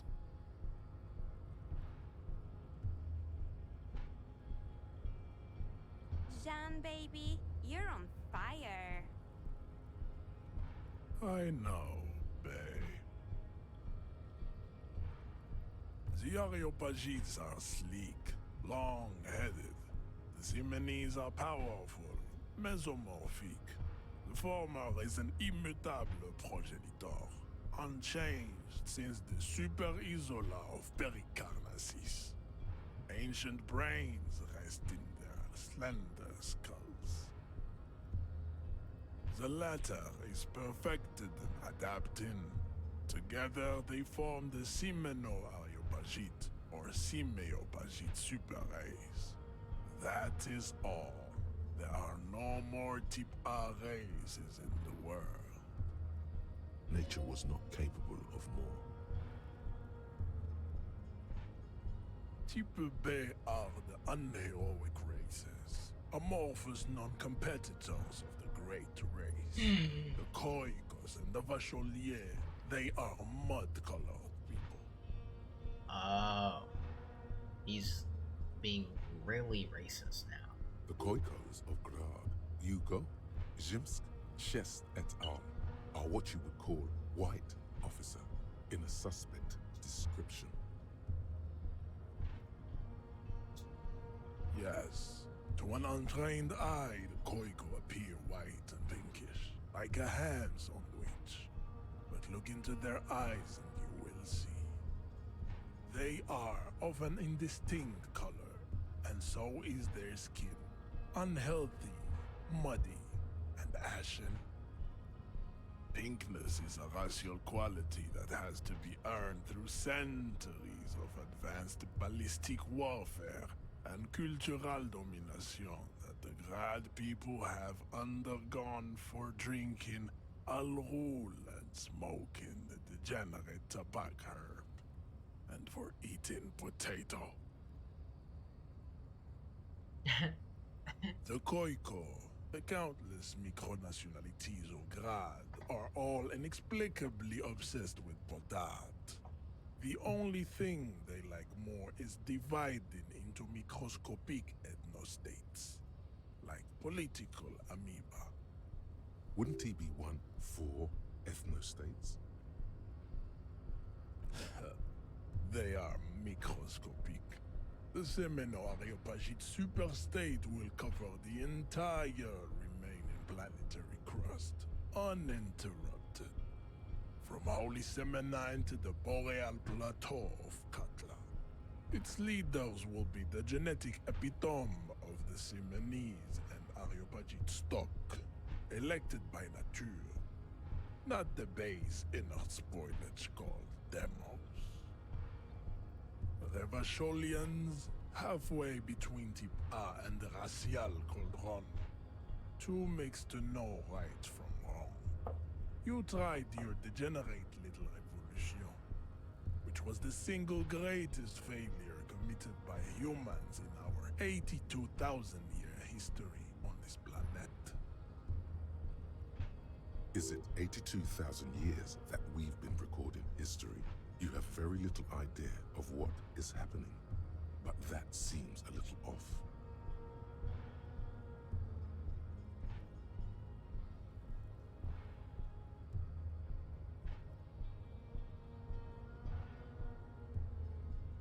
No stupid political thoughts.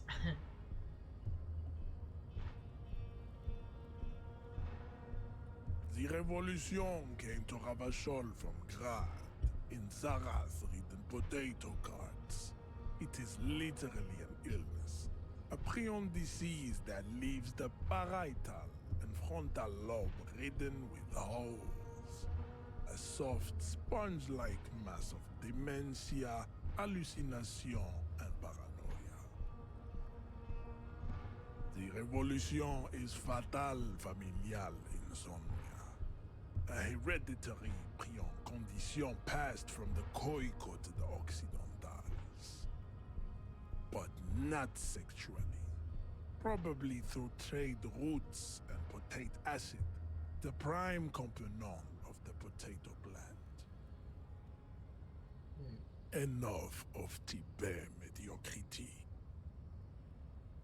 Tips CF are a museum of failed chimeric experiments and tragic maladaptations. They are tortured creatures waiting to be put to sleep. Your morbid interest in them worries me. Lesser races like the mosquito, a grotesque mixture of a masked woman and a Semenese man. Only possible if the mother is masked and the father Semenese. The other way around, they fail to produce offspring. The mosquito is born sterile, like a donkey. All they have left is to ride customized motor carriages with hydraulic suspension, listening to aggressive El Mariachi music to vent their impotent despair. It seems unlikely that two human beings produce genetically sterile offspring. Then there is the Simino Koiki Chimera. Are you sure you wish to know of the Simino Koiki Chimera? It is not an aesthetic site. The Koiko, as you know, are very servile, especially when they meet the rich man. Racial scientists have toyed with the idea of crossing the Simonese with the Koiko to produce a super worker of Simonese strength and great servility. This will never happen. The Simonese and the Koiko may have similar interbreeding problems as the mosquito. We will never know precisely. No Simonese man could maintain an erection in the suffocating potato stench of a Koiko woman or Koika. But enough. It is cruel to entertain ourselves with the deformities of Type F. Were there any able-bodied races you needed education on? You understand nothing. To solve the great race enigma, you have to first ask yourself, what is the race enigma? You have not even worded the mystery, let alone solved it. You need to internalize what you have heard here today, then return to me. This clarity does not come instantly. I cannot possibly imagine what else we have to discuss, Tibere Vasholian. Your love for disco music and venereal disease?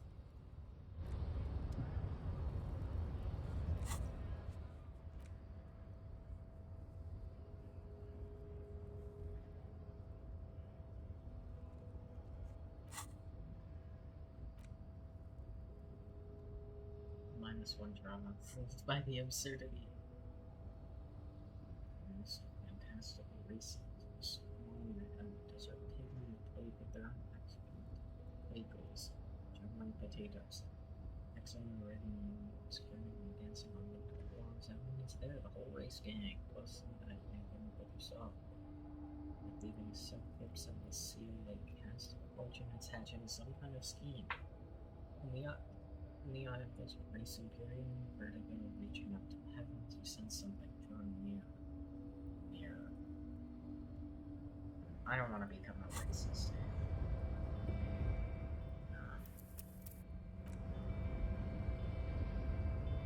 I was really hoping he would just, like, give me a test or something. I'd be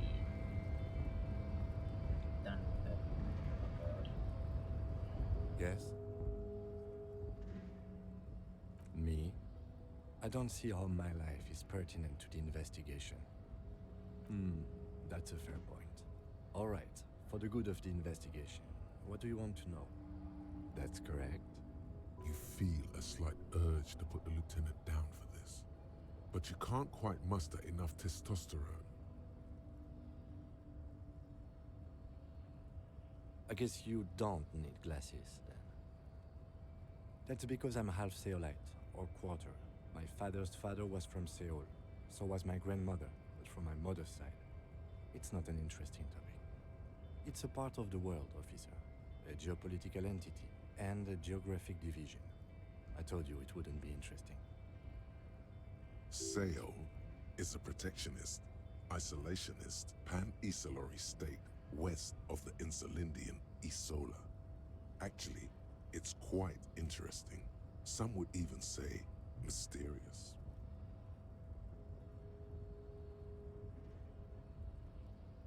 You're barking up the wrong tree. I don't speak a word of Seolite. I've never met either one of my grandparents, and I've never been to Seoul. I'm a regular Revacholier. No. The lieutenant nods. What do you mean? I have no idea what you're talking about. The lieutenant's conceptualization skills must be rather rudimentary. The lieutenant is a police officer of the old school. His concerns are material and extrinsic. But this isn't an old school case. I wish, like, when you asked him, does he talk to his own brain? Like at least 10 different, of your brain parts just kind of piped up, like, lol, this guy isn't, as cool. It'll be funny. Drama would be like, this guy sucks. You should kill him.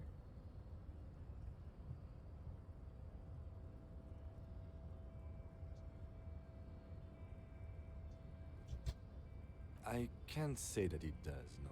When I need to think, I just use my notebook.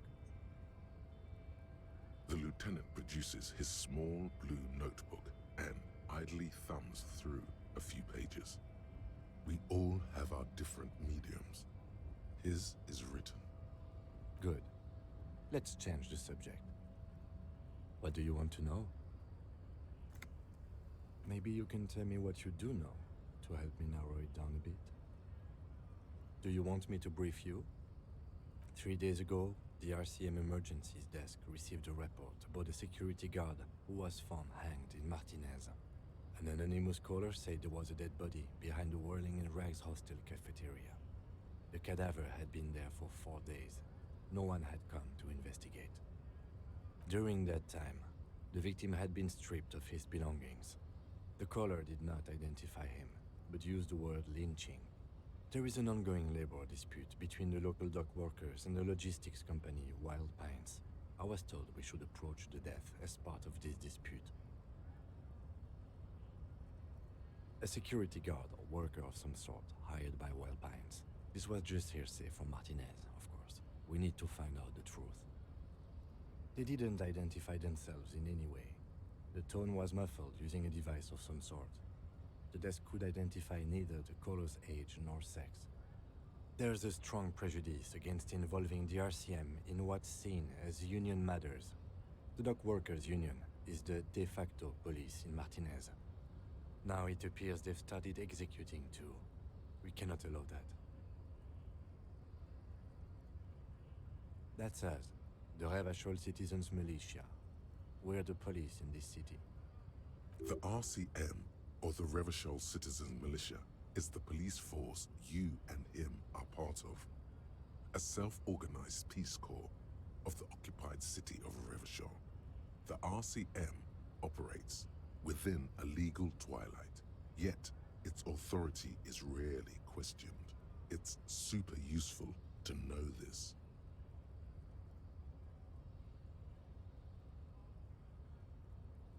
Just to be clear, we are police officers. It's our job to find the killer. That's the case. Uncover and arrest the killer.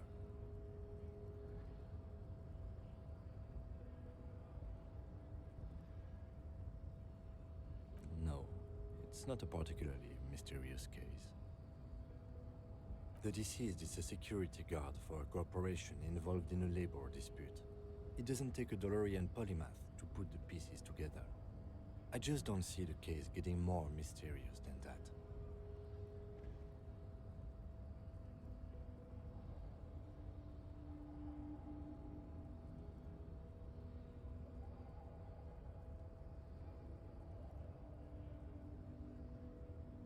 There was some interest in this case at my station, but not for the reasons you have in mind. You seem to wish there was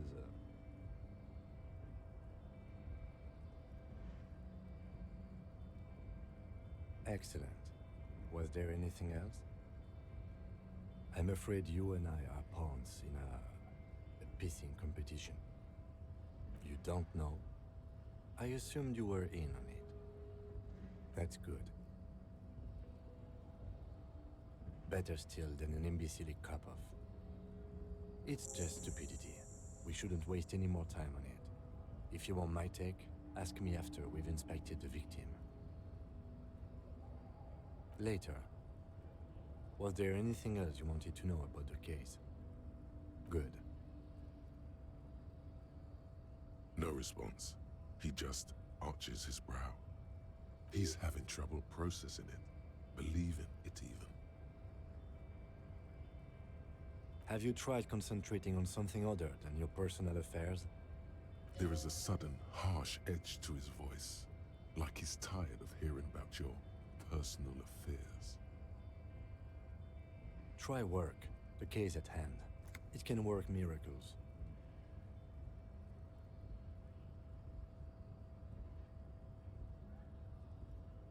Focus on other people's troubles, not your own. That is a relief.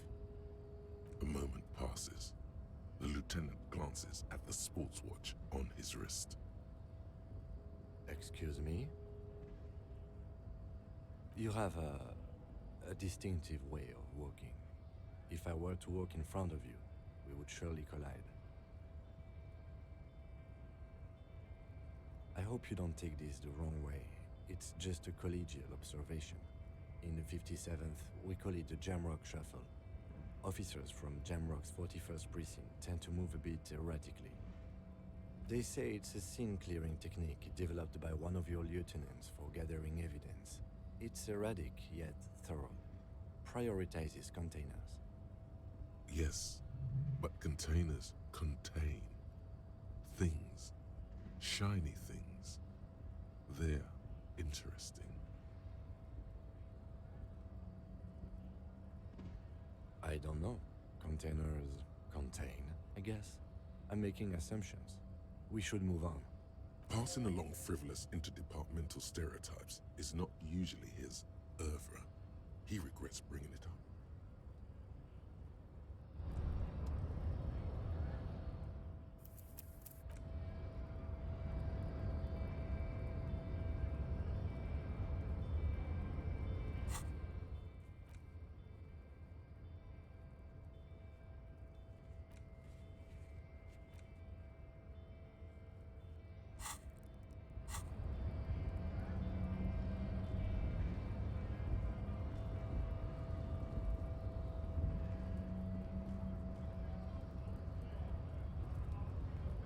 Hola, Wandering Man.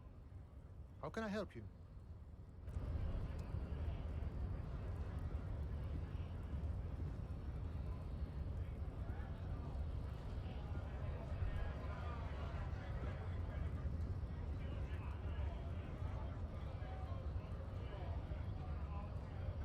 Bastards!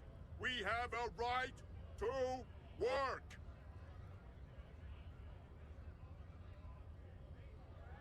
Hold up and stay frosty, everyone. Cops are here.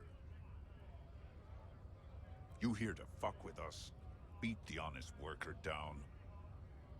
We're here to fight for a cause. Stripes usually have problems with people who have causes. Ha! Couldn't handle us. Cause gives the workers strength, gives them power. We have a right to work!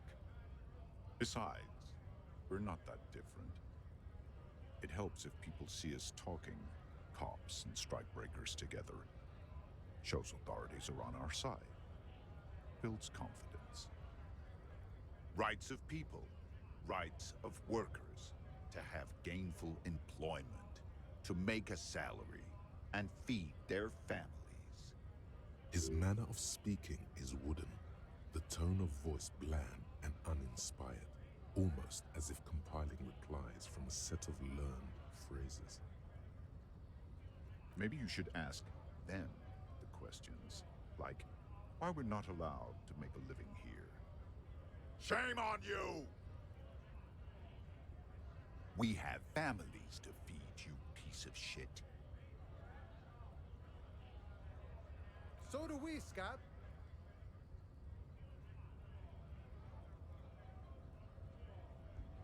Have fun. Union shits are on full strike. Don't think they're going to let you through the gates. I'm trying to meet their fat boss. I know nothing about a murder. Wouldn't put it past these harbor bugs. They'd do anything to stay alive. Right to work! It's shameful. Cops doing nothing. You should bring backup, open up the gates for us. Blockading gainful employment for workers is a crime. We are not picking a side in this just yet, sir. Pity. Let us work! When a bunch of ungrateful, lazy cockroaches can't get their act together, decide to block honest work for other people. Beats me. They mumble nonsense about boardrooms and workers' rights, while we have the right to work! There's something odd in the way he carries himself. His set of clothing looks vaguely mismatched. The different pieces of the attire seem ill-fitting. His shirt is far too small and an unpleasantly tight fit, while the overalls, held up by a belt, seem to fit a man with much more corpulence. He ignores your question, choosing instead to turn to the emaciated workers, raising both fists in the air. The clothes are obviously not his. Silence is the answer. There's something off here, but he won't say what.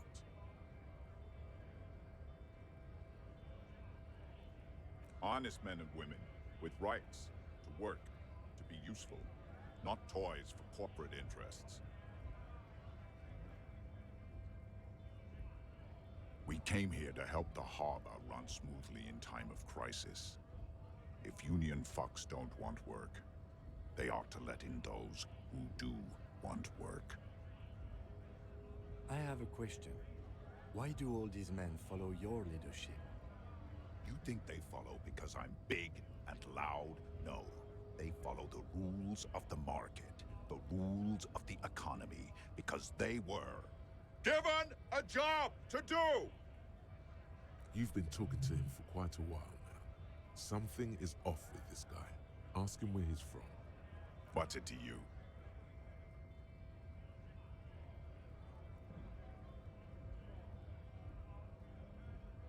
Am I a suspect? Done no crimes. I only fight for the rights of people. We're all workers, right? Workers stick together. Came from the eminent domain, in Jamrock. Backgrounds in odd jobs, heavy lifting, cargo hauling, bouncer work. I know the drill.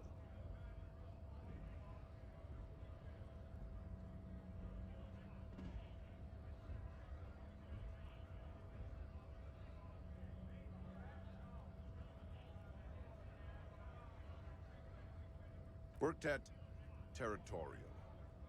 Ring a bell? Uh-huh. It was a long time ago.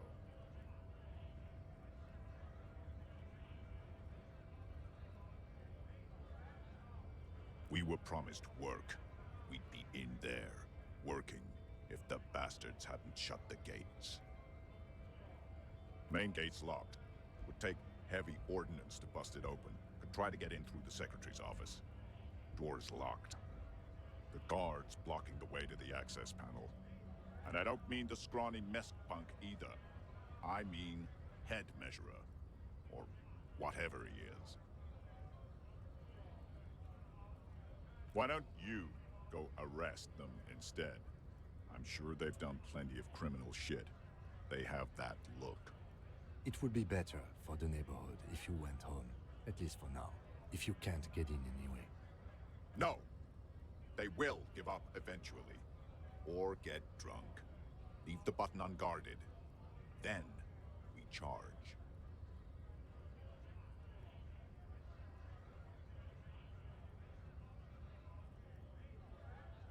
Not before you get in there and get your ass whooped.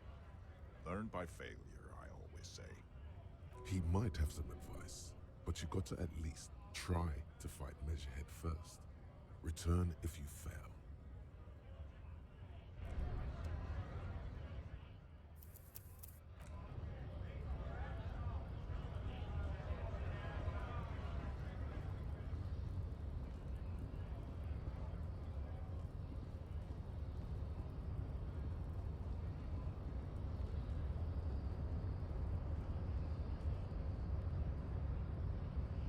The unpromising race pupil returns.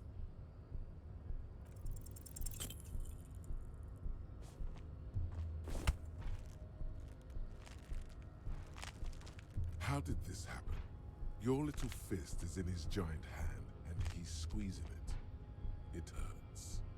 You must be out of your mind, degenerate drunk. Say it. I am a degenerate alcoholic. Good. Now leave before you humiliate your homoerotic organization any further.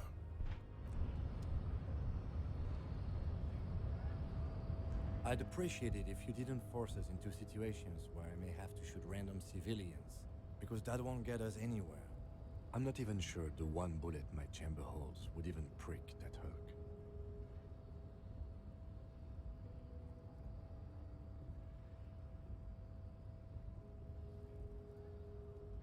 And you're just going to let him manipulate you like that?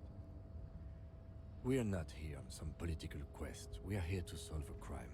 Don't make the situation any more volatile than it already is.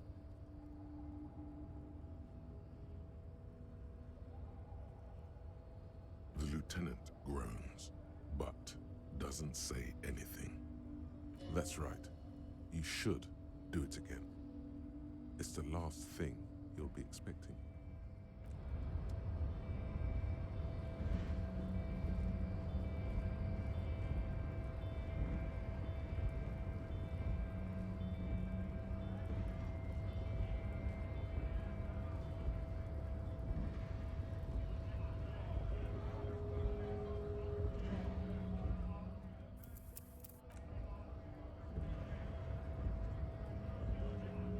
Nice aggression with the native.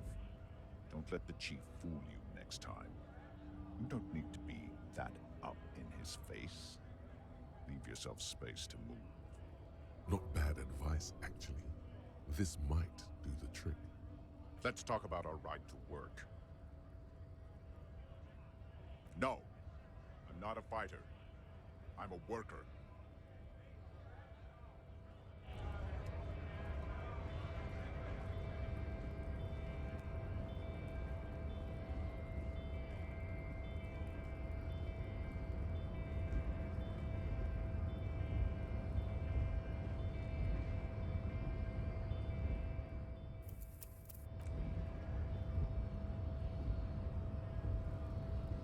The unpromising raised pupil returns.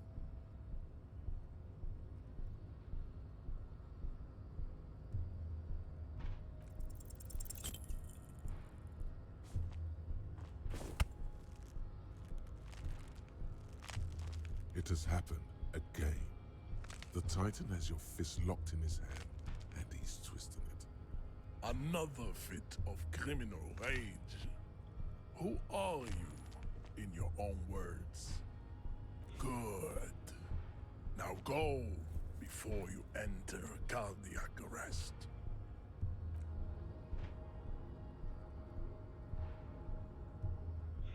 Please, stop doing this. You are making us look bad.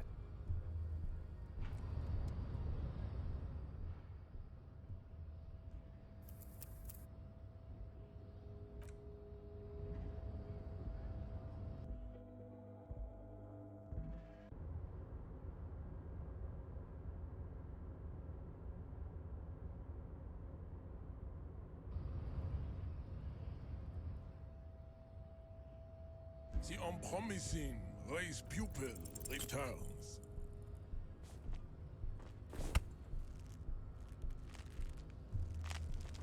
It has happened again. Another fit of good.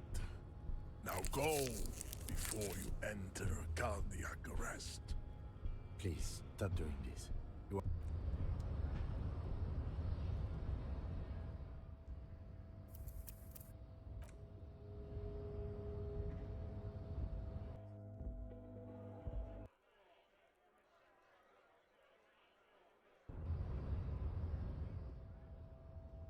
The unpromising raised pupil returns.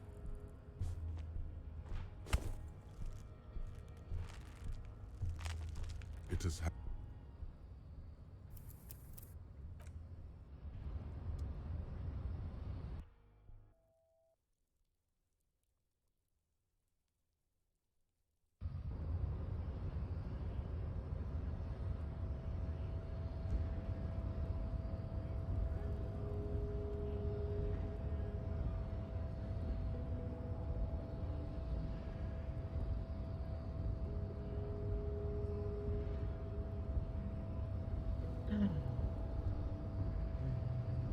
The unpromising raised pupil returns. Yes.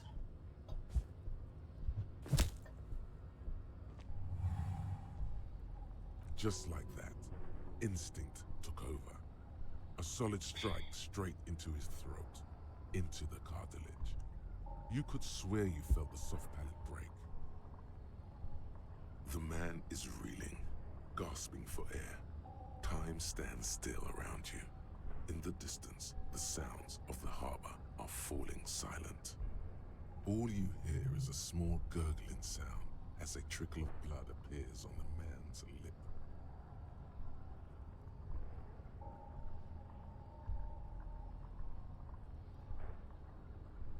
Don't wait. You've only got a millisecond. He's coming to. Time is breaking loose from the stupor. His left hand curls up into a fist. That fighting pose. Watch out. He's expecting the hook.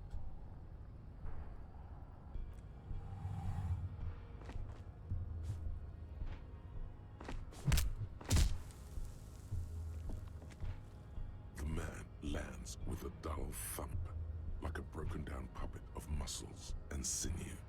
For a moment, he still tries to keep his head up, dazed eyes looking at you with unimaginable surprise. To your left is the button. As you slam your fist on the button, the man collapses entirely, his head rolling to the side. Looks like you're the new measurehead now. No one is the new measurehead. Let's go before he gets up. Winning. The man is still knocked out. He breathes slowly and steadily.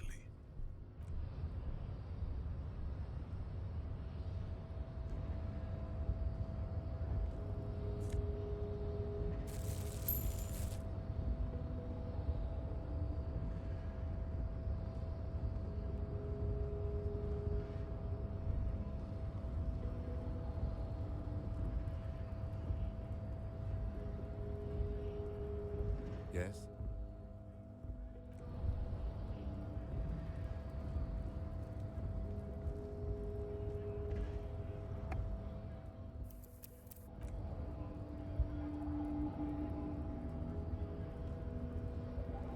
Knocked him out good. Like the flying desperado. It's that really cool flying desperado spin kick you did, Boyadero. Often performed by the most hard-bodied boyaderos on the steps. Yeah, I So, should. what's on your mind this time?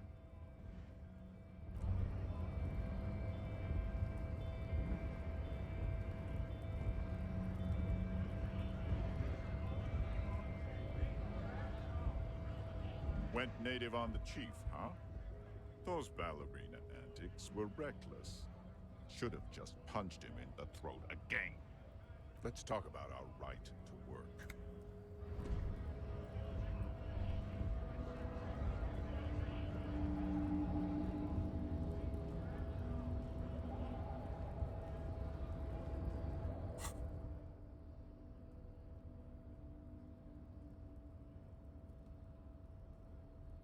Actually, wearing the physical instrument would have been really good for me. And so I guess I should have done that, but you know.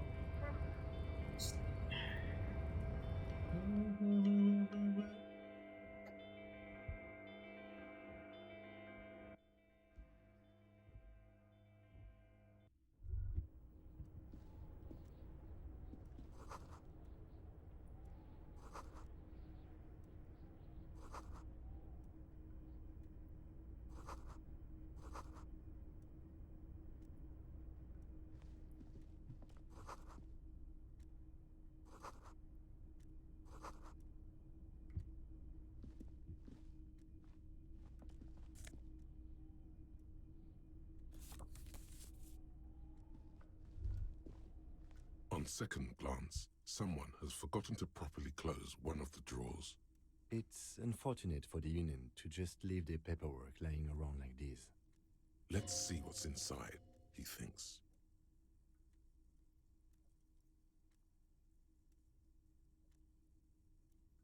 The drawer opens smoothly. Inside is a well-organized selection of brown folders. Hundreds of documents containing logistical data. Two kinds of transactions stand out. Materials coming into Revachol from the outside world, from Muindi, Grad, and even Ilmara. And the same materials being handed over to companies inside Revachol, Kuron, Coal City, La Delta, and Jamrock are listed among the many districts where the imports are being sold. It's hard to make sense of this thicket of company names, dates, quantities, and percentages. You try to focus, but the lines are getting blurry. Look how blurry all the lines on these papers are. How unwieldy your own willpower is to yourself. You're like an absurdist Samaran monk, focusing through not focusing. Hermeneutics was almost within your grasp, but now only vague letters float before your eyes. Less meaningful, but aesthetically more pleasing.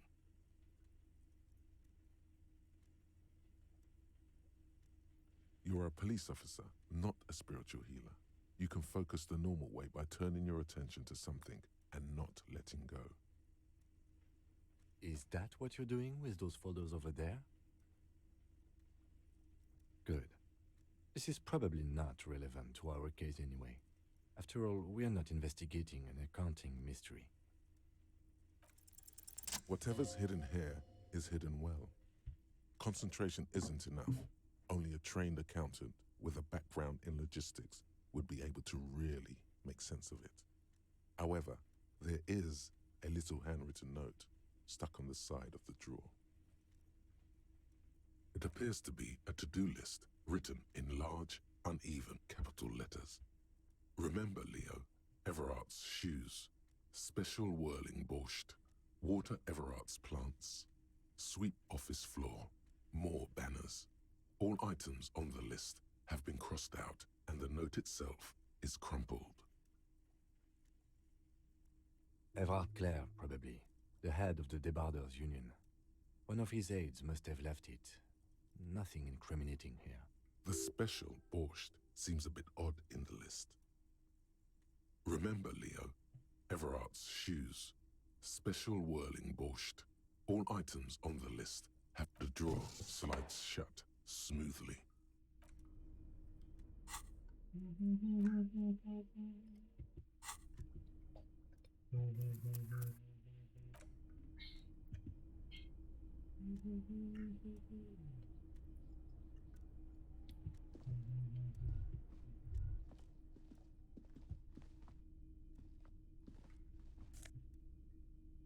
Yay. One visual calculus minus one. Actually, hell yeah. I don't need drama. I need some fucking visual calculus. That's good. Plus visual calculus is always good.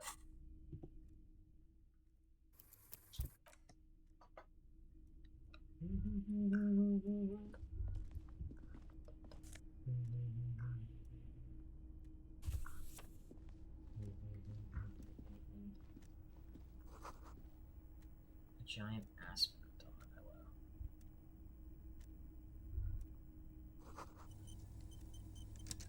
Autosave? Okay. An imposing combination of a punch clock and a payphone is looking down at you from the wall. A note on the side says, "Tokens unavailable due to strike. Use change."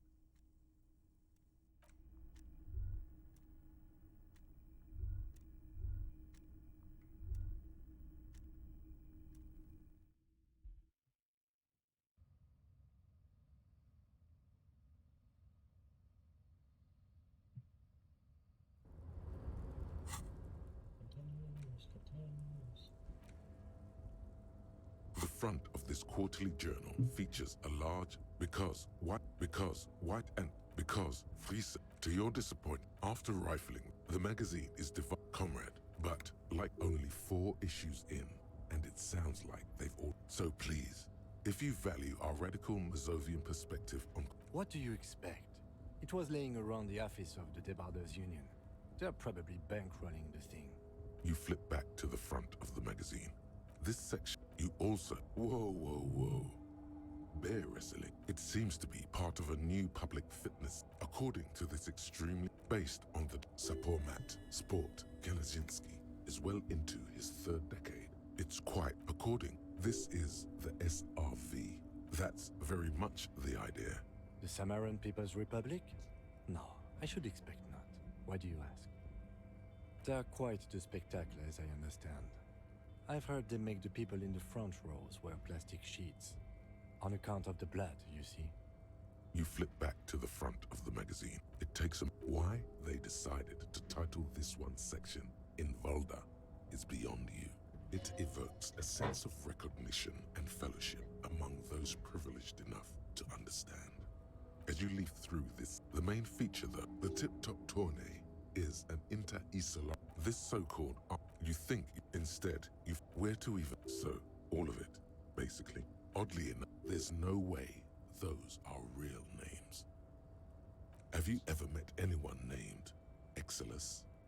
Come on, they're plainly pseudonyms. Under capitalism, thus, the so-called tourney becomes a competition between, and that at the end of the day, it's the destruction of these 750,000 real races that you're really watching for. Sure, you think that, but that's because you haven't been Come on. Can this article read your mind? A certain kind of young man reads one or two books and suddenly thinks he understands the secret structures of reality. If I had to wager, I'd say they've never even seen the inside of a motor, much less a motor race. I take whatever they write with a large grain of salt. You flip back to the front of the magazine. Unsurprising, you skim. Finally, there's a brief article by the writer. One of the editorial. You flip back to the front of the...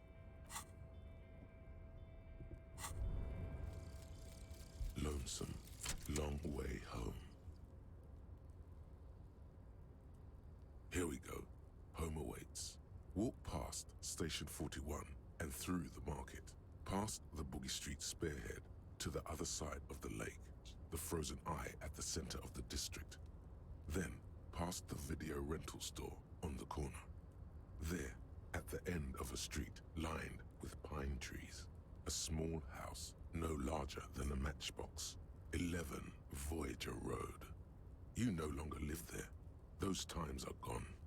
And so are those people. Why did you come here? Why are you still here? And where's the dealer? You have to get back to work. That's all you have now.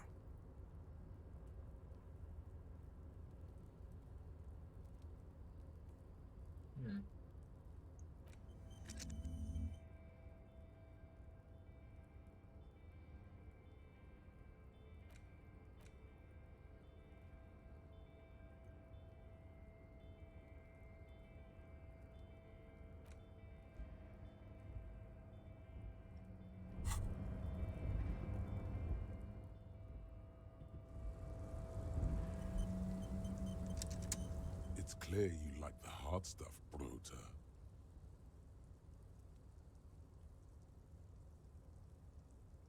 Lower intestine? The term is metabolic and circulatory system. Fascism, Brota.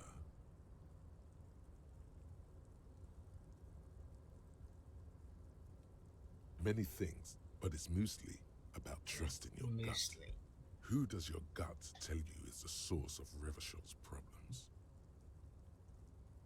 Yes, them, but also Women. Women, men of Wur. You don't like them. They're insane. Their idiocy needs to be scrubbed off this world with rubbing alcohol. Woo men need to go back to the fucking kitchen. Whoa. Why is endurance, of all things, saying this shit?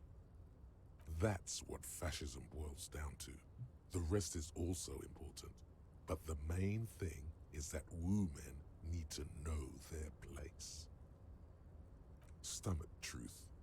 You're having a stomach truth. Because you've said the hard things that others won't say, The good things. You've The said good. them many times.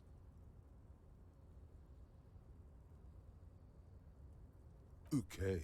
Yes. Okay. Let's call it that. Good thinking.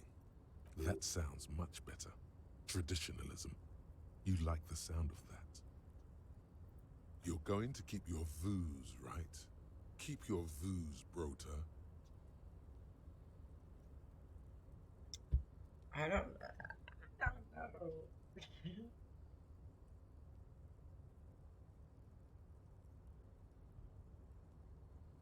For the nation, smart. Best not to mention the woo men too often. That's why you're the head and I am the stomach.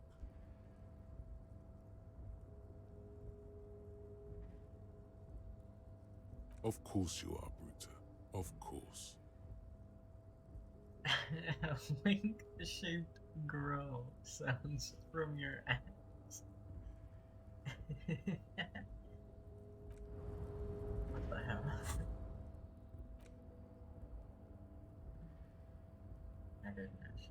One composure, damn. They fucked up this place. Shoals and reeds, the Quakers like Keps and the armatures with their desert pygmy magic spinning tops. They've fucked it. G's liberals and desperate-time money lenders too, they're all socialists, especially the old women and their kids.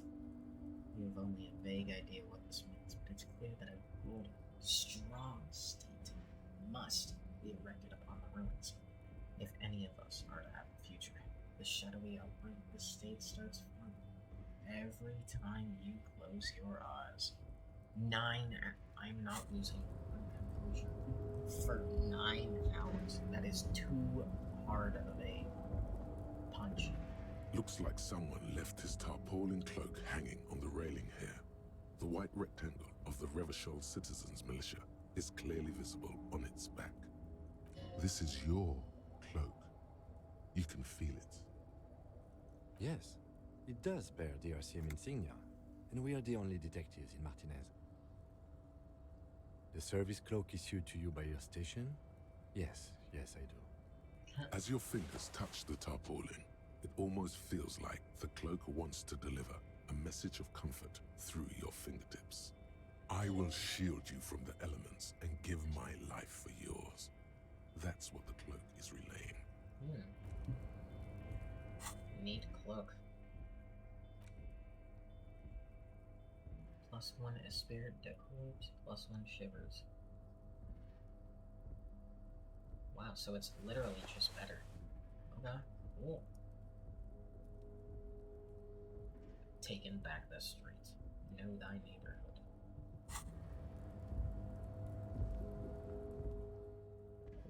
Cool beans. We're upgrading. We're getting there. We're getting the job done.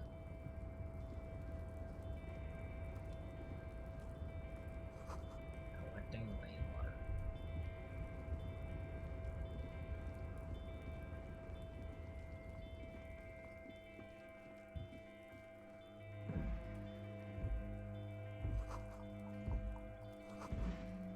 All those empty wine bottles and cigarette butts on the ground.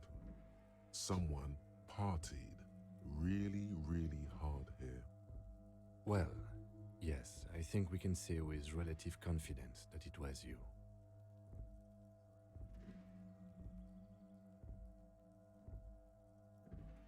Yes, this scene isn't exactly ripping with joy. Let's just move on.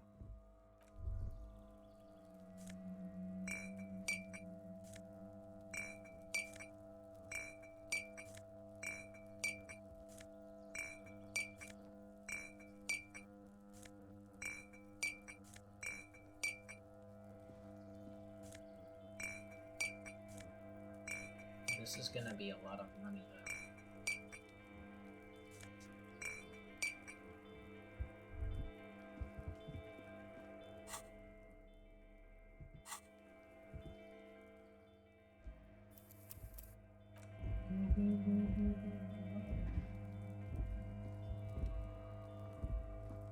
This is the night watchman's booth. The name on the door reads, René Arnaud. Listen, it's okay to take a few minutes to yourself. Sit down and have a breather. If you must.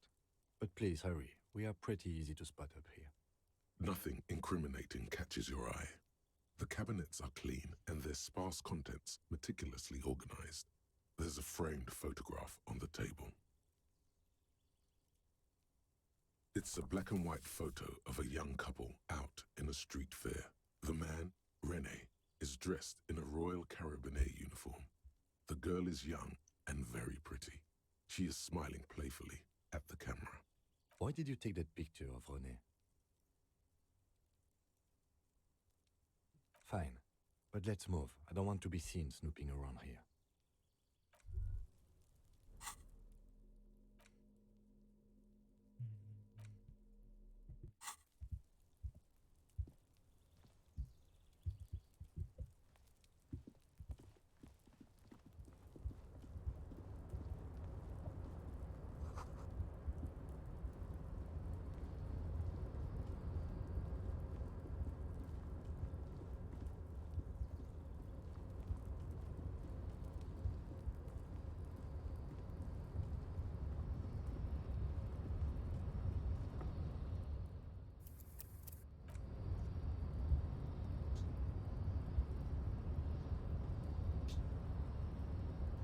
A rusting control panel with several knobs. 2 buttons marked Marche and Arrête are faded with use. It seems to control the large crane above. A container is attached to its hook block. Marche. On. Arrête. Off. With a loud grind, the crane shifts overhead, moving a massive metal container through the air.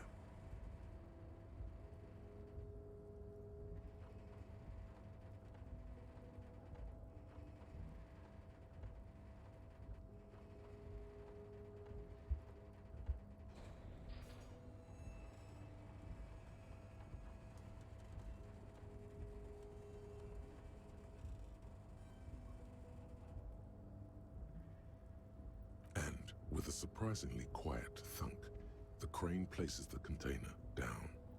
The harbor sleeps as the strike rages in the distance.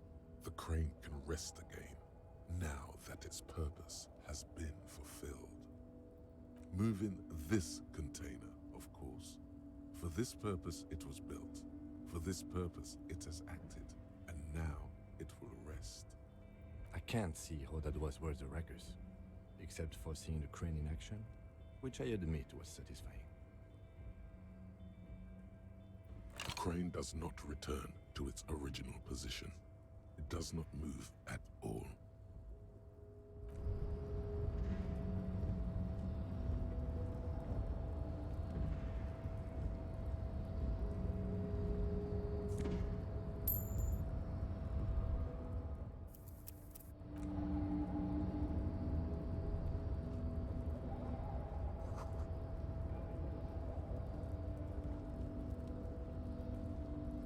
Before you stands a cargo container, just one of many in the yard. You do? Because I don't. There are a million containers here. Why are you fixating on this one?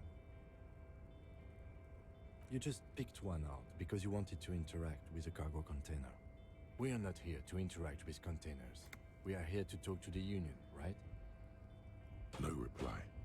The knock produces a hollow ring of metal. Doesn't sound like there's anything inside the container. You attempt to turn the handle, to no avail. The doors seem to be mechanically locked. To your left, the lieutenant considers your actions with some puzzlement. Why are you even trying to open a door with rhetoric?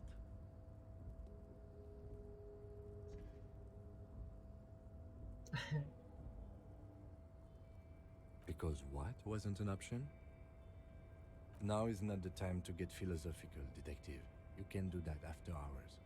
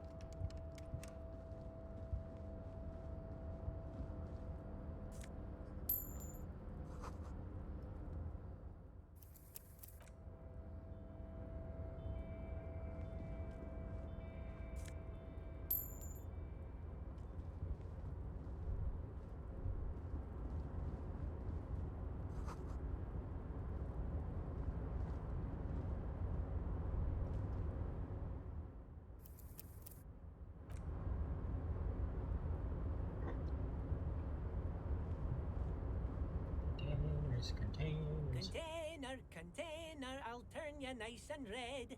Container, container, put the logos on.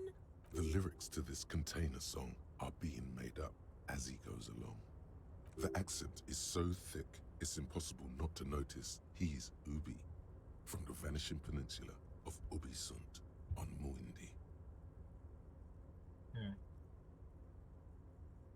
Container, container, used to be Wild Pines. Container, container, now belongs to Everard.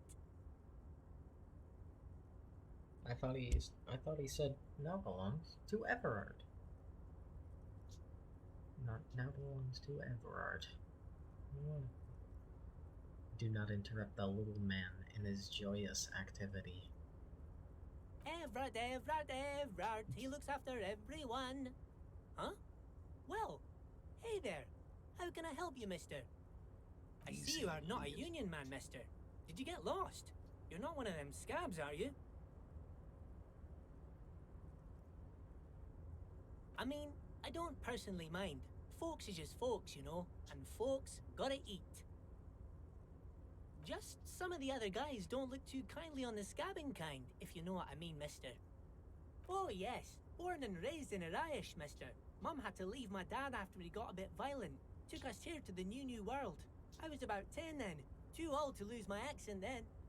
People say us Ubis are up to all sorts of trouble with sheep and other animals and whatnot. I just want you to know there was never any of that where I come from. No, sir. Those are just nasty rumors. Rumors. Thank you for clarifying that, sir. Oh, I'm just making some covers for them containers here. Yes, I am. Yes, I am. So it's easier for the crate. Everything is so pretty and red. You and Leo look like brothers as you glance around with similar childlike wonder. Sure is, mister. Sure is. Really livens up the place. Yes, it does. Yes, it does.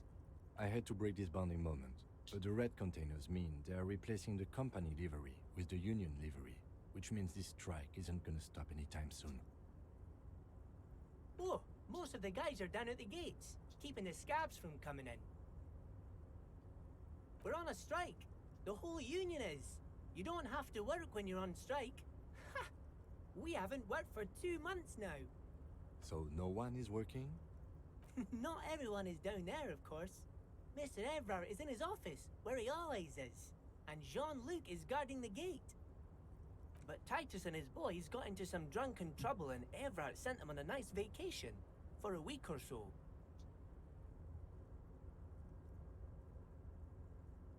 Oh, I'm not really supposed to talk about that. That's union business. Him and his boys stirred up something in town. Probably drank too much and got into a fight or something. I heard Mr. Everett telling them to take some time off. I guess the boys got a bit too rowdy and had to let out some steam. I don't really know the details. That's just how boys are, you know. I haven't been in a fight since I was in middle school. Easy, Leo. Let's keep this on the hearties. Look at him. It's not going to be anything useful anyway. Don't fight it. Better to go with the flow.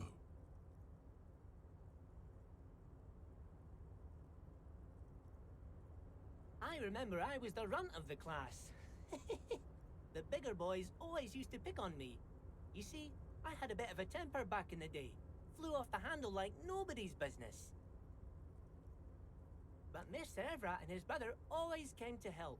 Once they beat old Noel Becker so bad he needed stitches on his head. Noel never started another fight with anyone after this. Mr. Everett and Mr. Edgar are real nice guys, mister. You should go talk to Mr. Everett. I'm sure you'll be good friends. He's friends with everyone around here. Yes. Everybody needs a job, and this is mine. I'm Leonard, by the way. Leonard Bellick. But everyone calls me Leo. I'm like Mr. Everett's right-hand man when Mr. Edgar is out of town, and Mr. Edgar's right-hand man when Mr. Everett is away. Actually, Miss Beaufort is the right-hand man, but she's a lady. Who is this, Miss Beaufort? A real pretty lady with a skin like those Douai Sucre candy bars my missus likes so much. Them are real nice to suckle on once the dinner is done and me and the missus sit down beside the radio. But I can't listen to the radio all the time. There's so much to do around here and I'm always busy keeping things running here. Yes, I am. Yes, I am. Oh, Lizzie, she is a real sharp tool. Mr. Everett put her through some fancy school and everything, east of the river. 4 years she was gone, and when she came back, she was all fancy and lawyerly.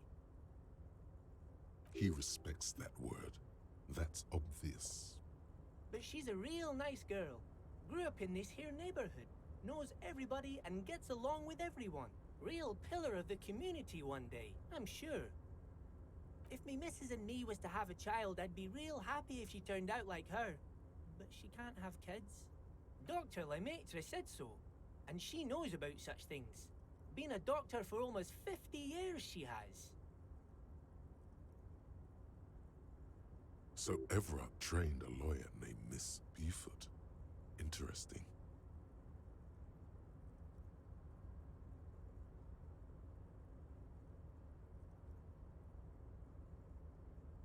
Yes, this place really seems to run like clockwork. Keep it up, Leo. Well, thanks a lot. Coming from you, it means a lot, really. Sometimes I feel some of the guys don't really get how much I bust my ass for them here. But you guys are all right. Oh, yes, yes. I leave all kinds of notes for myself. That old head of mine ain't so good at keeping things in no more. I almost forgot about the borscht. Oh, yes. I've been taking special whirling borscht to the men every day since the strike started. It's very, very good. Makes a man feel so warm and happy. I feel like I could take on Mr. Renadan's boar dogs every time the lunch is done.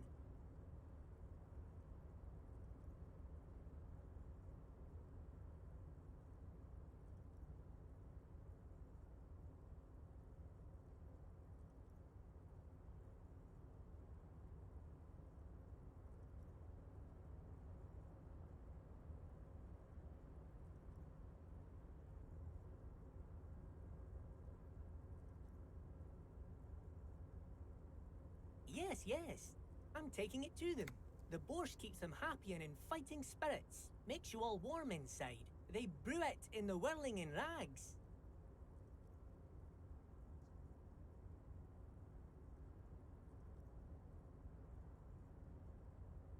Oh, sure, mister. Sure. You do that. Yes, sir. He didn't actually understand what you meant, and now he's just nodding along. Oh, that one. That should be empty as far as I know. Lots of containers here have nothing in them. They're just waiting to be loaded up. Told you.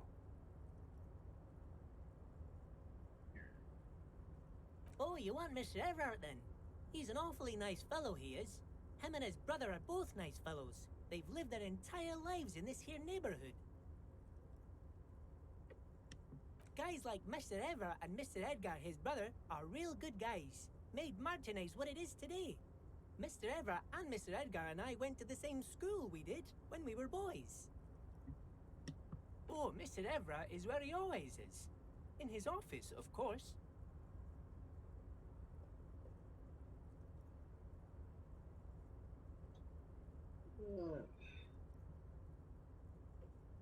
Bye-bye now. Bye-bye now.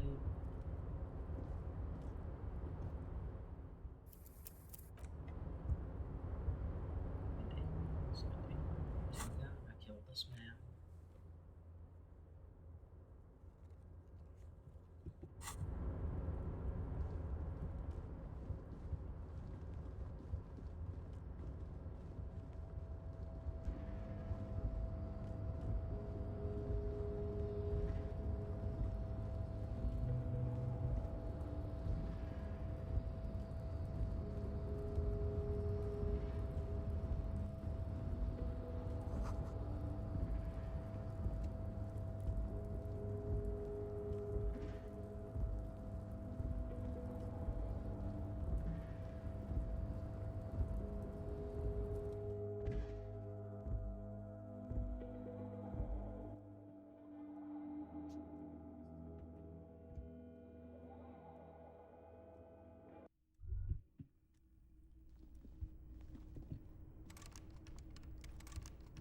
Oh, right.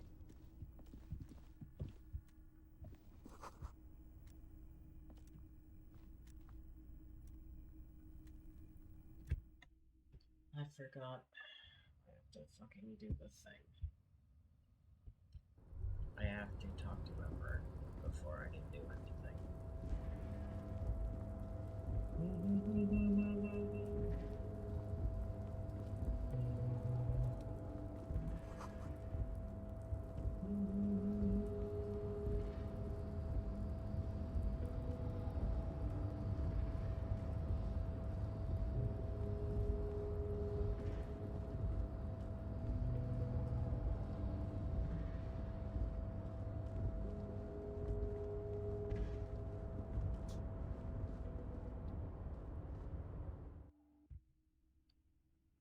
Here we go. Ravashul. Containers.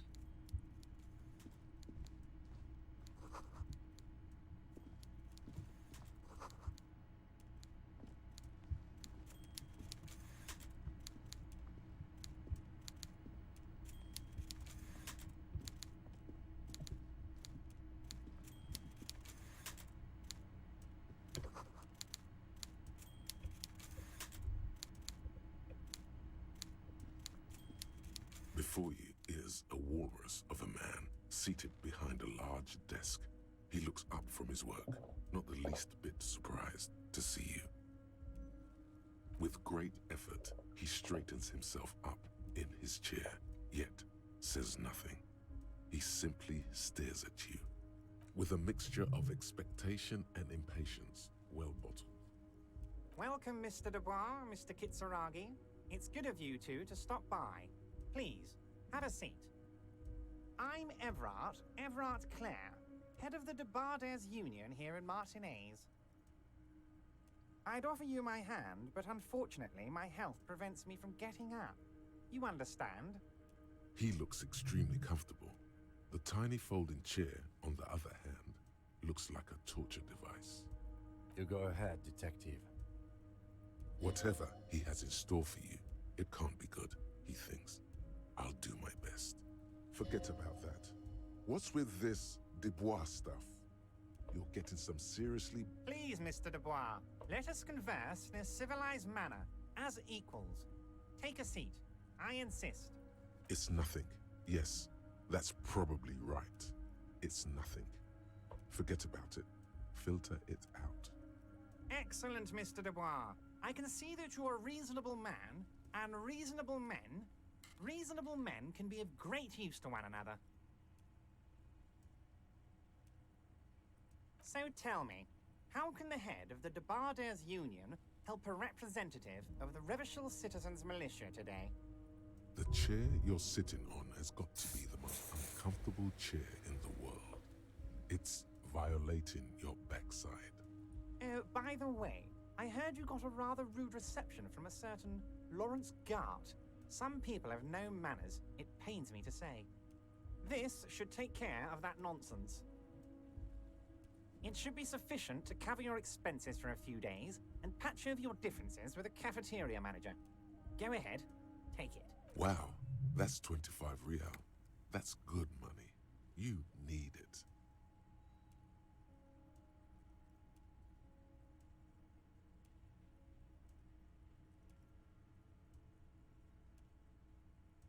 Is there anything you'd like to say to me? Or... No. Cool? I wouldn't go that far. I'm sure there are cooler things than delivering a comically oversized novelty check to a cafeteria manager. But, sure, if that's what's cool nowadays. Now, I'd like to set your mind at ease about one other matter. Your lost gun. Let me assure you, Union people are on it as we speak. I've got my best hounds looking for that lost gun. His slug-like lips move, but all you hear is an echo. Lost gun, lost gun. The world is swallowed by a black hole of fear. Only 2 words escape its gravitational pull. Oh God, Why didn't you think of this before? Cops have guns. Where's yours? Fuck love. This is your gun. This is serious. Are you all right, Harry? You seem anxious. Don't be. Everything's going to be all right. It's not like you left it loaded. You didn't lose a loaded gun. It was loaded. There were 2 bullets in it. You always keep at least 2 barrels loaded. Then was a surprise the chair is killing you. How do I avoid the chair is killing you? Is that like a hard thing to benoptic off?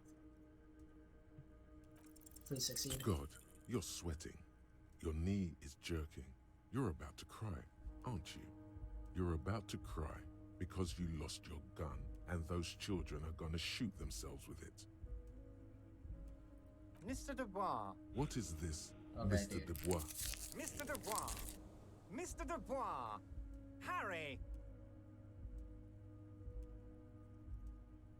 Mr. Dubois, are you okay? Maybe you could use your hands somehow, in a kind of throw-in motion, like you're throwing that Mr. Dubois act right back at him. He's Mr. Dubois. What an odd demonstration of... you got me, Harry. I don't even know what. Okay, enough. We are here to ask you some questions pertaining to a murder investigation. Quick, here's your window. Get yourself together and ask him questions. Police officer questions. It is about time to stop embarrassing yourself. Questions will help you regain some of your lost dignity.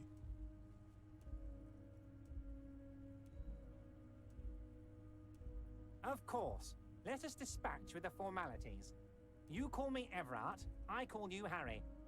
My God, so it's true. I didn't want to believe it, but you are a fantastic science fiction amnesiac cop, aren't you? What are the odds of that? I think the odds of that are very low. It might be a good idea to hide your confusion. I mean, see what his game is first. So good to hear that, Harry. Apparently... Words flow like a river of honey from his lips. I guess word has already reached him. No matter. No harm done. It's just a brown folder. You can't make out what's written on it. Are you trying to tell me you've gotten hold of some of our documents? Mr. Kitsuragi, would you mind? Me and Harry are talking about his lost identity right now. Don't just jump to the folder. That's not smart. Shows you're on the edge. Do some probing first.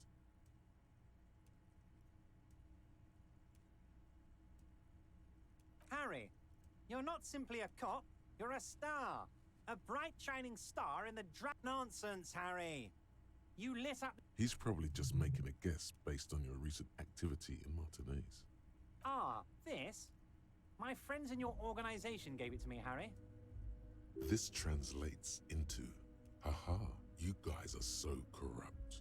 I find that very suspicious. May I have a look? I'm afraid this is meant for union eyes only, Mr. Kitsuragi. I'm sure you understand. Please continue, Harry. Of course, Harry, of course. Am I going to ask? Hell, Harry. You spin-kicked my strongest man in the face. I saw it from my window. Would you ask a man like that how he got into your container yard?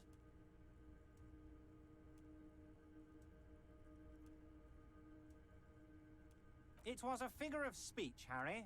Of course I don't have a window. I'm in a container. Anyway, I assure you, I am a very well-informed man.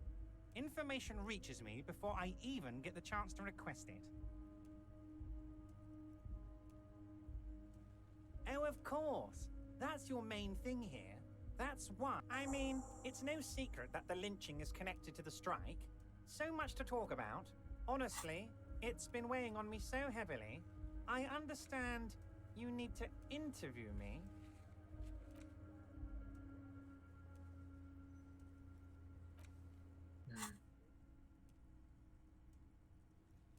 But there's a thing that's been keeping me up at night.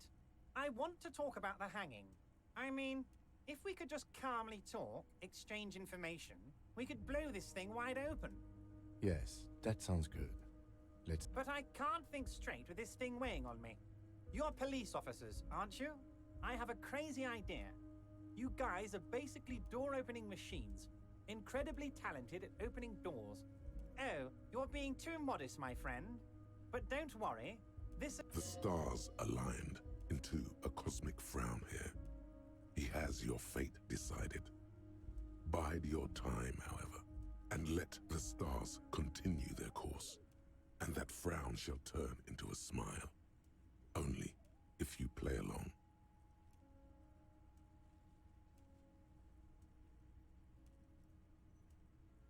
Harry, I'm a very busy man, and more importantly, I don't have that extraordinary physique you do.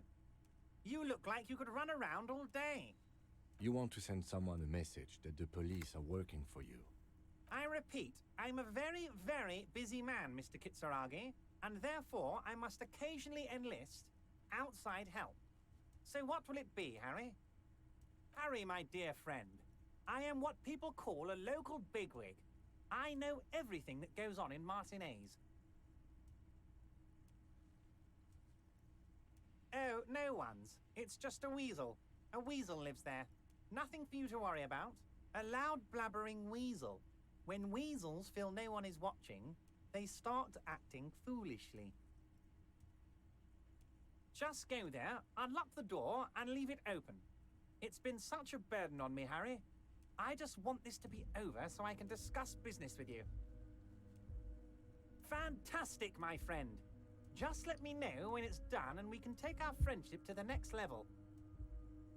You can get the key from Manana. He's down by the gates. Manana's like a free agent in the Union. Special operations. Hardened socialist. A real free thinker too. He'll tell you precisely where the door is. One last thing, Harry. Just open the door. You don't need to go in or anything. I just want that weasel to come home and see the unlocked door.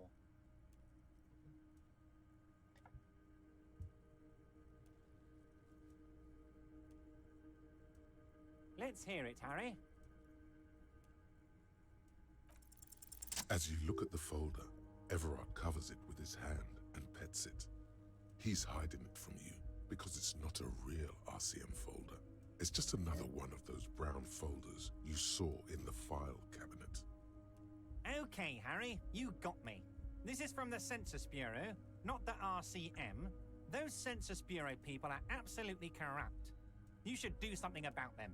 He got the name from the Census Bureau, and everything else from your actions here in Martinez.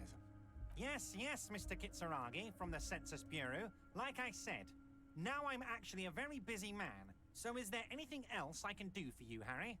That means he doesn't really know anything about you. A pity. The mystery of you will have to remain a mystery for the time being. Yes, that's what I said. Try to keep up, okay? Let's move on. I don't know what that means, Harry. Shady brew? There are so many moving parts in my operation, I can't keep track of them all. You know what? Don't even tell me. Whatever it is, do it. Surprise me. Just one thing. If you can, make it even shadier. He sincerely has no idea what you were talking about. And he doesn't care either. My dear Harry, there are literally millions of containers in this harbor. I couldn't possibly remember what's in all of them. Harry, you smooth-talking son of a bitch. Time is a precious resource, and I don't have enough of it to count containers with you. Smooth talking. Maybe that's the way to go about opening the container. You should at least try convincing it.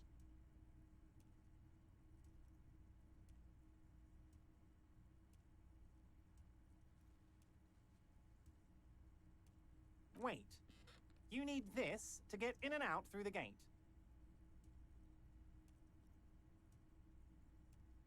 Here, you're one of us now. A real red and white Union man. Take care, Harry.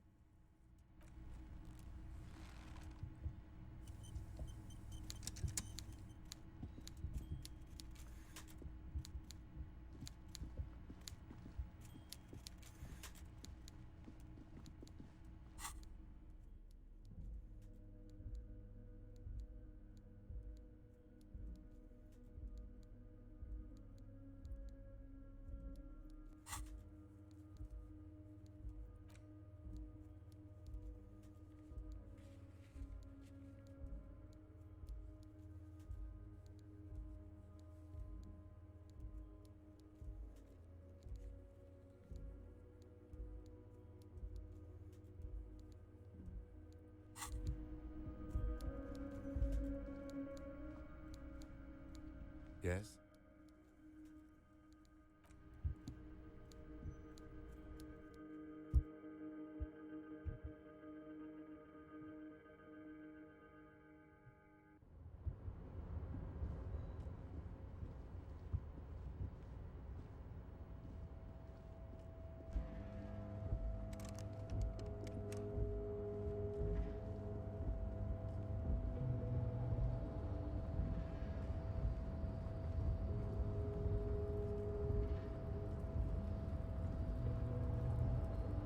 You're back before the cargo container.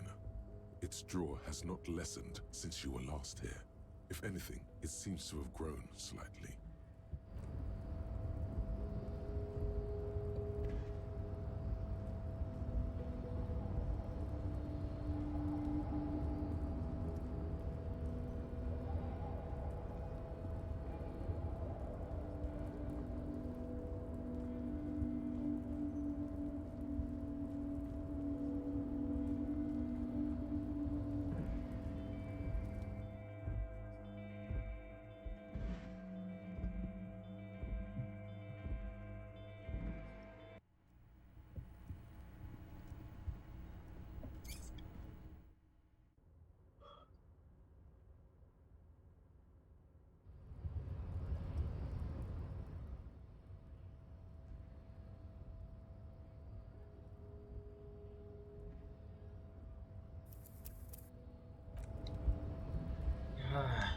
Dude, I fucking hate the Everett check, man.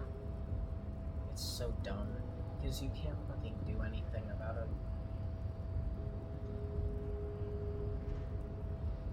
You take required damage, so you have to use a hero, right? And then you take so much required morale damage, it's unreal. I literally have no morale healing.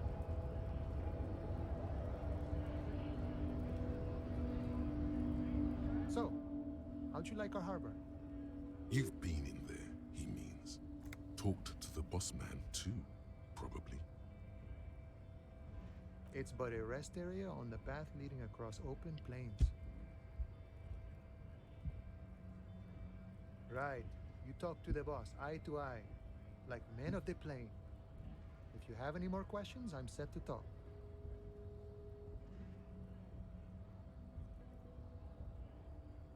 The mercenary, eh? Who could have killed him? That's indeed the question. Why even do such a thing? What a thought!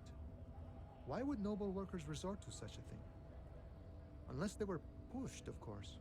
Your dead guy was an enemy combatant. He was an agent of the opposition, attempting to undermine our honorable efforts. I ain't the murdering type, but that's just me. Large organizations like our union have all sorts of men, with all sorts of skills. Understood. This has been of limited use. Still, thank you. No problem. I wish the best to you in your search. Should I... A key, huh? What door is this key supposed to open? Oh, say no more. I got you. I got that key right here. And let me tell you, it's mighty good of you to help us out during the strike. Working class solidarity, as they say.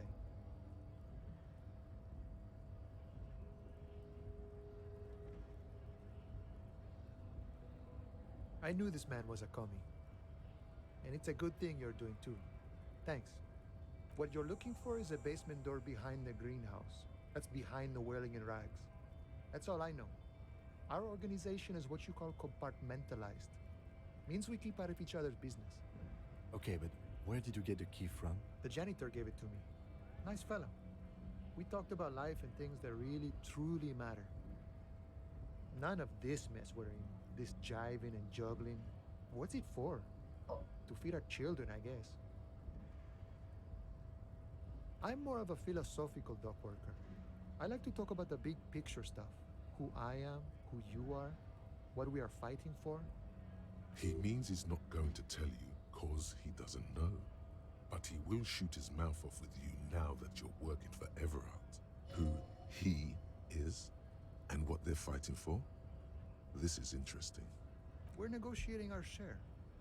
Aye. This stuff, they already covered. Never grateful. Were we ever grateful, we'd have nothing. You fight for every piece. All of it. However, right now we want all the harbor workers to be on the company's board, so they could take part in the decision-making process.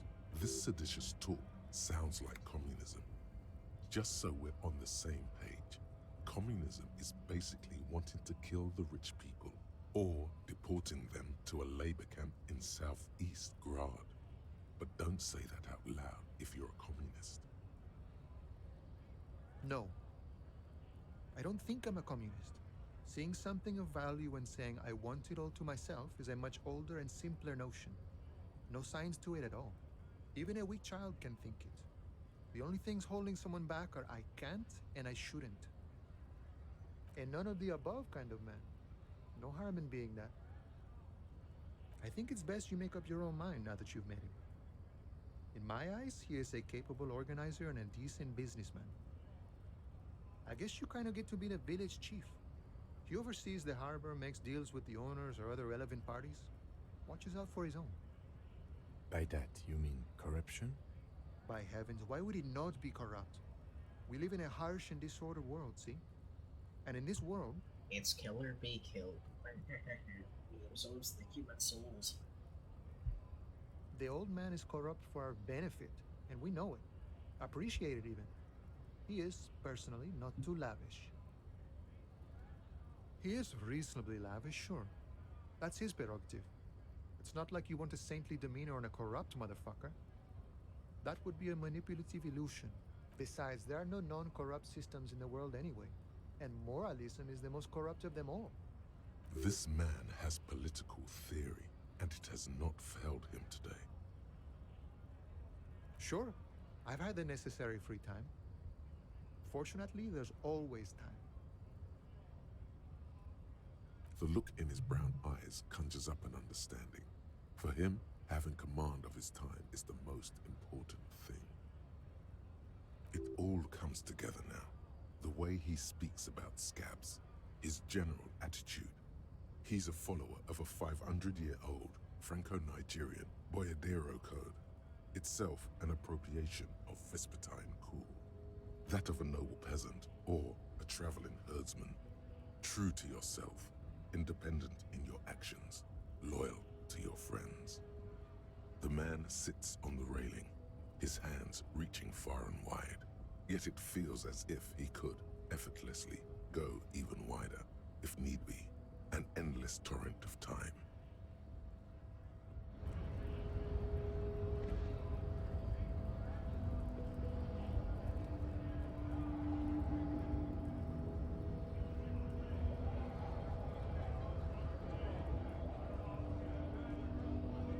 Right to work! Right to work!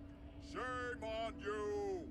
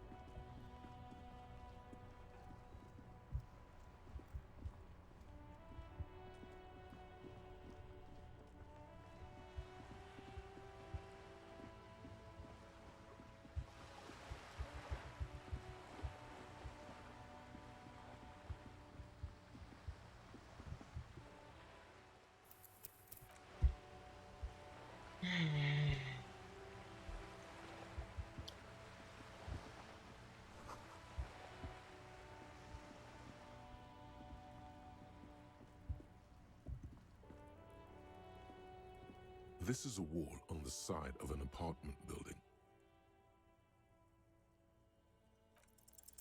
You have no clue. So many walls all over Martinez, weather-worn, cracked, their paint peeling.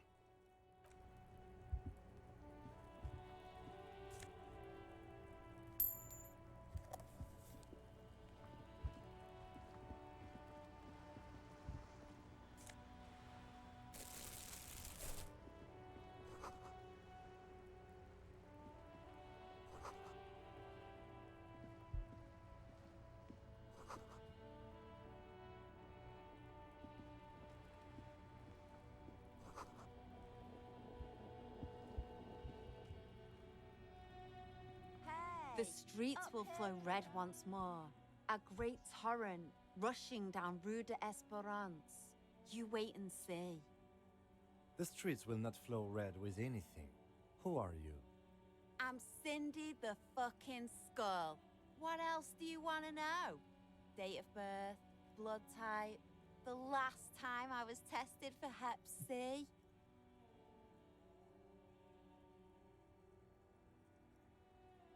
And here I was trying to be polite. Just can't win with you pigs.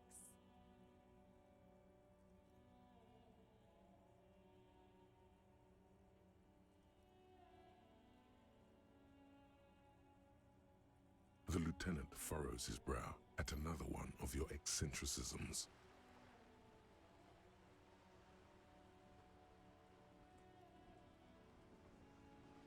Hatred, disgust, it's difficult to tell which of the two is more present in her girlish features. The woman on the boat does not notice her staring. That Ozon her. Someone's got to keep an eye on her. Ozon is an archipelago 2 days' travel away from Rivershore. Its moneyed residents, used to posh restaurants and upscale boutiques, rarely have reason to visit Martinez. Probably the Wild Pines rep. We should talk to her.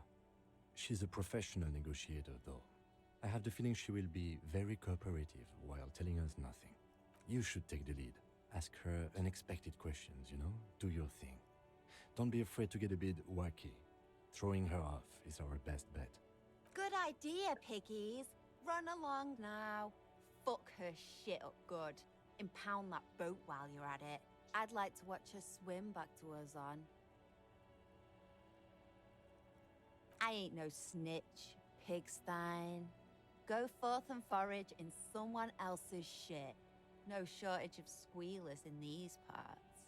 Actually, there is a shortage of people who talk to us in a normal, calm, informative manner.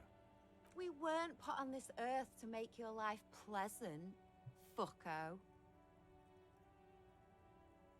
Watch your back, ungulate. You've got eyes on you.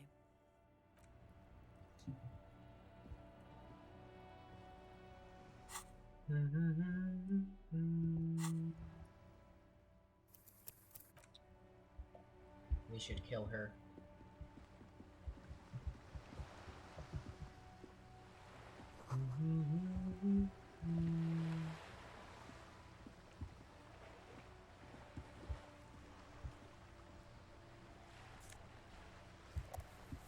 Yes, good.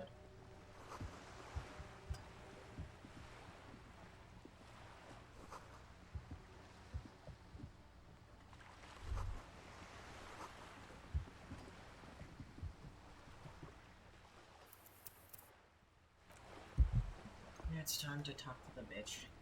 A striking woman leans against the cabin top of her sailing boat, smiling as you approach. Her green raincoat glistens with droplets. A silk scarf is tied around her throat. Good afternoon, officers. I'm Joyce. Joyce L. Messier. I represent the board of Wild Pines, the owners of the harbour. You gentlemen must be from the RCM.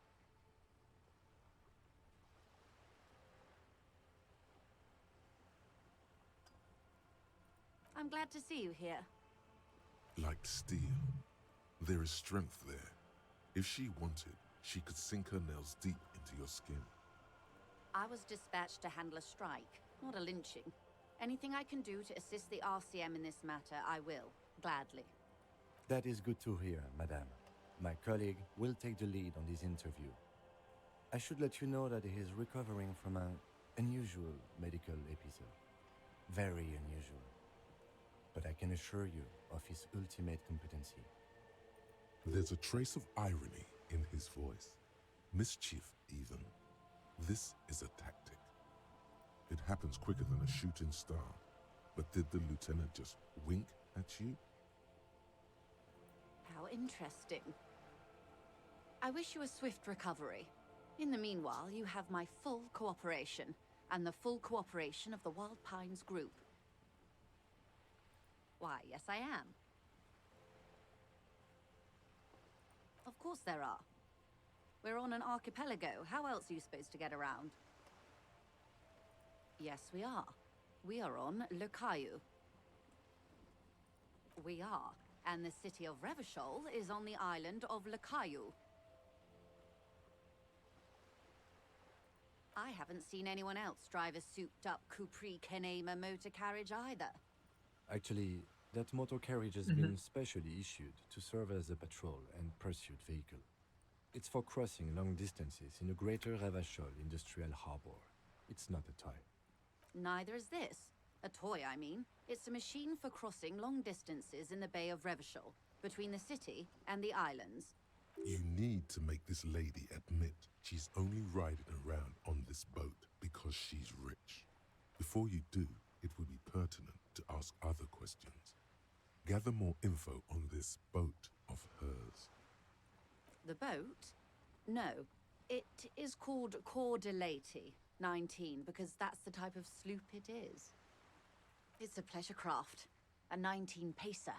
It also happens to be rated for Category 1 racing. Though these days I mainly use it for business. My sloop? I like it a lot. It's the eel's hips, baby. I'm enjoying this part of the interview. It has so little to do with the murder we're investigating. I really do, the lieutenant thinks. Is she thrown off yet? He's looking at the woman, assessing her. Officer, I assure you I'm a highly qualified pleasure craft operator. The crowns of her teeth are porcelain, white as the boat's hull as she smiles. Her nonchalance might be related to something called the Wayfarer Act, a law that says she doesn't need a license. Sly Fox, you're not aggressive enough to harass her further on this. Oh my, the E word. You mean to say that it's a symbol of conspicuous consumption? That I'm a member of the ruling class?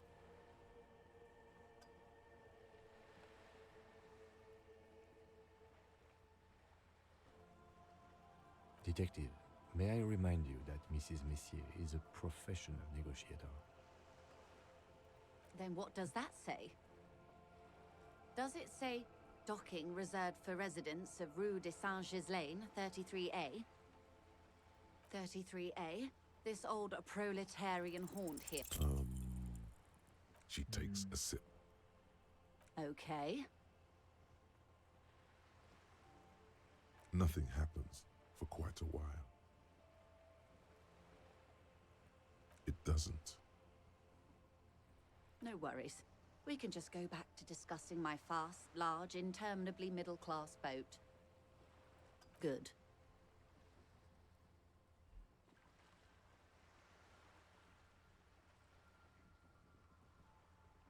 Is what you want to say, but it isn't that easy, is it? Look at that lady. Take a gander. Squint your eyes, bub. Why, yes. Tucked away under that sturdy green raincoat, almost rustic in its simplicity, a silk shirt and matching scarf around her gentle throat, while dull orange pearls hang from her earlobes, red from the cold. Her light green eyes scan you, full of knowledge and worry, wealth and all its possibilities. These are the kind eyes of the rich man that seem to say everything is possible, within reason. Now look at you, you misery-clad simian, barely able to tie your own laces. Your armpits are lakes, a scythe of booze precedes you. Your hair sticks to your forehead, and your underwear feels uncomfortable. You're poor, poor as balls.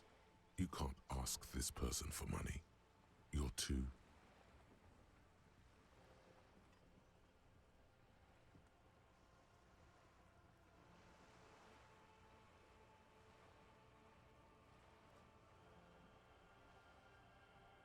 You think your little communism protects you from this feeling? No. The more demeaning it is to grovel at her feet.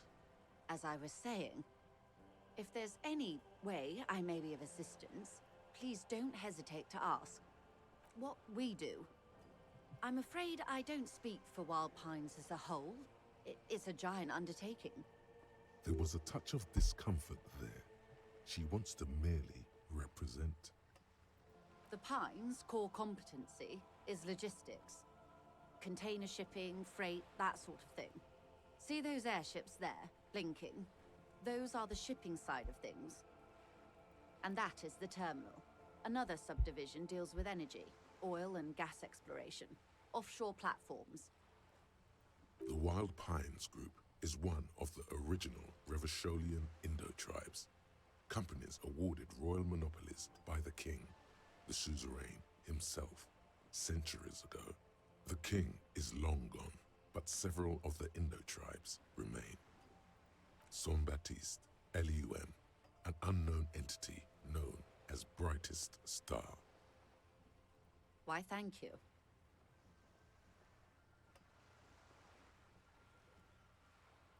I'm not at liberty to discuss the company balance sheet, but I can tell you that last year, the company booked more than 20 billion real in revenue.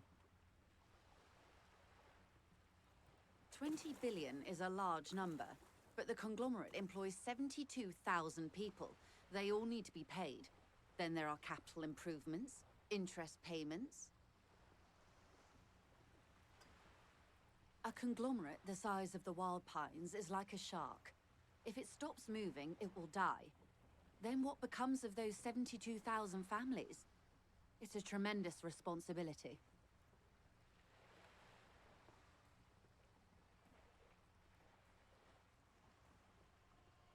They started as an exploration and cargo fleet conducting trade between the Samaran and Insulindian Isolas 250 years ago, when pine ships explored the South Seminese and charted Lomantang on behalf of the suzerain. Centuries of care, deliberation, and madness have gone into this endeavor. Vessels pass through the Great Unrest to re-emerge with apricots in tow. The logic of the system is totalizing. It's taken everything from its employees to build it. You know more than you let on. Certainly it helped, but most of the original Indo tribes have failed or been absorbed. To survive, Wild Pines had to grow and adapt. No suzerain did that. You mean aside from being the terminal's legal owners, who are responsible for moving 8% of the world's cargo?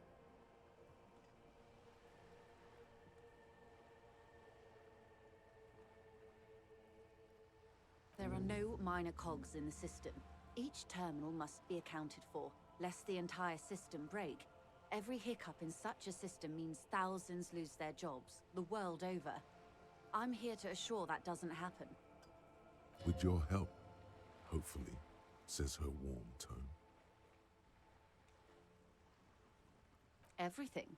Right up to, but not including, trade secrets. First, you'd have to repeal the Emergencies Act of Trade in Aliments. That gives me the right to silence. It's quite the octopus. Good luck is only kept in place by the vested interests of half the civilized world, including your own.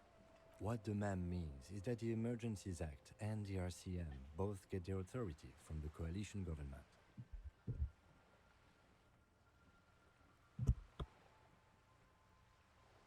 You'd be shooting yourself in the foot, in other words. But I am derailing us. You wanted to know about the strike. This is a good game, I promise.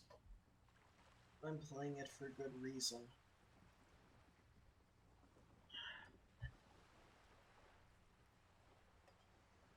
I believe the official title is Senior Labor Negotiator. In practice, I'm a grocery clerk.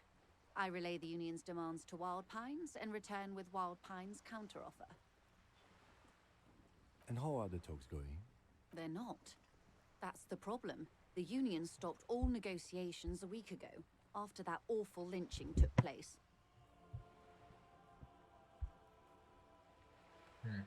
Wait, she just admitted that the lynching and the strike are connected. Now they won't even let me into the harbor. There's a 2-meter-20 racist behemoth blocking the gates. Oh, so you've met him. Has he beguiled you with his inane theories? My colleague has his peculiarities. Let's not go into this particular one just yet. Of course. To each their own. Yes, I believe there is a connection. But that's a subject for later. Let's say I was not making the kind of progress I'd hoped for when I first arrived. And when did you first arrive? I arrived 3 weeks ago. Yes, in the middle of February. The bay was still partially frozen then. I prefer to do these things on site, like the RCM. But the strike began in December. I wasn't the original negotiator here. I took over after Mr. Gaumont hit a wall with Mr. Clare, the union boss. Mr. Clare refused to speak with Gaumont despite concessions he'd granted the union in prior negotiations. This isn't the first time the union has gone on strike. Far from it. Heavens no. There have been 2 prior strikes. Both times the union won significant concessions, including overtime pay and a medical plan. This time their demands are more, I guess you could say, aggressive. Ludicrous even. It's meant. Mr. Clare told him to... how did he put it? Fuck off, midget. Gaumont is short of stature, you see. Yes. Keep in mind, this is a negotiator Mr. Clare has worked with before, and who was more than fair with him and the union. There are leaflets everywhere, and banners. What did they say again? Oh yes, every worker, a member of the board. Most of the workers probably don't know what that means. In its defense, another said, demand democracy. Pretty tame stuff compared to every worker, a member of the board. Fortunately, they explained it. Every time the Wild Pines group makes a decision about anything, it needs the signature of each of the 2,200 workers in its Martinez terminal. So one could simply just not sign it and be funny. I won't sign this to give everyone universal healthcare. No, it would just be funny. And then everyone's like, no. Just so you understand, this is but one of 22 terminals owned by Wild Pines. Essentially, not only are they kings of the company, they are also kings of the 72,000 employees of Wild Pines Group. They're having a blast. But how can they afford it? After 4 months, my assumption was they would prefer a more practical solution. I'm not sure. Naturally, I assumed that was just their opening position, a hard-nosed tactic with a side of mockery. But there's been no follow-up, just the same nonsensical slogan repeated over and over again. I have a mic.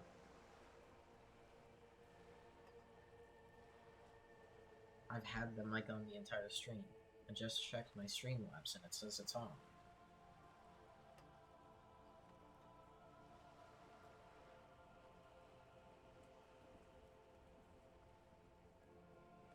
I'm not sure Natalie Elysium is just their position. Hardware's tactical side of mockery. There's been no follow-up, just the same nonsensical slogan repeated over and over again. And now, people are getting lynched, I hear. Behind the whirling in rags. A disastrous situation if there ever was one. Disastrous indeed. Excuse me, from whom did you hear about this lynching? I first heard it from the boyer at the gates. The one whose very name advertises his aversion to work. I think he said it was, call me mañana? This checks out. The scabs? You mean the huddled masses of Jamrock come to plead for work where the Union refuses to? Don't let her answer it herself.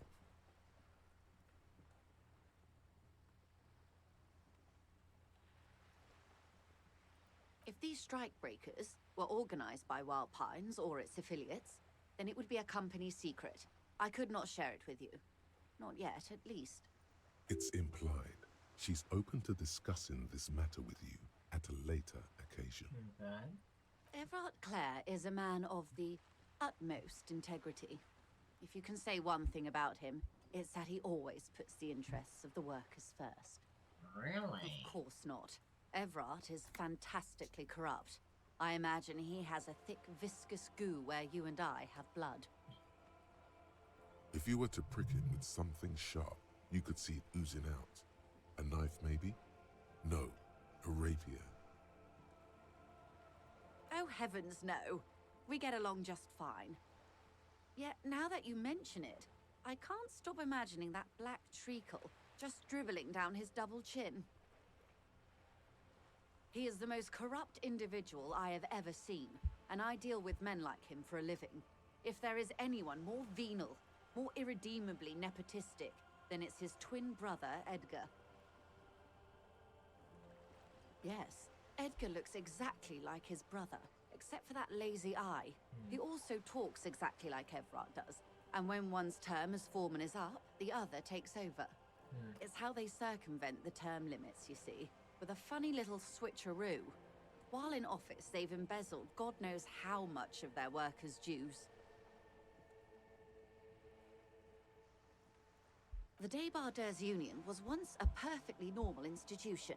20 years ago, anyway. It must not have been easy to establish under the Emergency Act, but they did it. I can respect that.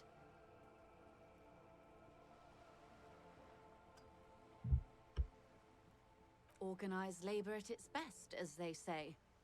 Then something happened in the local chapter elections. The brothers Clare came and transformed it into a... how do you say? A mob. The Débardeurs are a crime syndicate. Sad as it may be, we are forced to cooperate with them. Refreshingly honest, officer. The company has tried appeasing in the past, but I'm afraid our concessions have only emboldened Everard and his brother. And your opinion, detective, if I may ask? I'm a curious and talkative person, you see. Would you say the Débardeurs Union is... Indeed, and a hungry one.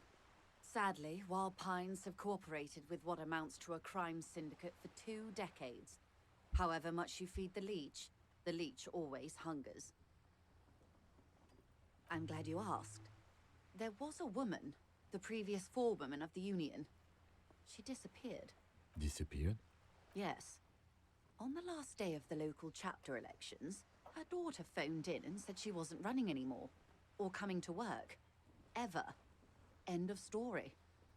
This forewoman, her name? Sadly, the company records do not even give a name. She's just forewoman in private correspondence, Holly.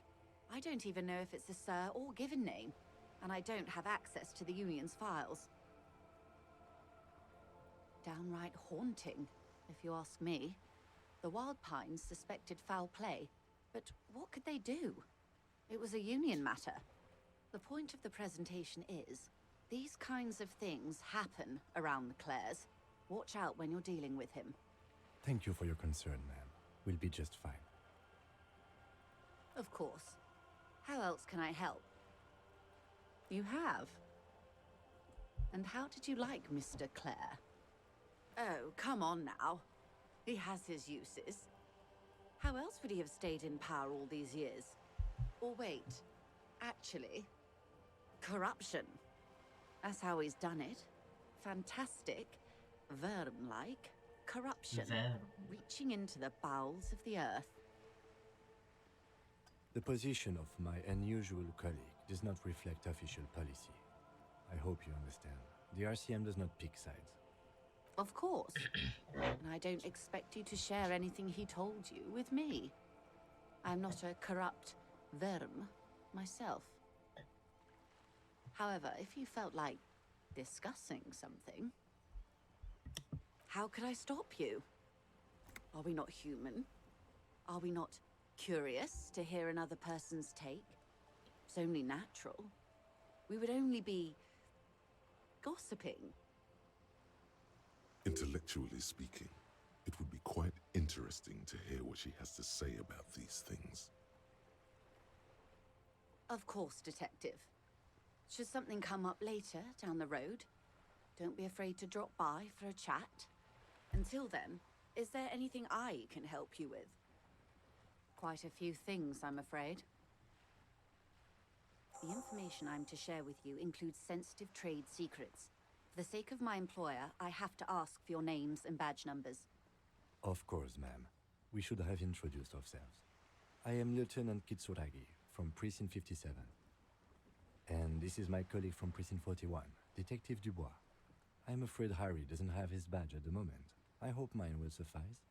Oh, and what happened to yours, Detective? I see. So, are you saying you lost your badge during the course of this episode?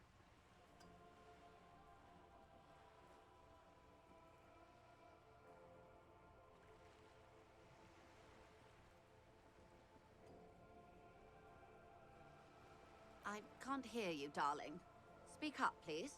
Oh dear.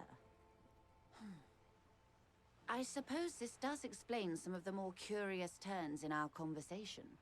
She must have been suspecting something for a while now. As I said, ma'am, his technique may be very unconventional, but he is an officer of the RCM.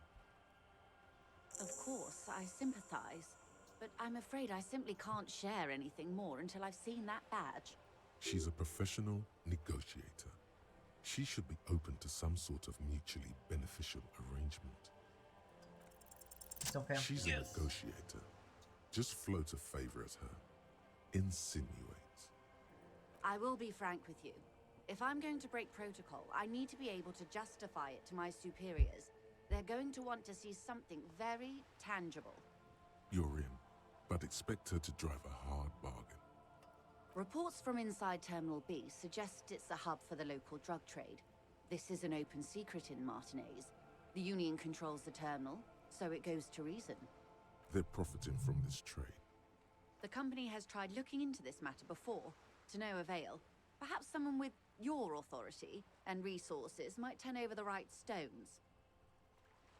Or you can recover your badge, though if I may be blunt with you, it sounds like that may be a lost cause. Detective, a word in private before we continue.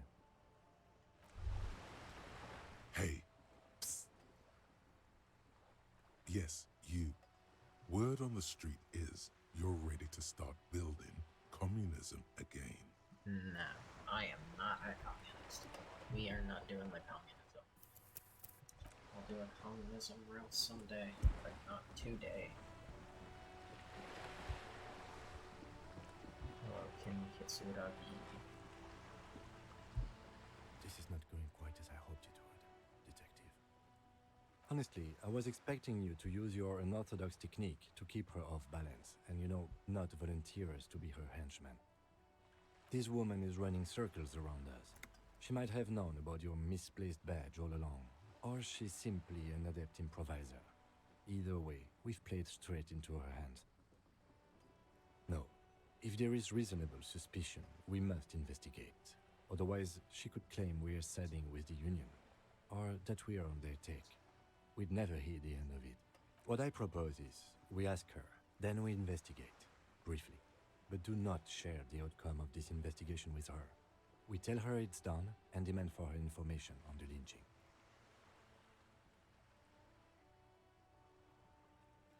Oh, that would be fantastic, but do we have the time? The world is large and your badge is 8 by 6 centimeters. The situation might have changed drastically by the time you locate it. Time is of the essence. You could request a new one from the station, but that would literally take months.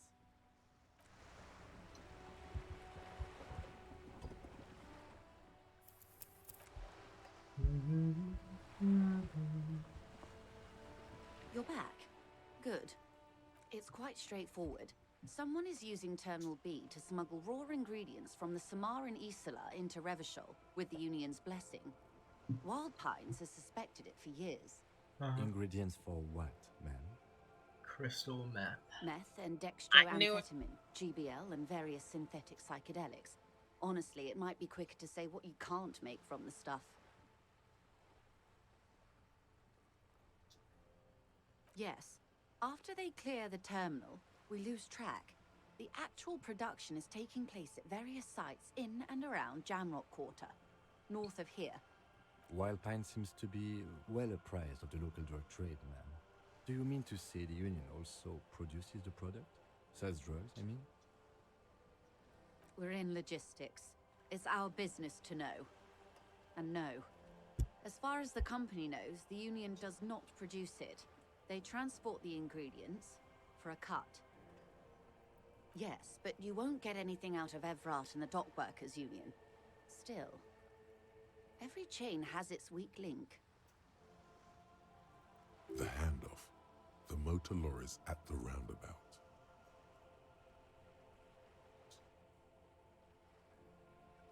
Unlikely, officer. I'm talking about the lorries. Once the ingredients reach Jamrock, they're distributed to a network of local manufacturers, well beyond our grasp. But in transit, they may be vulnerable. How convenient that they're stranded like beached whales at that roundabout. Perhaps you've noticed that a number of lorries are tangled in a traffic jam at the roundabout just now. Interview the drivers who are still hanging about. One of them might be waiting for a crucial shipment.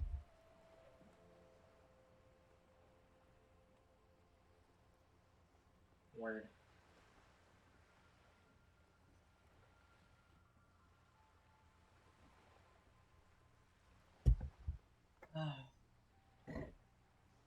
That number of lorries are tangled up in the traffic jam. Maybe the drivers are still hanging around. Her irises are light green, like the river Esperance in bright daylight, upstream where it's clearer. I'll be explicit. If you find this driver, I will share company secrets with you. We did, on more than one occasion. Apparently, there's some sort of inter-precinct disagreement about whose jurisdiction this area falls under. We know the company has launched its own probe into the Union's alleged involvement. We also know it's come up empty. It's not just the RCM. No one's been able to find any hard evidence. Well, here's your chance, officers.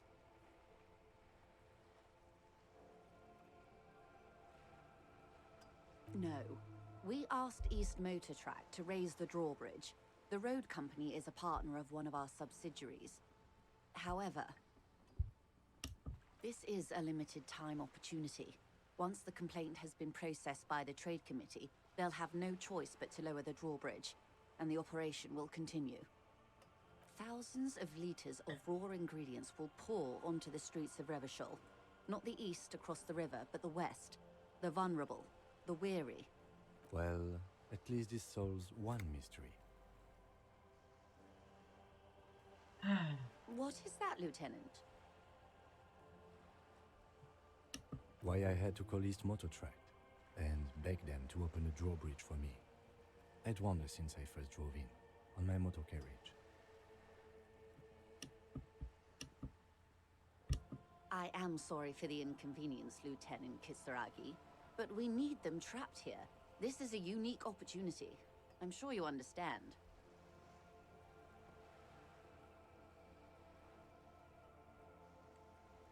Yes?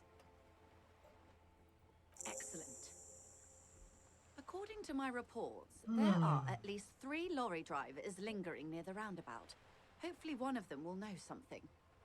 It may come to nothing, or it may just blow the case wide open. I can keep the drawbridge up for a few more days at least. You should have the time you need. In the meantime, let me know if there's any other way I may be of assistance.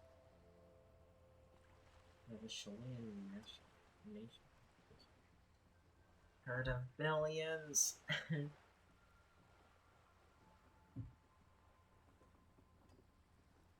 Of course, Detective.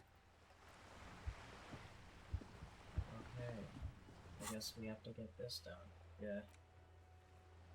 Gotta jam mystery.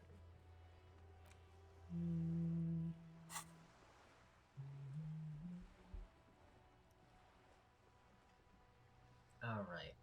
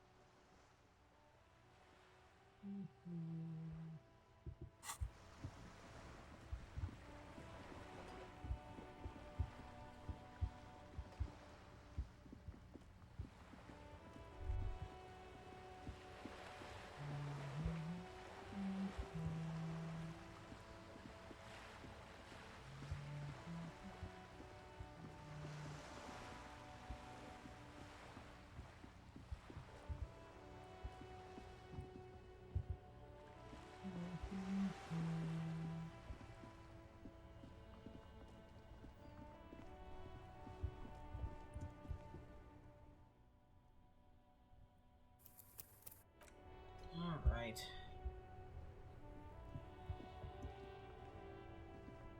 Before you stands a motor. This must be the infernal machine that tore you from oblivion. The Caprice Kinema motor carriage. In the cabin, you are welcomed by a set of steering levers, a scent of leatherwork and heavy fuel oils washes over you. A metallic drawer slides out from under the seat and clicks into place. The tools inside are neatly organized. Take what you need, officer. It's going to be a long case. I'm not protective of my tools, like some men are. He's clearly a little protective of his tools. But what can you do? Work is work. The pry bar feels nice and cold in your hand, heavier than you'd think, useful for opening all sorts of doors and lids. The handles are long and sleek. Snap, snap, go the cutters in your hand. You can do good work with these. Cut chains, locks, and ropes. Especially belts. This game is amazing. You have to play this. I love this game so much. Disco Elysium is amazing. It's robust, weatherproof, and well-made. Police issue, blue. Lets you see things in the dark you would otherwise miss. The pull-out toolbox slides back into its nest. Preheater gauge casts a warm glow on the steering levers and the radio on its hook. As you tap on the gauge, the indicator pin jerks as if startled. It's in the large orange sector, indicating the engine is warm. Next to the gauge is a red switch labeled heat. There's no use pressing the heat button. It won't start without the ignition key. Translation. We're not going anywhere right now. Alternative translation. Don't even think you can drive my MC. The frequency tableau lights up and the green button labeled Prime Line glows like a feline eye. And then you hear something. The soft purr of electrical kittens. Radio waves cast far and wide over the metropolis. A woman's voice greets you through the static. This is Precinct 57. Hello, Lieutenant. How may I assist you? Lieutenant? Hello, Alice. Please assist our colleague from the 41st Precinct here. I'm putting him on. Operating the radio is easy. Just be confident. You've probably done it 1,000 times. This is Officer Alice Demetri, Precinct 57. How may I assist you? Under the green prime line, a yellow saved button catches your eye. You wonder what the lieutenant's default radio station is.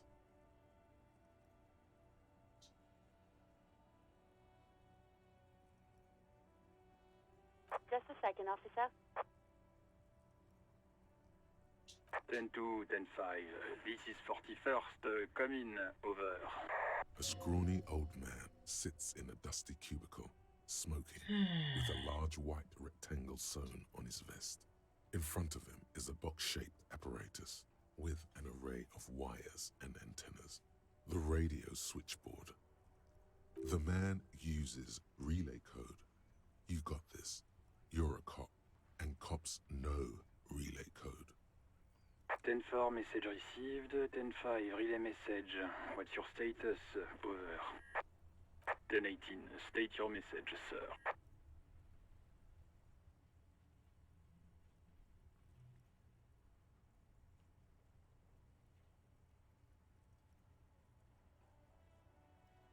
Ten-9, over. 10-4, message received. This is a very serious situation. I need to 10-22 the captain. Over. Is it him? What does he want? Says he lost his badge and needs to report it. He what? He lost his badge? Who lost his badge? Dick fucking Mullen. Who do you think? It's Officer Dick Mullen from the bestseller Dick Mullen and the Lost Identity. Dick Mullen is not your name. It's the name of a fictional detective who would not lose his badge. Defend yourself. Immediately. They're laughing at you.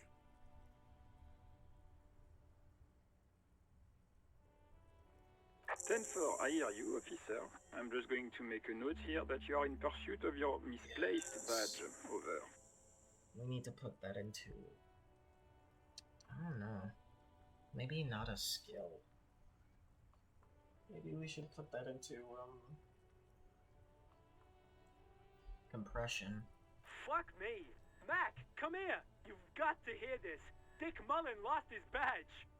What's going on? Super Cop here lost his badge. He lost his what now? His badge. He lost his goddamn fucking badge. 10-9, come again. I didn't get that. Over. New heights even for Captain Sober. Ask him. Ask him if he's lost his gun too. Sergeant Orson wants to know if you lost your gun too. Over. Oh, fuck. Oh, God. Even before you can get the words out, everything gets scrambled in your brain. He says he didn't lose his gun, or his fun, whatever that means. Ask him to describe it. His gun, not his fun. Just the gun will do. Satellite Officer McLean requests a description of your weapon. Over. Oh, request a description, huh? We'll give him one. Describe the plasma gun.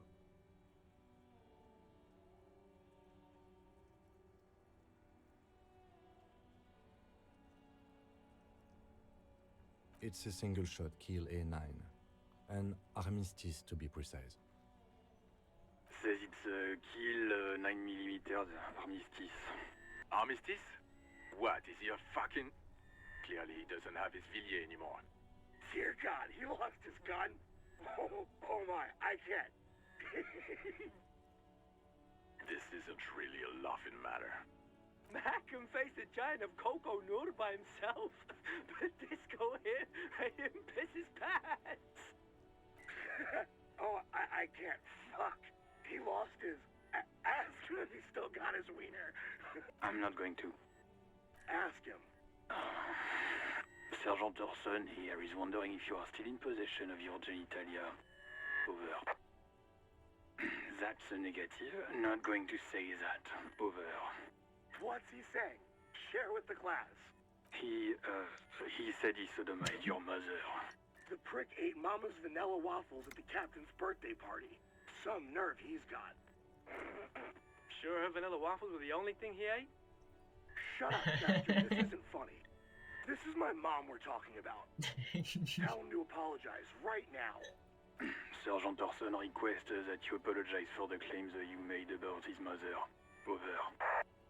Mac, he says you shouldn't have antagonized the Firewalker in the first place. Who? Satellite Officer V. I'm afraid he might be referring to himself as Firewater, sir. Firewater? He's lost it. Fuck it. Tell him to find his goddamn badge and gun. That's the only thing that matters. Goddamn badge and gun. Satellite Officer V. 10-4, affirmative. Officer is in pursuit of his firearm. Oh, God, Officer, do you need further assistance? Over. 10-4, I hear you. I don't have the authority to grant your request, but... What does he want now? He's asking for money. Is he fucking kidding? I don't think he is. Don't give that asshole anything. He's just gonna drink it all. Alright, that's a negative on the additional funds, sir. Over.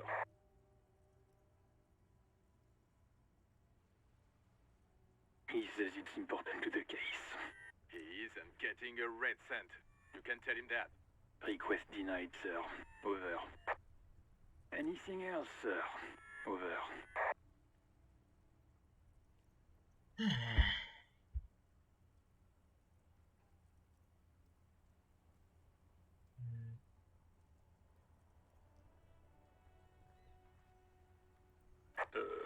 Okay, 10-4, sir.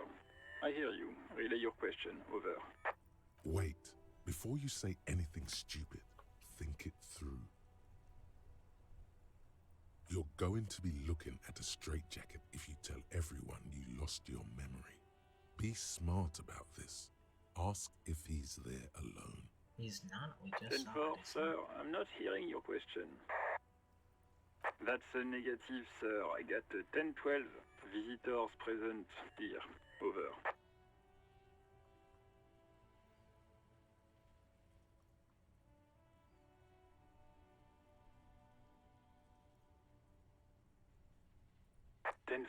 Well, that's, Does he actually want something, or is he hell-bent on disrupting our work? He asked if he ever told me about his days before joining the RCN. For God's sake, cut this shit out! Tell him to stop wasting time and be a goddamn policeman for a change. Sir, Satellite Officer Vickman. So, was there anything else? Understood, sir. Over. Roger that. 10-10. Over and out. This is Precinct 57. How may I assist you? Of course. What is the number, officer? Yes, hold on.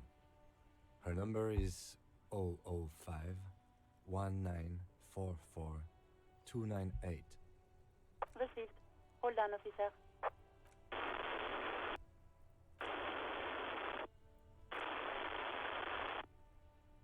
Give it a minute. She might be busy at the moment. Takes a bit to get to the phone.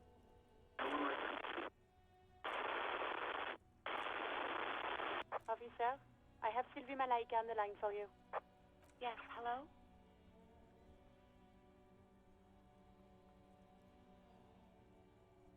Oh, right.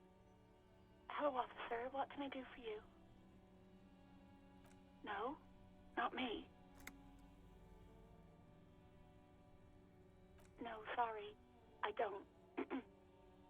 Not a lot of people have phones around here. Copper thieves take the wires. People don't have the money to have the cables put in again.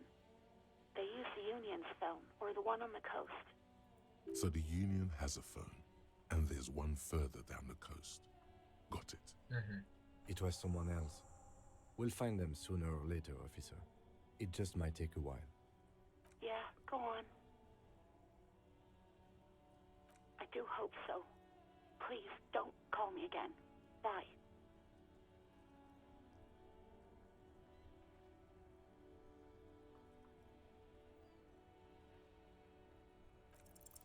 No, she doesn't have a problem with you. It must be someone else she's angry about. Some other guy. Like Gart. You know women and their constant problems. Yak, yak, nag, nag. How's one supposed to get the love going like that? That's where you step in. You're Lieutenant Love, matchmaker extraordinaire. Help the poor girl out, lest she turns into a spinster. What misogyny? You have to act.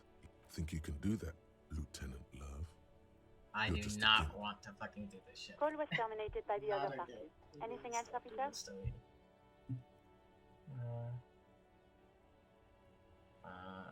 I'm done. 57's over and out. In the cabin, you see a set of steering levers, a radio on a hook, a pull-out toolbox, and the soft glow of the fuel preheater gauge.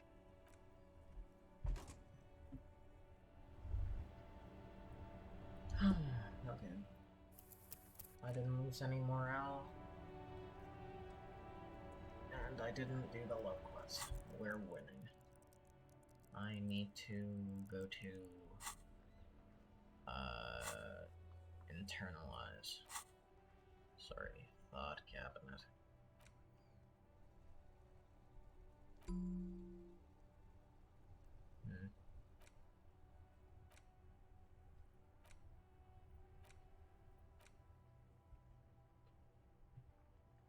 -2 logic.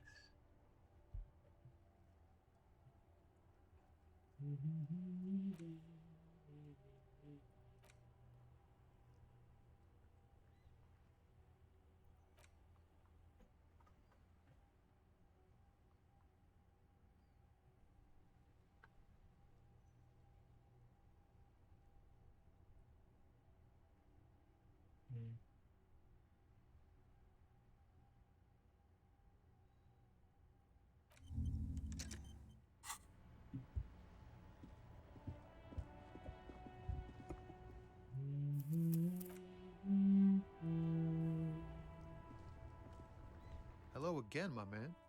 What's on your mind?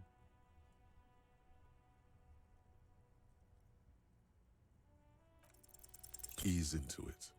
Don't go too far. This seems like a personal matter.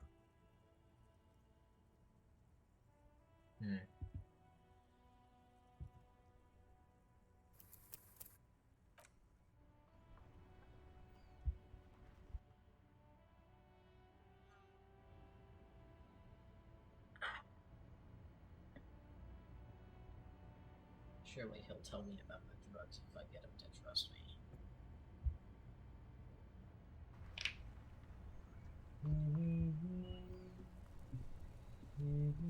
Hello again, my man. What's on your mind? Ease into it. Holy fuck.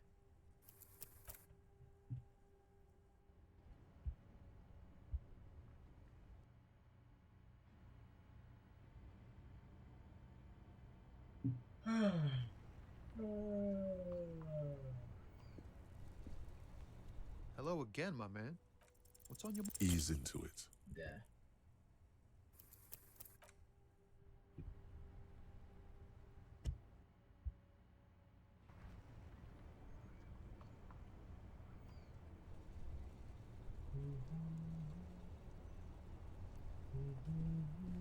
Hello again, my man.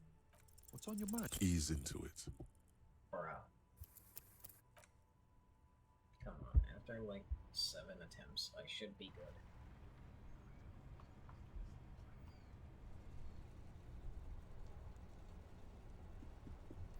Hello again, my man.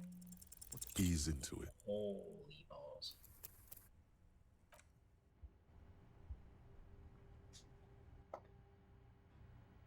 I need to progress the story. This is required.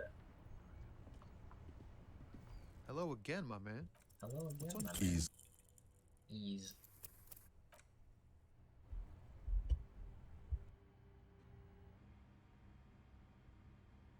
Non-morale, put points into volition. I need to put points into health. Hello again, my man. What's on your mind? Ease into it. Maybe morale wouldn't hurt. Morale is damaged a lot more than health. But a third health wouldn't be so bad. Hello again, my man. Easy. Holy fuck. I'm so bad at this game. Oh my god. I promised I wouldn't save Scum, but I need to skate. I need to save Scum. I just need to. Hello again, my man. Just what's up? Easy. Stubborn.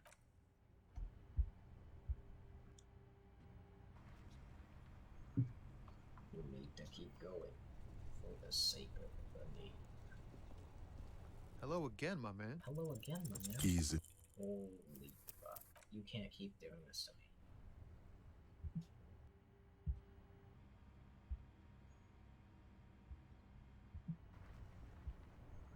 Hello again, my man. Hello again. Hello again, my man. Ease into it. Womp womp. Stop doing this to me, bro. Home slice, please.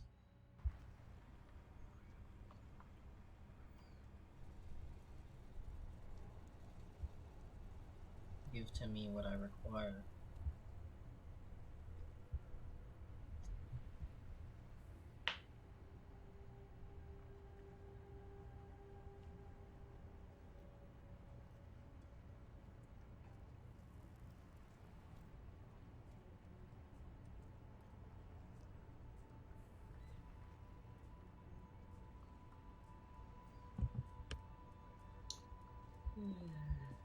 Hello again, my man. Hello again, What's my on man. your mind? Ease into it. Oh my god.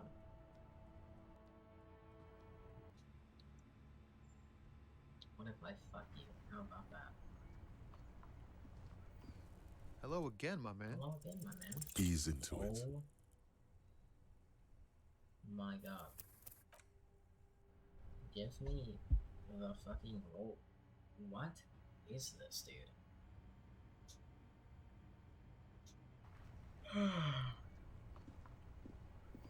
Hello again, my man. What's up? Ease into it. Oh my god. I literally need this roll. I am not putting... I don't have any points to put into fucking... Hello again, my man. empathy. What's on your mind? Ease. Oh my god. I seem to keep getting a 1. Is this like scripted? Should I just kill myself? What am I doing? Like, what the hell? Hello again, my man. Ease into it. That was a fucking 6 and a 3. What? Do I have to get double 6?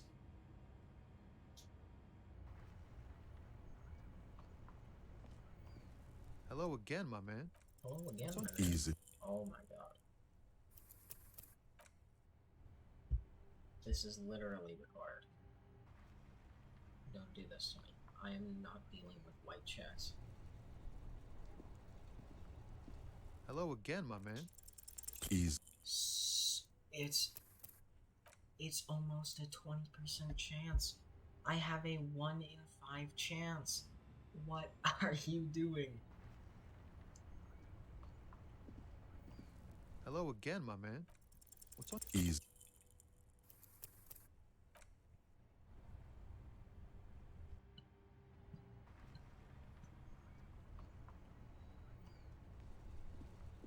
Hello again, my man. Ease.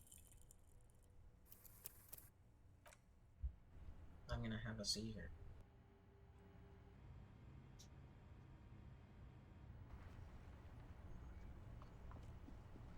Hello again, my man. Hello again, my man. Easy. Please. What are you doing?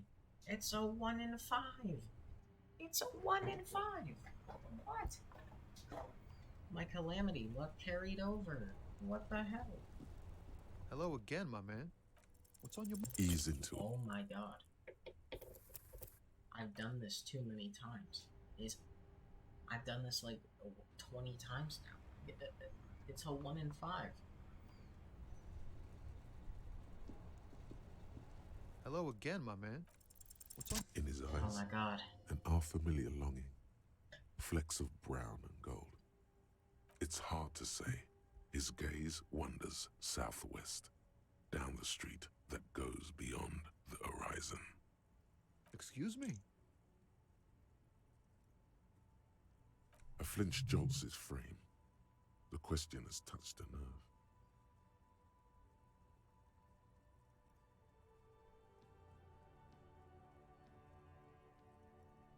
Man, I don't know what to say. Not much anyone can do. There's no helping in absence, you know? I miss my family. They're all I have. My wife, second kid on the way, waiting all the way in Diora. And here I am stuck in this shit, so far from home. Diora of the Seven Seas. It's on the other end of Le Caillou, pretty much. on another island called Laurentide, off mainland. We've got a little place there. Can almost hear my kid laugh when it snows. What's it like? Good. And bad. An ache that brings you joy. I think of them a lot. I dream up these silly scenarios in great detail of living with them. It comforts me. What about you, cop man? You missing someone? Is that what it is? This feeling?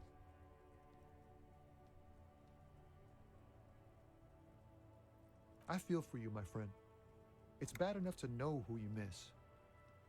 Missing like that doesn't feel like it has much of an upside. But, thanks for this. It's nice to talk to someone, and I know it wasn't easy to ask. I hope you find your way through your own troubles. It was not easy to ask, in fact, because I had to reload the game like 20 billion times. Hello again, my man. Ah, man. Me and narcotics go way back.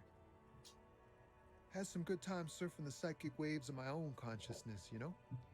But those days are behind me. There are other addictions in my life now. Why the inquiry, my man?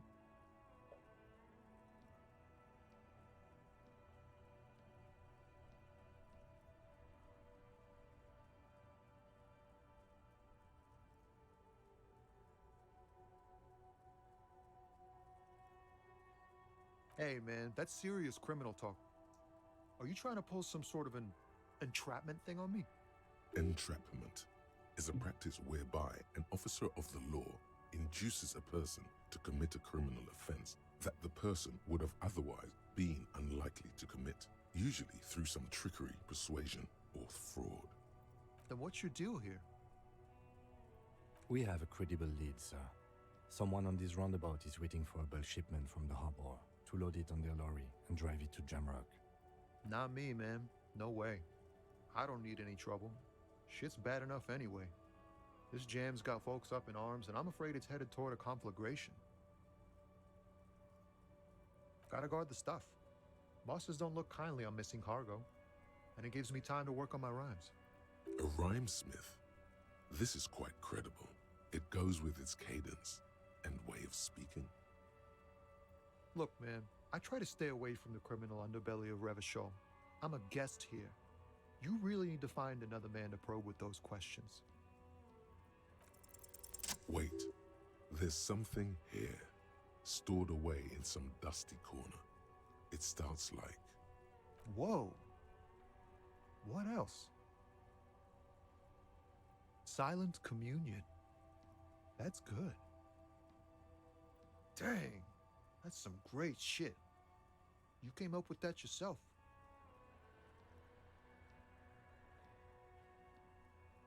Right. But really, no bullshit. That's great stuff. I sort of want to know if it's yours.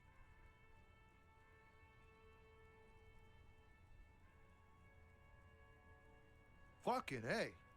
Seems I got you all wrong. Cops aren't much known for their artistic sensibilities these days. It's good to meet a fellow poet. Someone with an appreciation for real text. The others here, so you don't really get it.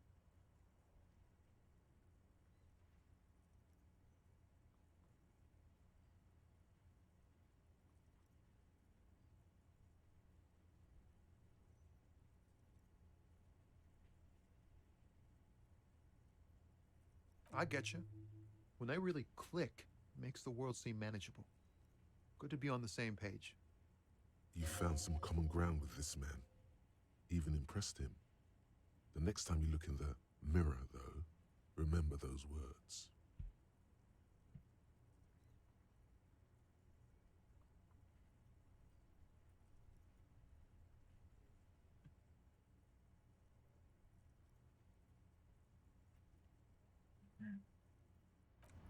Alright, so that didn't work out. Again, I've definitely completed this stuff.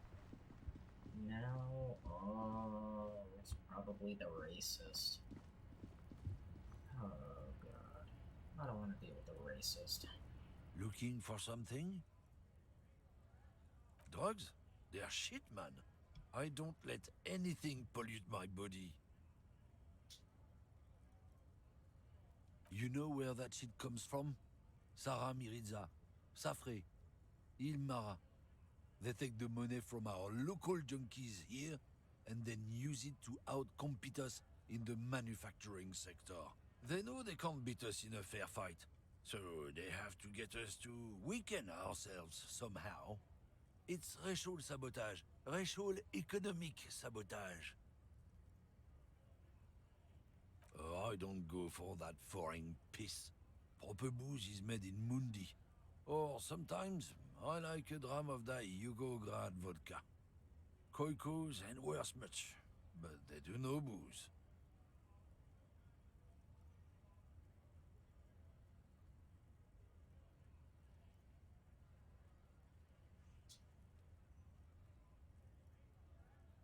He eyes you warily, unsure how to respond.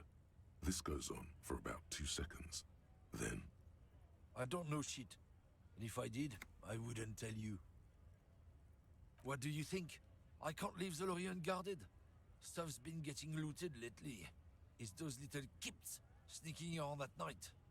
If they touch my stuff, the bosses will be on my ass like ass cancer. there was a bunch of spilled boxes in the back of a big lorry nearby. Yeah, I knew that guy. He was an honest driver who loved this country.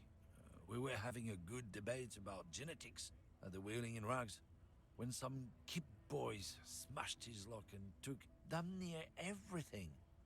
Lost his fucking job over it. Since he left, I haven't had anyone to talk to. It's a fucking travesty, is what it is.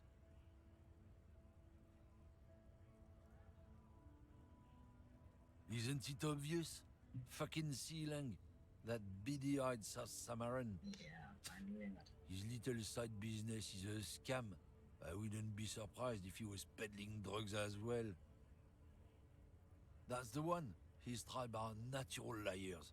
It's in their blood. Is your man all right? 100%. He's a lorryman selling his employer stuff. Broke the seals on his human ox lorry. No doubt he's selling drugs too. I wouldn't be so sure about it. Not until we've heard what Sealang himself has to say. Guess so.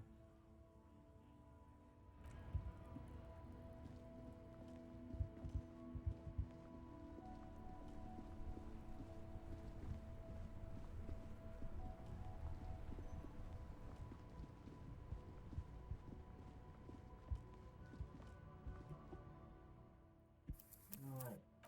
Hopefully I get to shoot this guy. Let me shoot this guy. Everything's still cool here, officer. Drugs? I don't go in for that, officer. Drugs ruin lives. Unless you're into drugs, of course. In which case, drugs are excellent. Mwah! Tasty, tasty drugs. That's very cool. A lot of the coolest detectives do drugs. Sadly, I don't have any drugs on sale. Or at my home, or on my person. Sir, it appears to be true. No drugs in sight. Not in the box of sunglasses or under the speakers.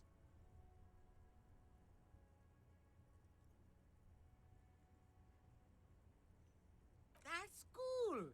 Especially after you already said you're into them. All the coolest detectives in the movies do drugs. And are very conflicted about it. Still, no drugs here. He's lying. There's like no. That's even cooler. You investigating that and all.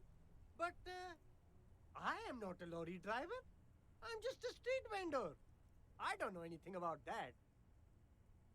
Who said that? It's the fat racist, right? I bet it's him. He has an agenda against me because I'm an immigrant who works harder than he does. He's a hater. So you admit you're a lorry driver?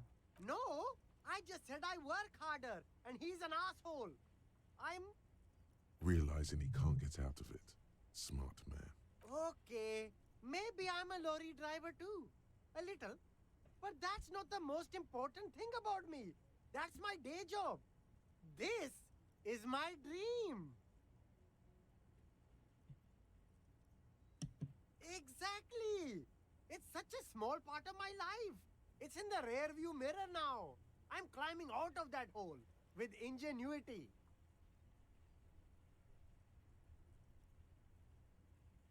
Nothing. I told you. I'm not a dumb guy. I don't get involved with that crowd. And what crowd is that? Crowd. You know, the drug crowd. No, he wasn't talking about an abstract crowd. It was that crowd. Shush, please. There's bad people doing bad things here. That's all I know. Please, don't get me into this mess. I spent 15 years working my way up. Here we go. There's a tiny bit of truth on the table. Zoom in on it.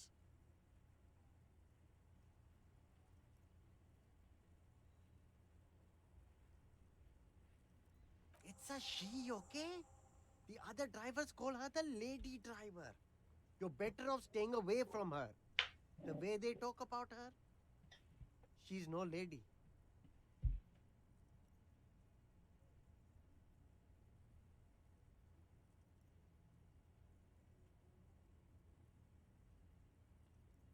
All of them. I don't know. I told you all I know. Are we cool now? I really want us to be cool now. Who exactly is talking about this lady driver of yours? The racist or the other one with the tattoos? All of them. Even the ones who've left. I don't hang out with them. I don't remember who has tattoos. I don't know. Maybe. If she is, I haven't gone near her. I don't get involved. I told you. It could be. She was strange. He's not ruling her out. All right. I scored. Let's cap this off with a purchase. You can walk away from here with funky sunglasses, detectives. Both of you. You deserve it.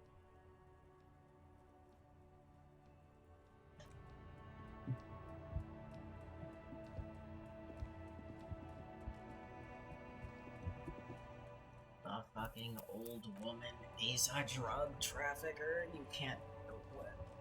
Really?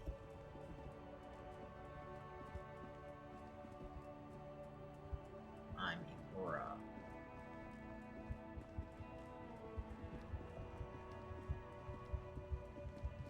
I expected something obscure, but that's like... Dude, she's... literally... like, fucking... a corpse. Like, what? For real? Of all the characters?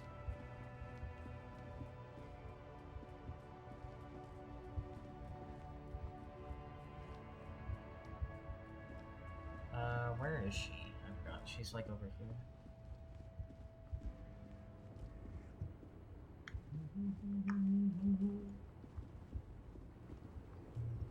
Up, yep, okay. Save game. He's not ruling her out. The woman still has her eyes fixed on the nothing. Her smile just keeps widening. If you want her attention, you may need to be more forceful. Where am I? Who are you? Never mind. I remember now. I'm still stuck in that traffic jam in the 50s. The men have small jaws and everything is made out of plastic. Why do you need plastic when you can make the world out of amber? Back in Methka, during the time of the revolution, the sidewalks and cafes are filled with the young people. I was on my way to see a new Boyadero picture starring Gabriel Buenguerro. Until you came along, that is. This is Gabriel Buenguerro. A strikingly handsome man looks straight at you, his head crowned with a wide brim hat. His hair is dark as an oil slick, and his his jaw the most perfectly chiseled thing you've ever seen. He was the biggest star of his day. Girls used to faint in the aisles of cinema whenever he came on the screen. And schoolboys used to memorize all his lines.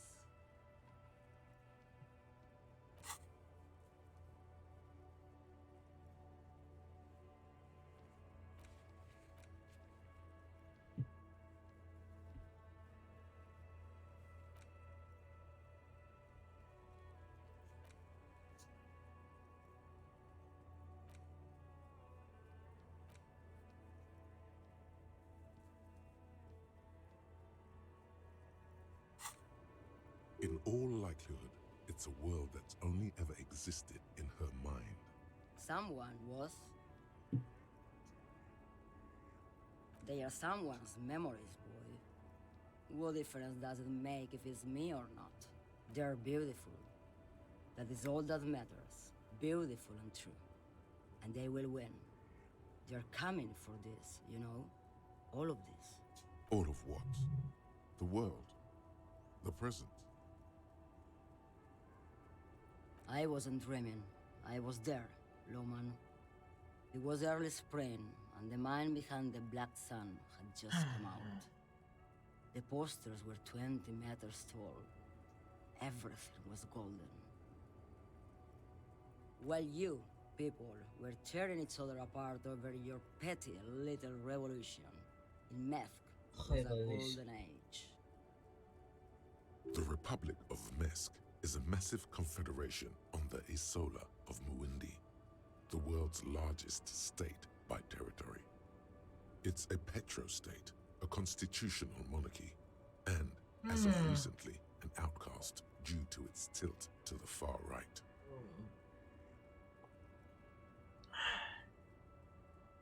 Why not, Harife? It's not like I have anything better to do in this hellhole. Diamonds? Of course not. But wouldn't it be marvelous if I was? Whatever stupid things they put in the lorry, I imagine. I quit concerning myself with that a long time ago. Besides, I don't drive the lorry for the cargo, if you know what I mean. Of course you don't. Of course not. A boyadero, boya for short, is a cowherder from upstream Magritte, the great steppes of... It's an old ballad about a young girl who falls in love with a daring boyadero. He promises to marry her as soon as he returns from the Western Plain. Of course not. The boyadero returns from the Western Plain a changed man. One night, as he and his beloved are out walking along the river Magritte, she pleads with him to give up his riding and settle down. So the boyadero strangles his beloved and throws her body in the Magritte. Then he rides off, because the Western Plain is calling to him. You have to understand, a true boyadero needs a whole horizon to himself. He can't be tied down by man or kills his woman. girlfriend right there. His Wow. beloved was selfish. She didn't know what it meant to love a boyadero.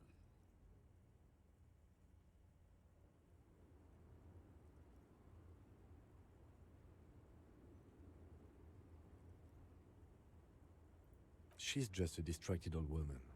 We should maybe let her get back to her things. So he doesn't think she's the lady driver? You hear that, Loman? I don't think your partner likes you spending too much time with me.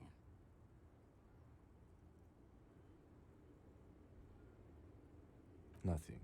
I just don't think she's connected to anything. He doesn't want your frail mind caught up in something here. Something unconnected to the case. But connected to this woman tuning out like that.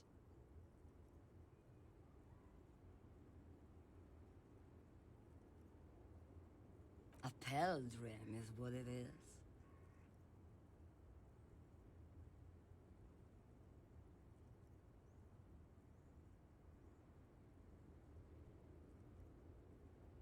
What do I need drugs for, Loman? What I see, what I feel, the great adversary, no drugs can compare. Yes. There is a protagonista and an adversario. I am on the side of the adversary. There's no coming back from that hole.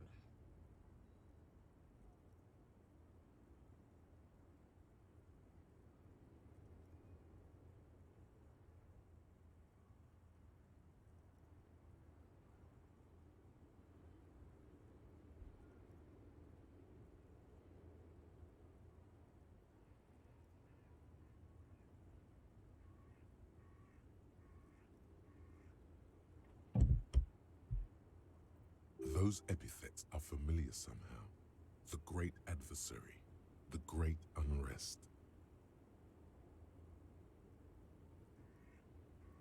If you don't know, you're mad, low man. What of it? Maybe. Probably not. Makes no difference to me either way. Just this month, I made half a dozen trips from Saramiriza to Grat, on the U41A. What do you think they take from Saramiriza to Grat, Lowman? No, Lowman, diamonds. Diamonds are good for you, Lowman. You should try them sometime. Make yourself pretty like Eva de Zoras. Easy. He's the skinny man who thinks he's a poet. Never trust a poet. Also, he's the only one I can see from here. That's correct. There is no visibility of any of the others. Where do you want me to go? This isn't so bad. I can listen to music, or the seagulls. Look at all the colors and the futures of this world. It's a good palate cleanser, this jamboree. Or I can just relax and let my mind carry me back where it will, to the Great Plains. I think we're done here, no? Yes, go. Enough jamboree. I need to get back to Mesky. Mesky? Then who the fuck is the driver? Hold the fuck.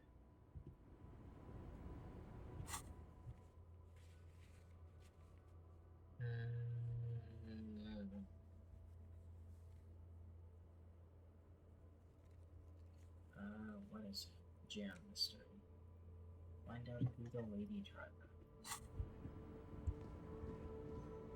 The other guy said she's no lady, so...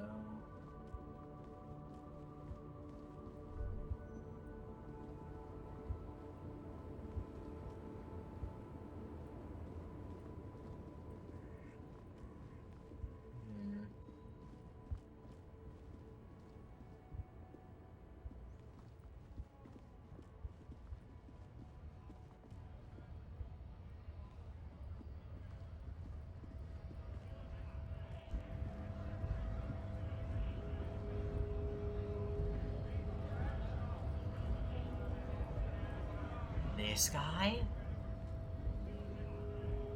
Right to work! Never mind.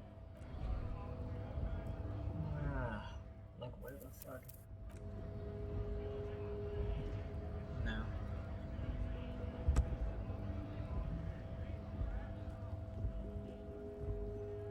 Who is the driver?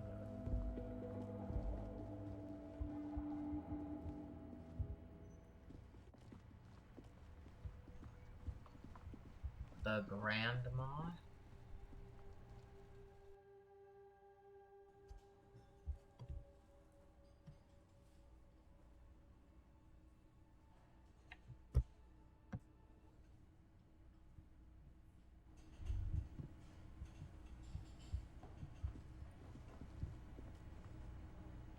Hello again, sweetie.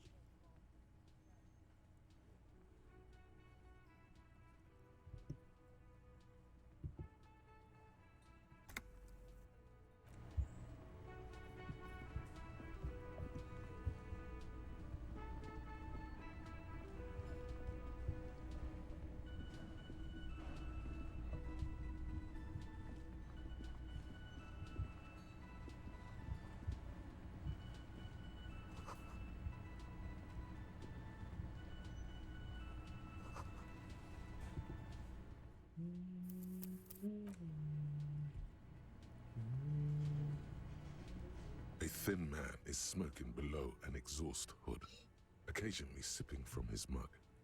This must be the Whirling's cook. As you step in, he nods toward the table and says something in a completely foreign language. The only words you can make out are Garancy and Kubek. Okay, it's definitely not his name. Whatever you do, please don't call him Garancy Kubek. Please, it's not funny. The man puts his cup down and replies something, his left hand drawing arcs in the air.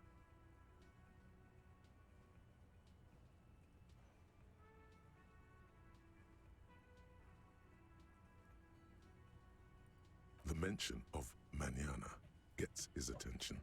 He smiles and delivers a whole slew of unfamiliar words and lively gestures. Then he falls silent again. The man says a couple of sentences in that strange language of his and then seems to wait for you to speak. I'm pretty sure he asked you a question. He doesn't know your language. You can just say something cool in return. Mercury Rising.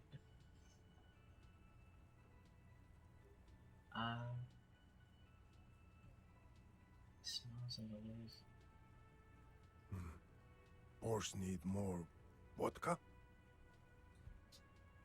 Okay, so it's vodka that keeps the men happy and in good spirits. Clever move by the Union. Of course, vodka. Now that makes a very, very special borscht indeed. Turn it up and then ask for some yourself. Stay away from me, electric. Turning it up seems like a dangerous idea, honestly. The place is a powder keg.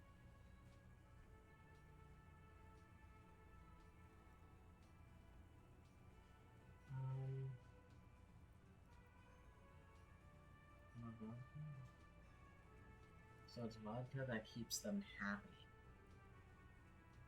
So we should cut it, right? The cook gives you a long, disappointed look, then turns the stove off and seems to wait for you to speak. Stay masculine. He smiles and bangs his ladle against each of his pots in turn. It's almost like music, especially with the sounds of assorted dishes boiling and simmering on the stove.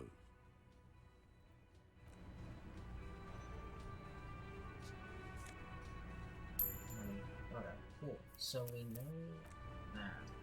Has it been marked off, or? It definitely has.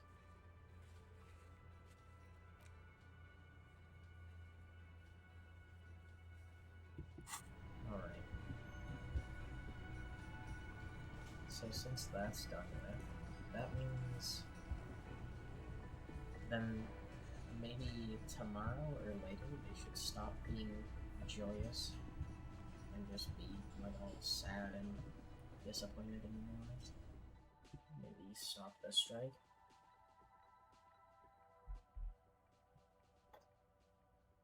Well, Harry, you goddamn idiot.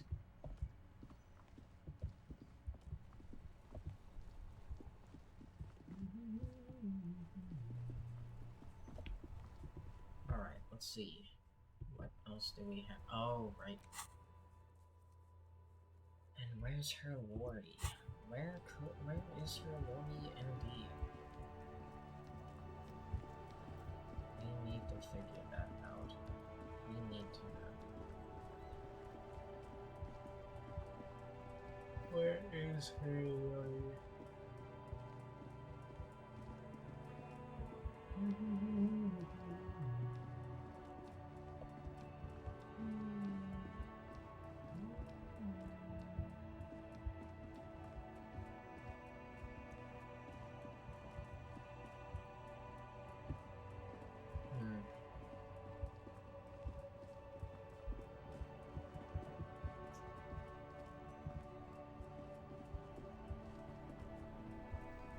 Move.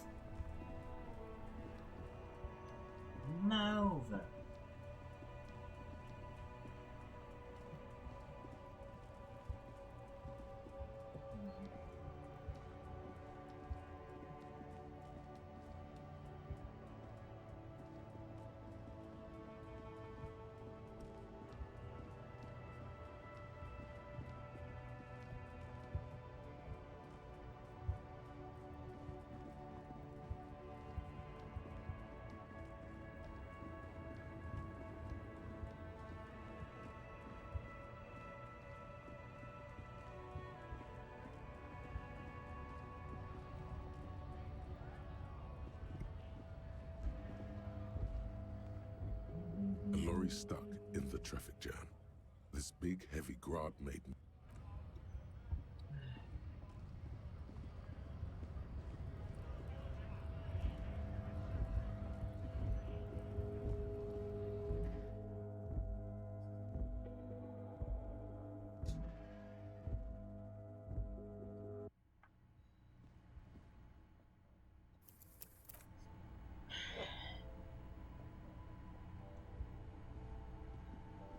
If she's the lorry driver. Is this about the questions again? Because I don't really know anything. Wow. I didn't know you worked for the union, sir. Anything else I can do for you? No, you don't work for the union. The union works for you by supplying you with cash. That was easy. Worryingly so.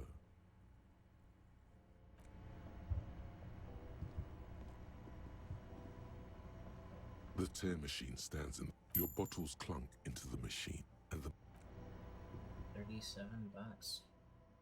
Save game. Winning. We just need 130 more real. Oh god.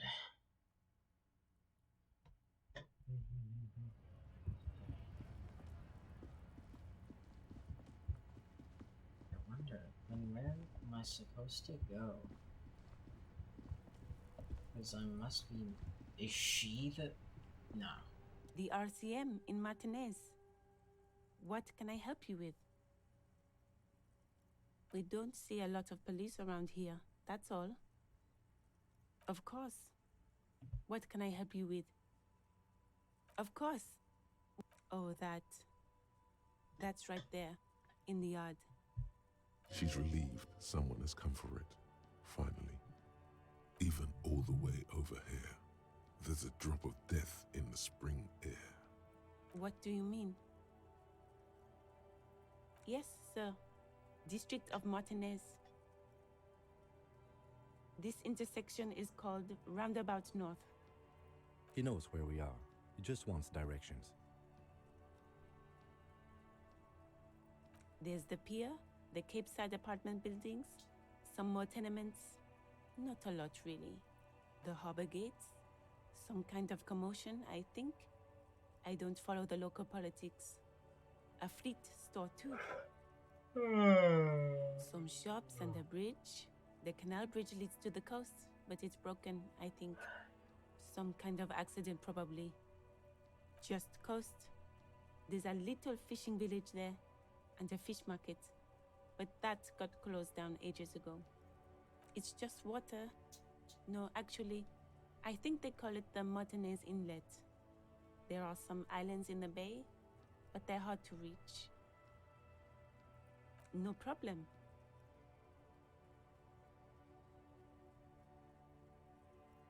She's very well composed, back straight. Excuse me? She's uncomfortable. Maybe you should drop this line of questioning. Oh, well, I didn't write it there. I'm just sitting here. Okay. Me? I am just a gardener. She hides it well, but behind the sweat and dirt there is something else in her rigid posture. Is there?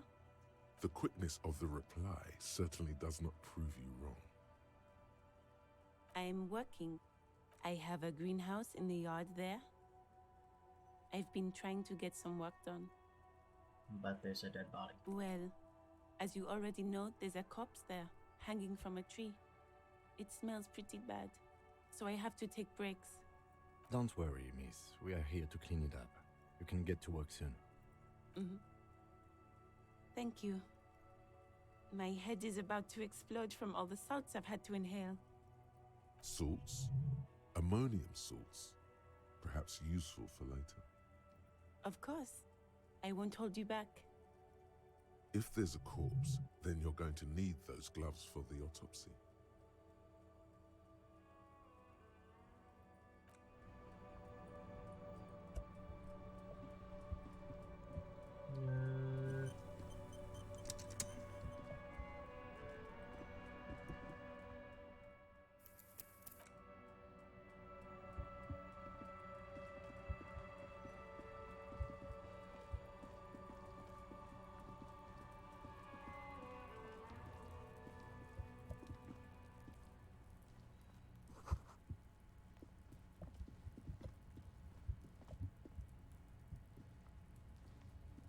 inconspicuous pile of the roofing material Eternite. Because there's a secret door hidden behind the panels of Eternite, that's why they're too orderly. There it is. You see a shabby little door.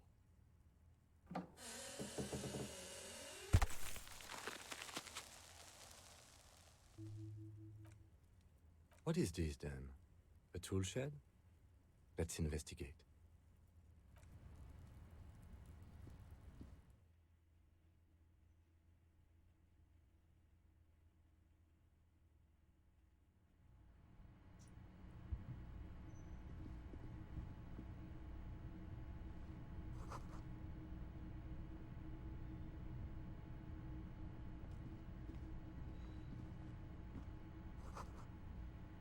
Be still, my beating heart. It's amphetamine. Sweet amphetamine. The lieutenant isn't studying the powder in the mirror. He's studying you. There's a good, vague way to ask where he stands on drug use. Professionally, I mean.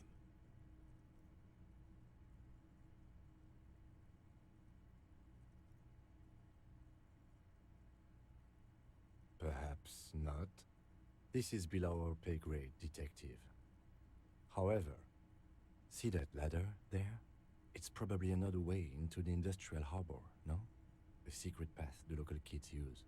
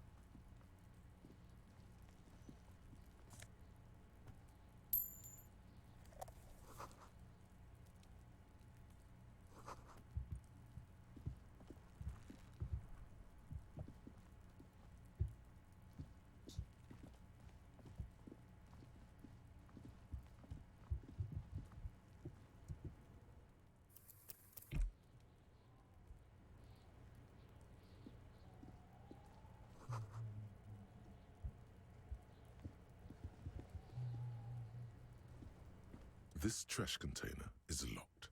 The sliding lid has a padlock that says, whirling in rags. There's something in there, not necessarily connected to the case, but still. Well, it is a container. Maybe you're prioritizing it.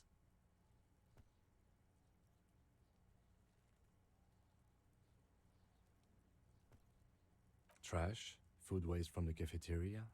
They lock these containers to keep the derelicts from flocking in. Could be evidence too. We could try using a pry bar, the one you took from my motor carriage, or we could ask for a key from the manager of the Whirling in Rags. He probably has one. He might also have information. This is better than the pry bar idea.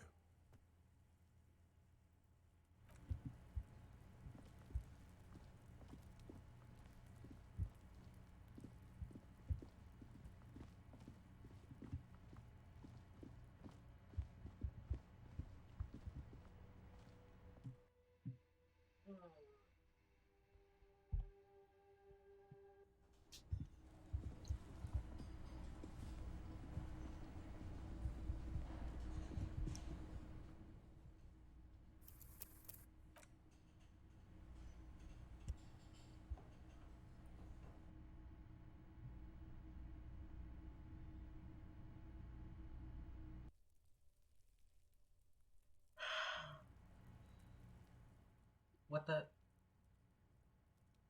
Oh, I loaded. Oh my god.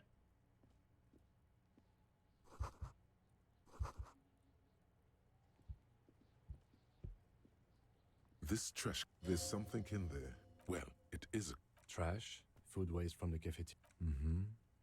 We could try using or we could add. He might also have information. Okay. Fucking idiot, dude. God.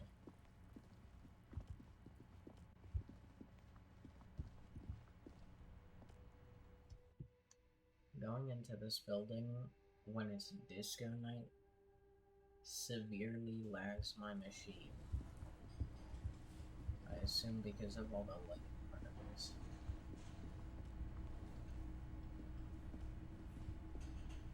Like, holy shit. Save game this time.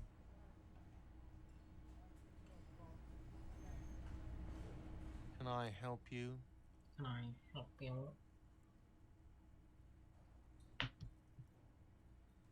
Mine?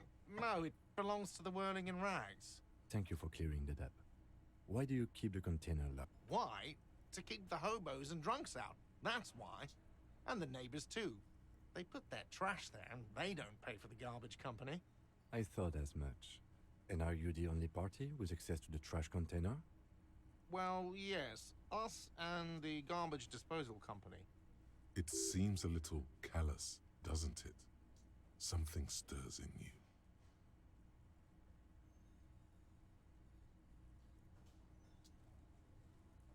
Okay then. Maybe you're callous yourself. What do you need them for? It concerns the case. Please cooperate. Just bring them back once you're done, please.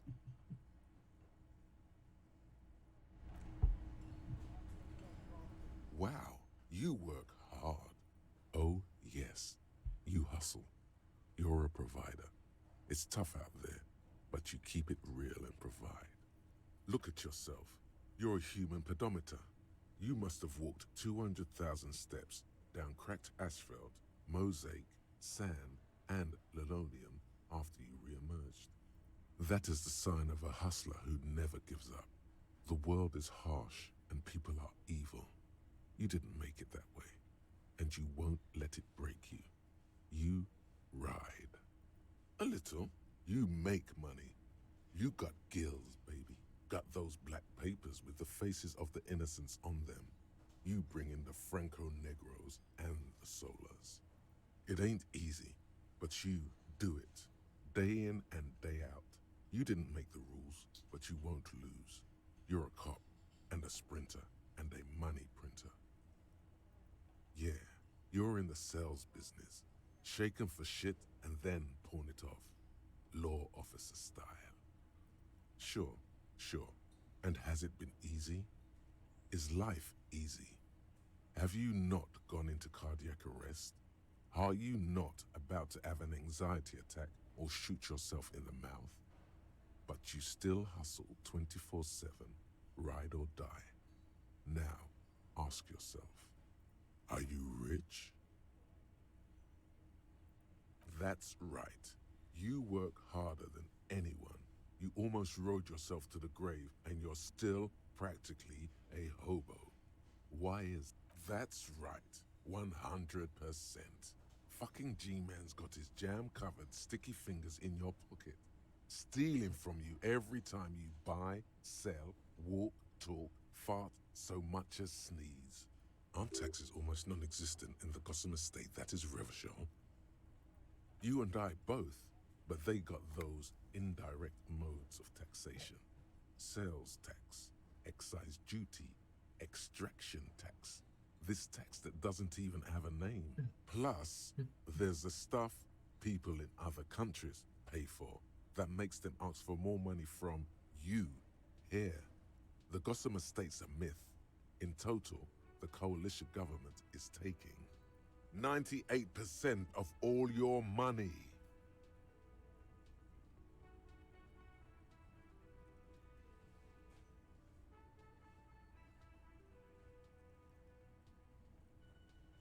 What are you not sure about? They're milking your nipples till they bleed. Can't you see? Aren't you sick and tired of having bloody nipples?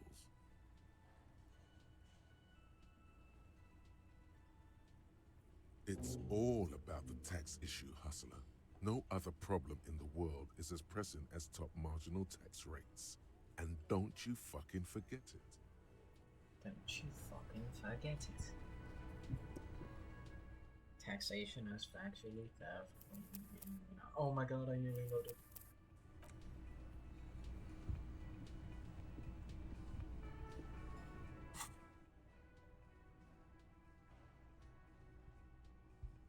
Cold-blooded. If you have a side bitch ideology cooking somewhere, don't sweat it. Fighting indirect taxation by the Gossamer state is compatible with all creeds. It's cool like that. You're a cool anarchist now. Unless you don't want to be an anarchist, whatever. Stuff this meal ticket in your eye socket. Let's see if we can steal some love back from the robber barons, the customs agency, and the banditos. The Insulindian Financial Oversight and Competition Committee. I hate taxes.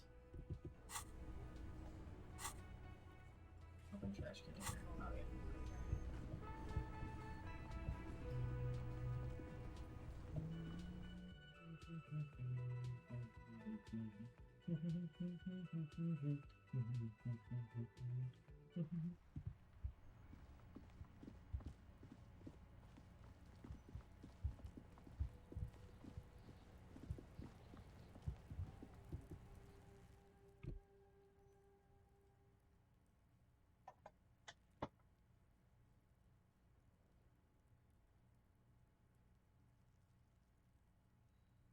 Bam. Open garbage. This trash container is locked. The sliding lid with a well-oiled crack, the lock pops open. It should now be possible to simply raise the lid. Don't. Maybe you shouldn't. There is, but you won't like it. Sweat forms on your brow. Your hand is still on the lid. The smell of rotten food rises to greet you. You see soggy cartons, dirty rags, and organic waste. We're just in time. This hasn't been emptied for over a week.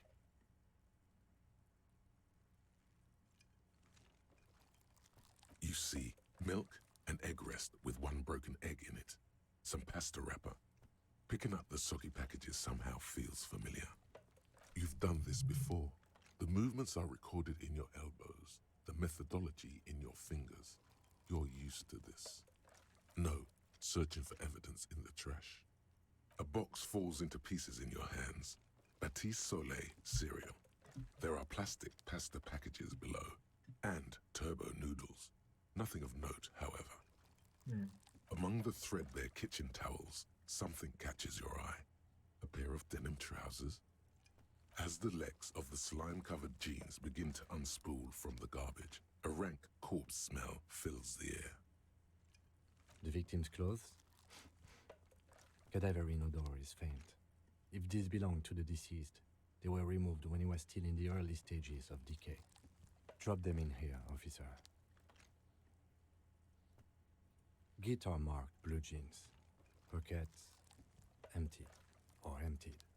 He wore them with a belt, too, a white belt. The loops appear stretched, but the belt is missing. That's it. Do you see anything else in there? Something slimy catches your eye. A drab, long-sleeved shirt, olive-colored, appears from the food waste, dripping with pus. This is a military-type overgarment. No label or serial number. This is the kind of rib-knit shirt that's worn over light armor to conceal it in an urban scenario. Anything more? The rest of the rags are just kitchen variety waste. A yellow old mug that catches your eye. But other than that...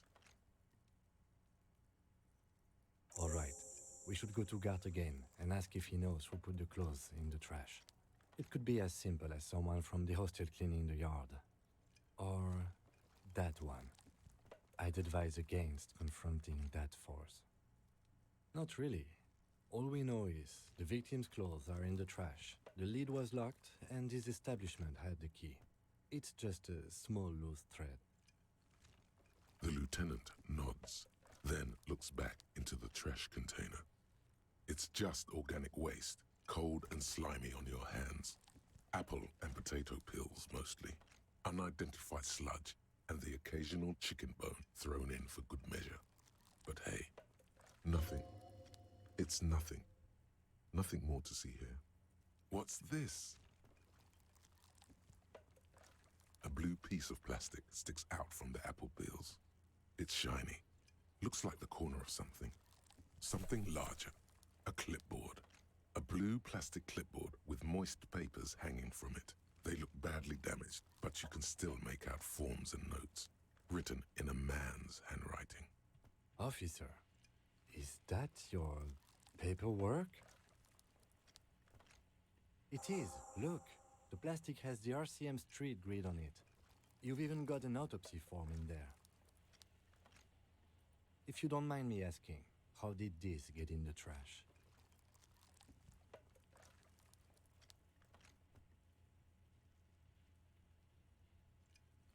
Boring. Try dangerous. You should do a thorough inventory of that. Be sure some has not fallen into the hands of the RCM's enemies, organized crime or worse. Official notes sometimes contain informants' names, even undercover operatives.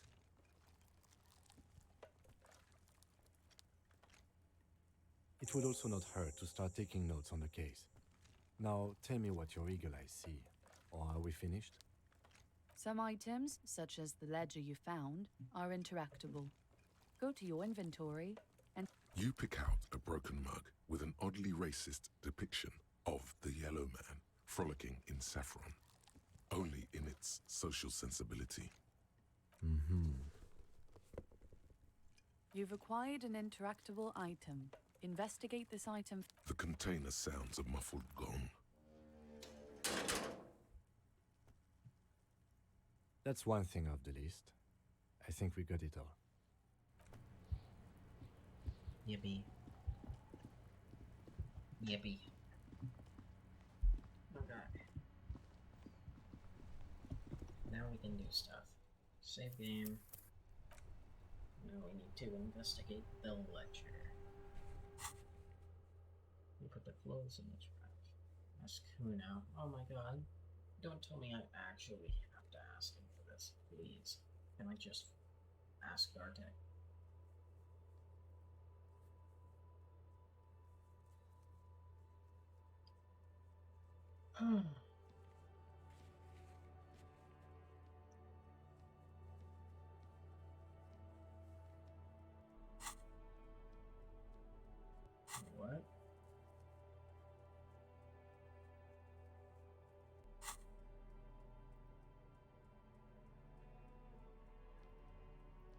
It's the ledger you found in the trash. A pitiful cabbage of white and yellow papers hanging from plastic board, barely held together by a metal clip. This sad display is made complete by the faint smell of urinal cleaner. You're right. It's urine. There's a piece of toilet paper, or is it cleaning tissue? No, it's toilet paper, desperately sticking to the back of the blue plastic clipboard. It's a metaphor for you. Below the pathetics, terror. Do not look into its blue heart. It's just toilet paper sticking to the back of the plastic clipboard. You can take it off if you want. Still wet, the toilet paper peels off the plastic easily. All you have to do is shake it off with your finger and voila! An aluminium block runs the width of the board, biting down on the paperwork. Its crocodile teeth are the only thing keeping the papers together. A regular pencil, the tip worn down to nothing, has been attached to the clip. The surface is interrupted by a silvery sticker. It's rectangular, sparkling with iridescence. You don't know how you didn't notice it before. Looks like an official mark, made to be low visibility outside the right circumstances. What? That thing. It's a halogen watermark. We use it for adding information to RCM property. It depends. Aside from an anti-counterfeiting stamp, mine has my station number and address. The information varies by date of issue. Maybe yours will have how many cases you've solved. How many years you've been on the force, he's thinking. It'll have that. Any capable light with the right wavelength will do.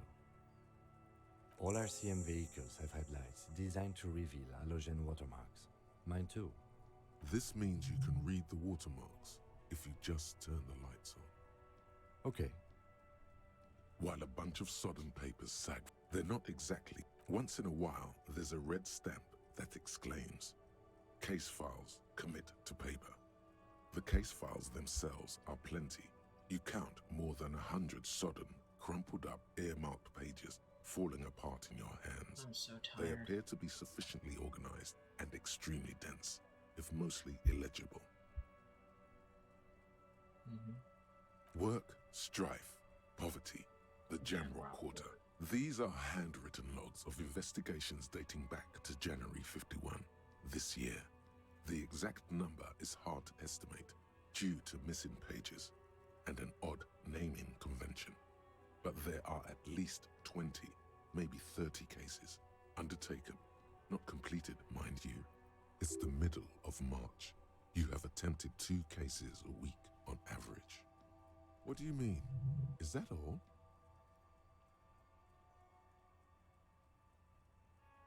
Huh? 2 complex cases to undertake is a lot, yes. You really have to push yourself. I would not suggest it, lest you start making mistakes. 2? That's a lot. I didn't mean to say you are making mistakes, by the way. That was presumptuous of me.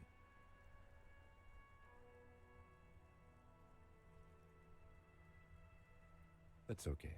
We all do, sooner or later. Like a fan of girls, the checkered papers dry in your hand. The handwriting is extreme. Yes, it appears you employ a, shall we say, robust yet literary system. Each investigation has its case number written on the margins. Yet, still more tellingly, most are accompanied by a name. A title, one might say even.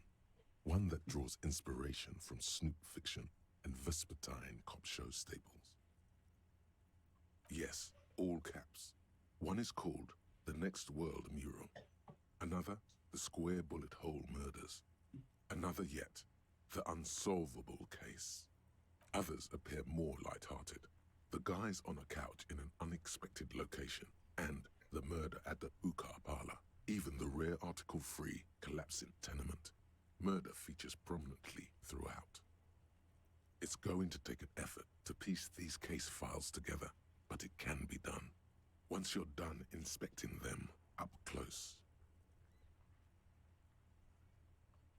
You mean the alphanumeric? Officer, precinct, time of arrival at the scene? Oh, you mean the titular? Yes, well, so do I. In our defense, almost everyone in the RCM does. It's a holdover from the early days of the RCM, right after the revolution, when the organization had little idea how to do things. It persists in an unofficial capacity. Officers use these titles to refer to their work among themselves.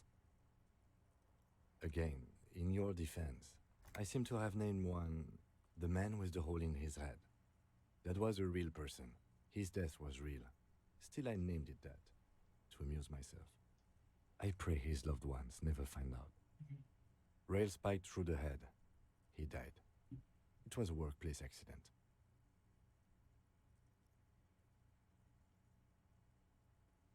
There is, for precisely one more. 15 pages near the end remain untouched by the damage. The checkered grid forms a structure of passages, breaking the case into subtasks to accomplish. Once all the tasks are accomplished, the case is complete. Sadly, the ledger only comes with an old, worn-down lead pencil. It's unfitting of this monumental event. The ledger only comes with an old, worn-down lead pencil. It will do, barely. But onto the paper with a brash free hand, uncannily similar to the rest of the letters. The wording comes easily. It's almost robotically simple. A language developed for mental rigor and simplicity. Inspect the victim's body. Interview the cafeteria manager. It's not exactly poetry, but poetry would be out of place. A satisfying slash sounds across the paper. You're done, it seems to say. And you, and you. Things to be done and things already done. The composition of reality. This is an extremely useful tool for a detective of the citizens' militia. Now all that remains is to name the case. No, actually. Any ideas?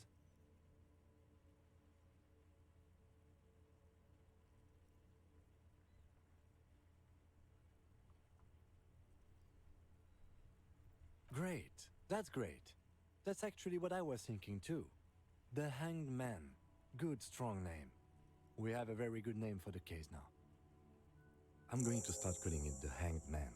It's good we sorted this out. Yeah, it's no skill point. You don't exactly close them, so much as distance yourself from the smelly papers. They're a little further from your nose now.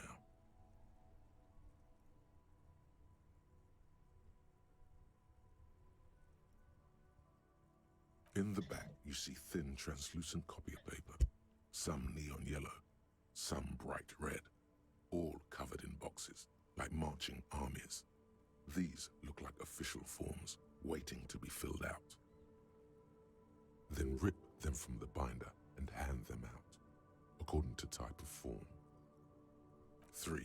The topmost are misconduct fines, the middle ones are station calls, and the bottommost are field autopsy forms. Each is easy enough to make sense of. You don't have to be an intellectual giant to do police work. A monetary penalization ranging from 20 to 250 real. Severe cases allow for 1,000 real, but that requires special paperwork. The details of issuing these fines are spread out over the rest of the fields, but they appear pleasantly vague. These are quite sinister in turn. They give a date and time for the person to appear at the specified precinct police station.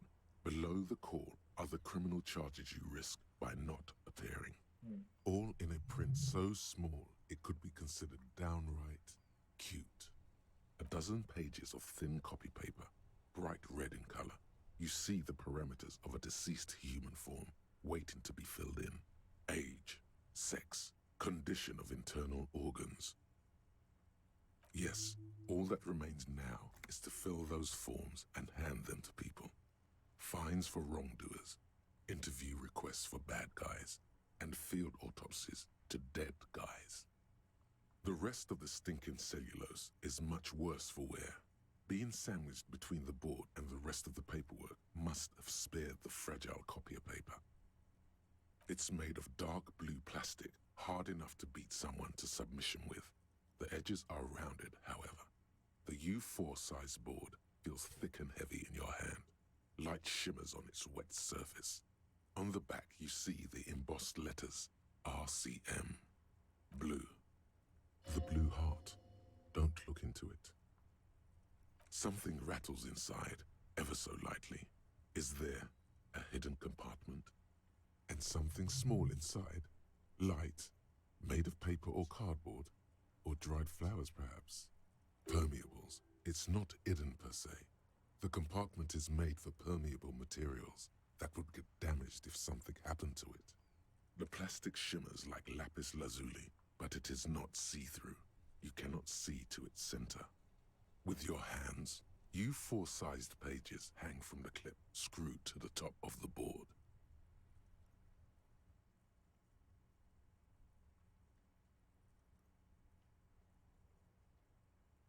The acidic stench of rotting food is rubbed off on the cellulose.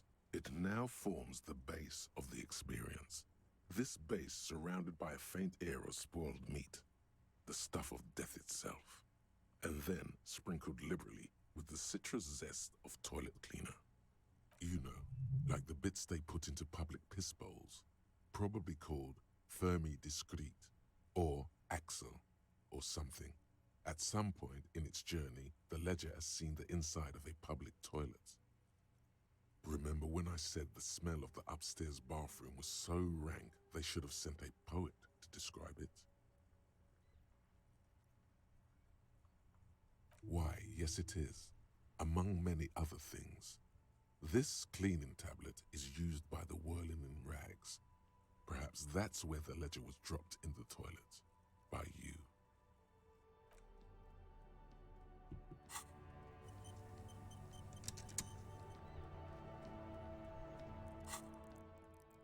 Okay.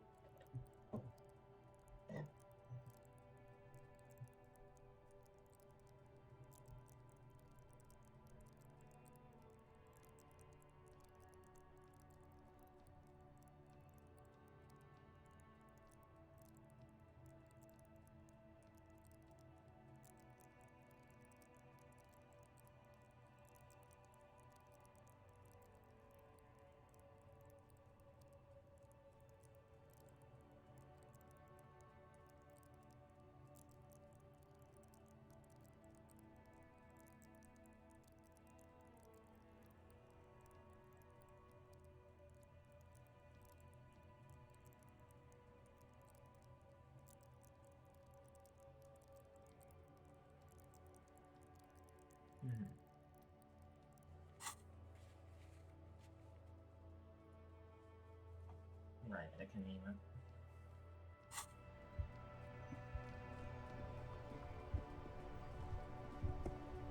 Oh, and also save game because we don't want to use all of that text reading.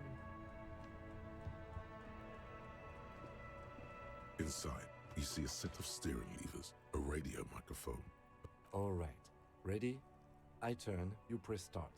It's next to the preheater. The dashboard lights up with orange glow. The rounds per minute gauge jumps, and the engine of the Caprice Canela comes to life with a whiny growl.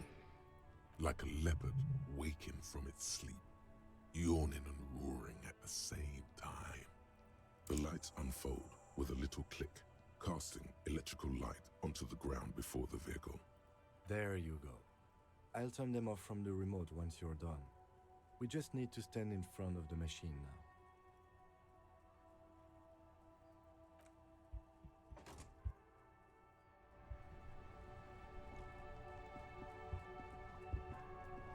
As you hold your ledger's clip under the headlamps, an iridescent hologram appears. A street grid and the veins of a great river. A familiar sensation washes over you. There she is. Revachol West. Around the borders of the watermark are dozens, no, hundreds of micro-perforations. The rectangular watermark is overlaid with the logo of the RCM, and yet the major arteries of Revachol are all recognizable. They shimmer in the Kanema's headlights.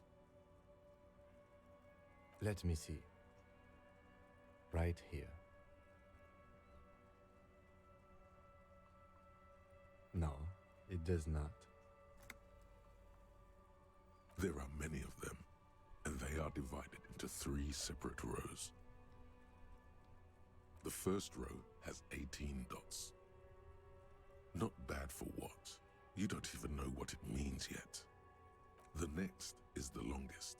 It runs all the way around the border, and then some. You count 216 perforations. Considering that nice, large number, a wave of pride washes over you, though you can't say why precisely. The last row has 3 perforations. That's it. Those are perforations. They represent your record as an officer of the RCM. They are your statistics, as it were. I should have guessed you'd keep a record. Officers often do. Let's take a look. Alpha male officers who are proud of their numbers often do. It's meant. So I assume 3 is the amount of cases we've sold. 216 is the amount that we failed or took on, but The first row represents your years of service. 18 years. Okay, not bad at all. What did you do before you volunteered?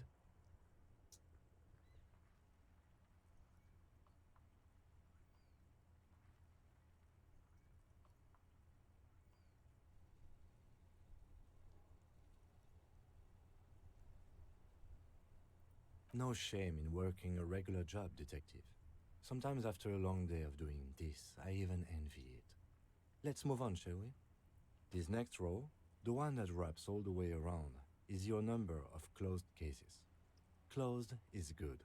It means finished.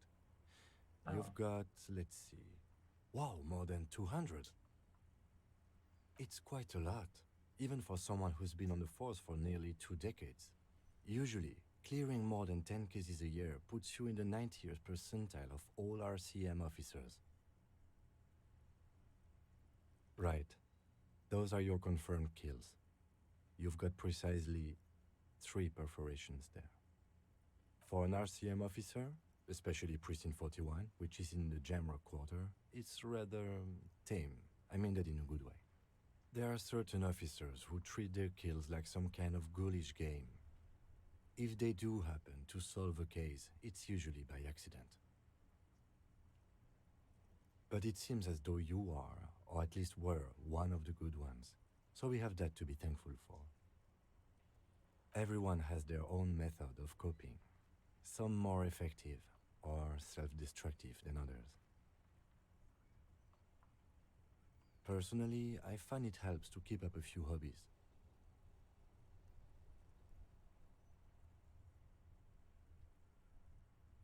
Anything's better than annihilating yourself with drugs and alcohol. Is electrochemistry about the China? It's meant in earnest. Please don't mistake it for a jab. Yes. The lieutenant nods. Right. I'll go turn off the lights. You can now see your statistics on your journal page, to the right of the task description.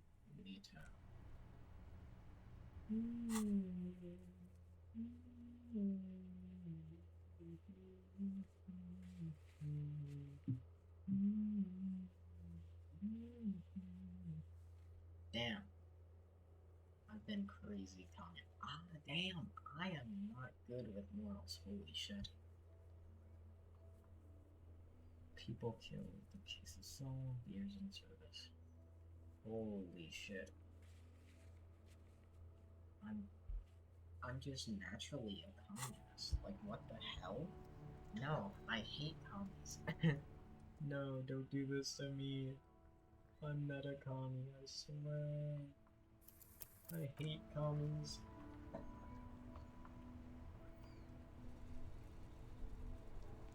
We should think about calling it a day, maybe. The nights are still miserably cold this time of year. You should take care of that then. Let's talk to him anyway. An officer of the RCM shouldn't be sleeping in the streets. We'll figure something out.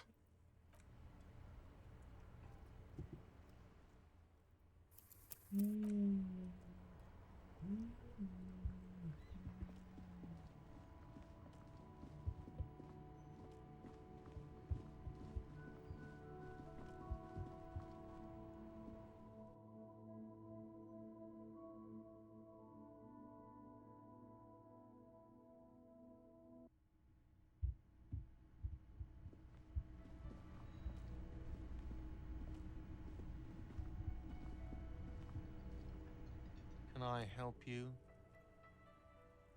Thanks. I hope you found what you were looking for. How strange. I certainly didn't put them there.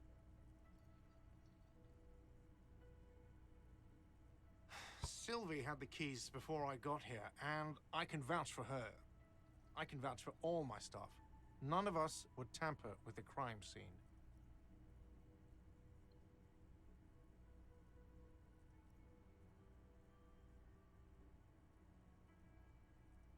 The trash collection service? CS Municipal. I don't see why they would put anything in the trash, though. Ah, the elusive CS Municipal. I doubt we'll be able to track down who was sent here last and when. This will have to be one of those little threads that solves itself down the road. Thank you anyway. Yes?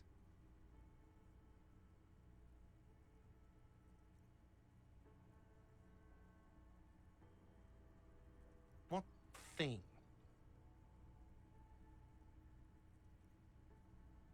Yes, not the whole damn union, thank God. Just the nastiest and loudest faction. They come here in the evenings. Dumb, unruly types. Think they're big shit. But they're good customers. They place big orders and always pay on time. We should find out who this Lord faction is, occupying the booth. Loudness means talkative, and we need info. We don't. We have to wait. They'll show up sooner or later. Men get hungry, even men on strike. You glance at the clock on the wall behind the manager. Huh.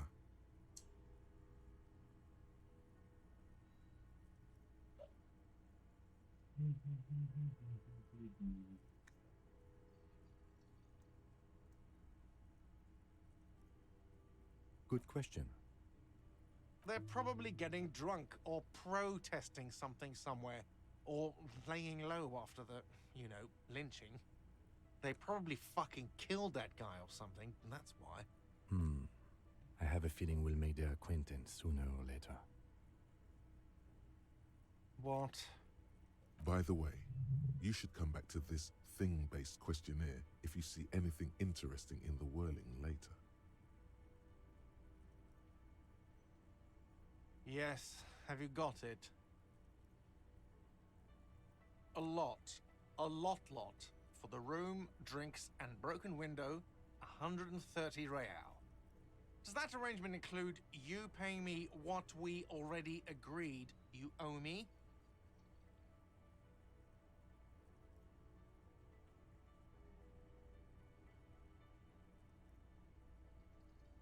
Game? Everything is just a game to you, isn't it? Not until you bring me the money. Okay. I might have something in my motor carriage we can use when you're done here. I really didn't want to resort to this. The man is thinking. Oh, Lieutenant, we're done here.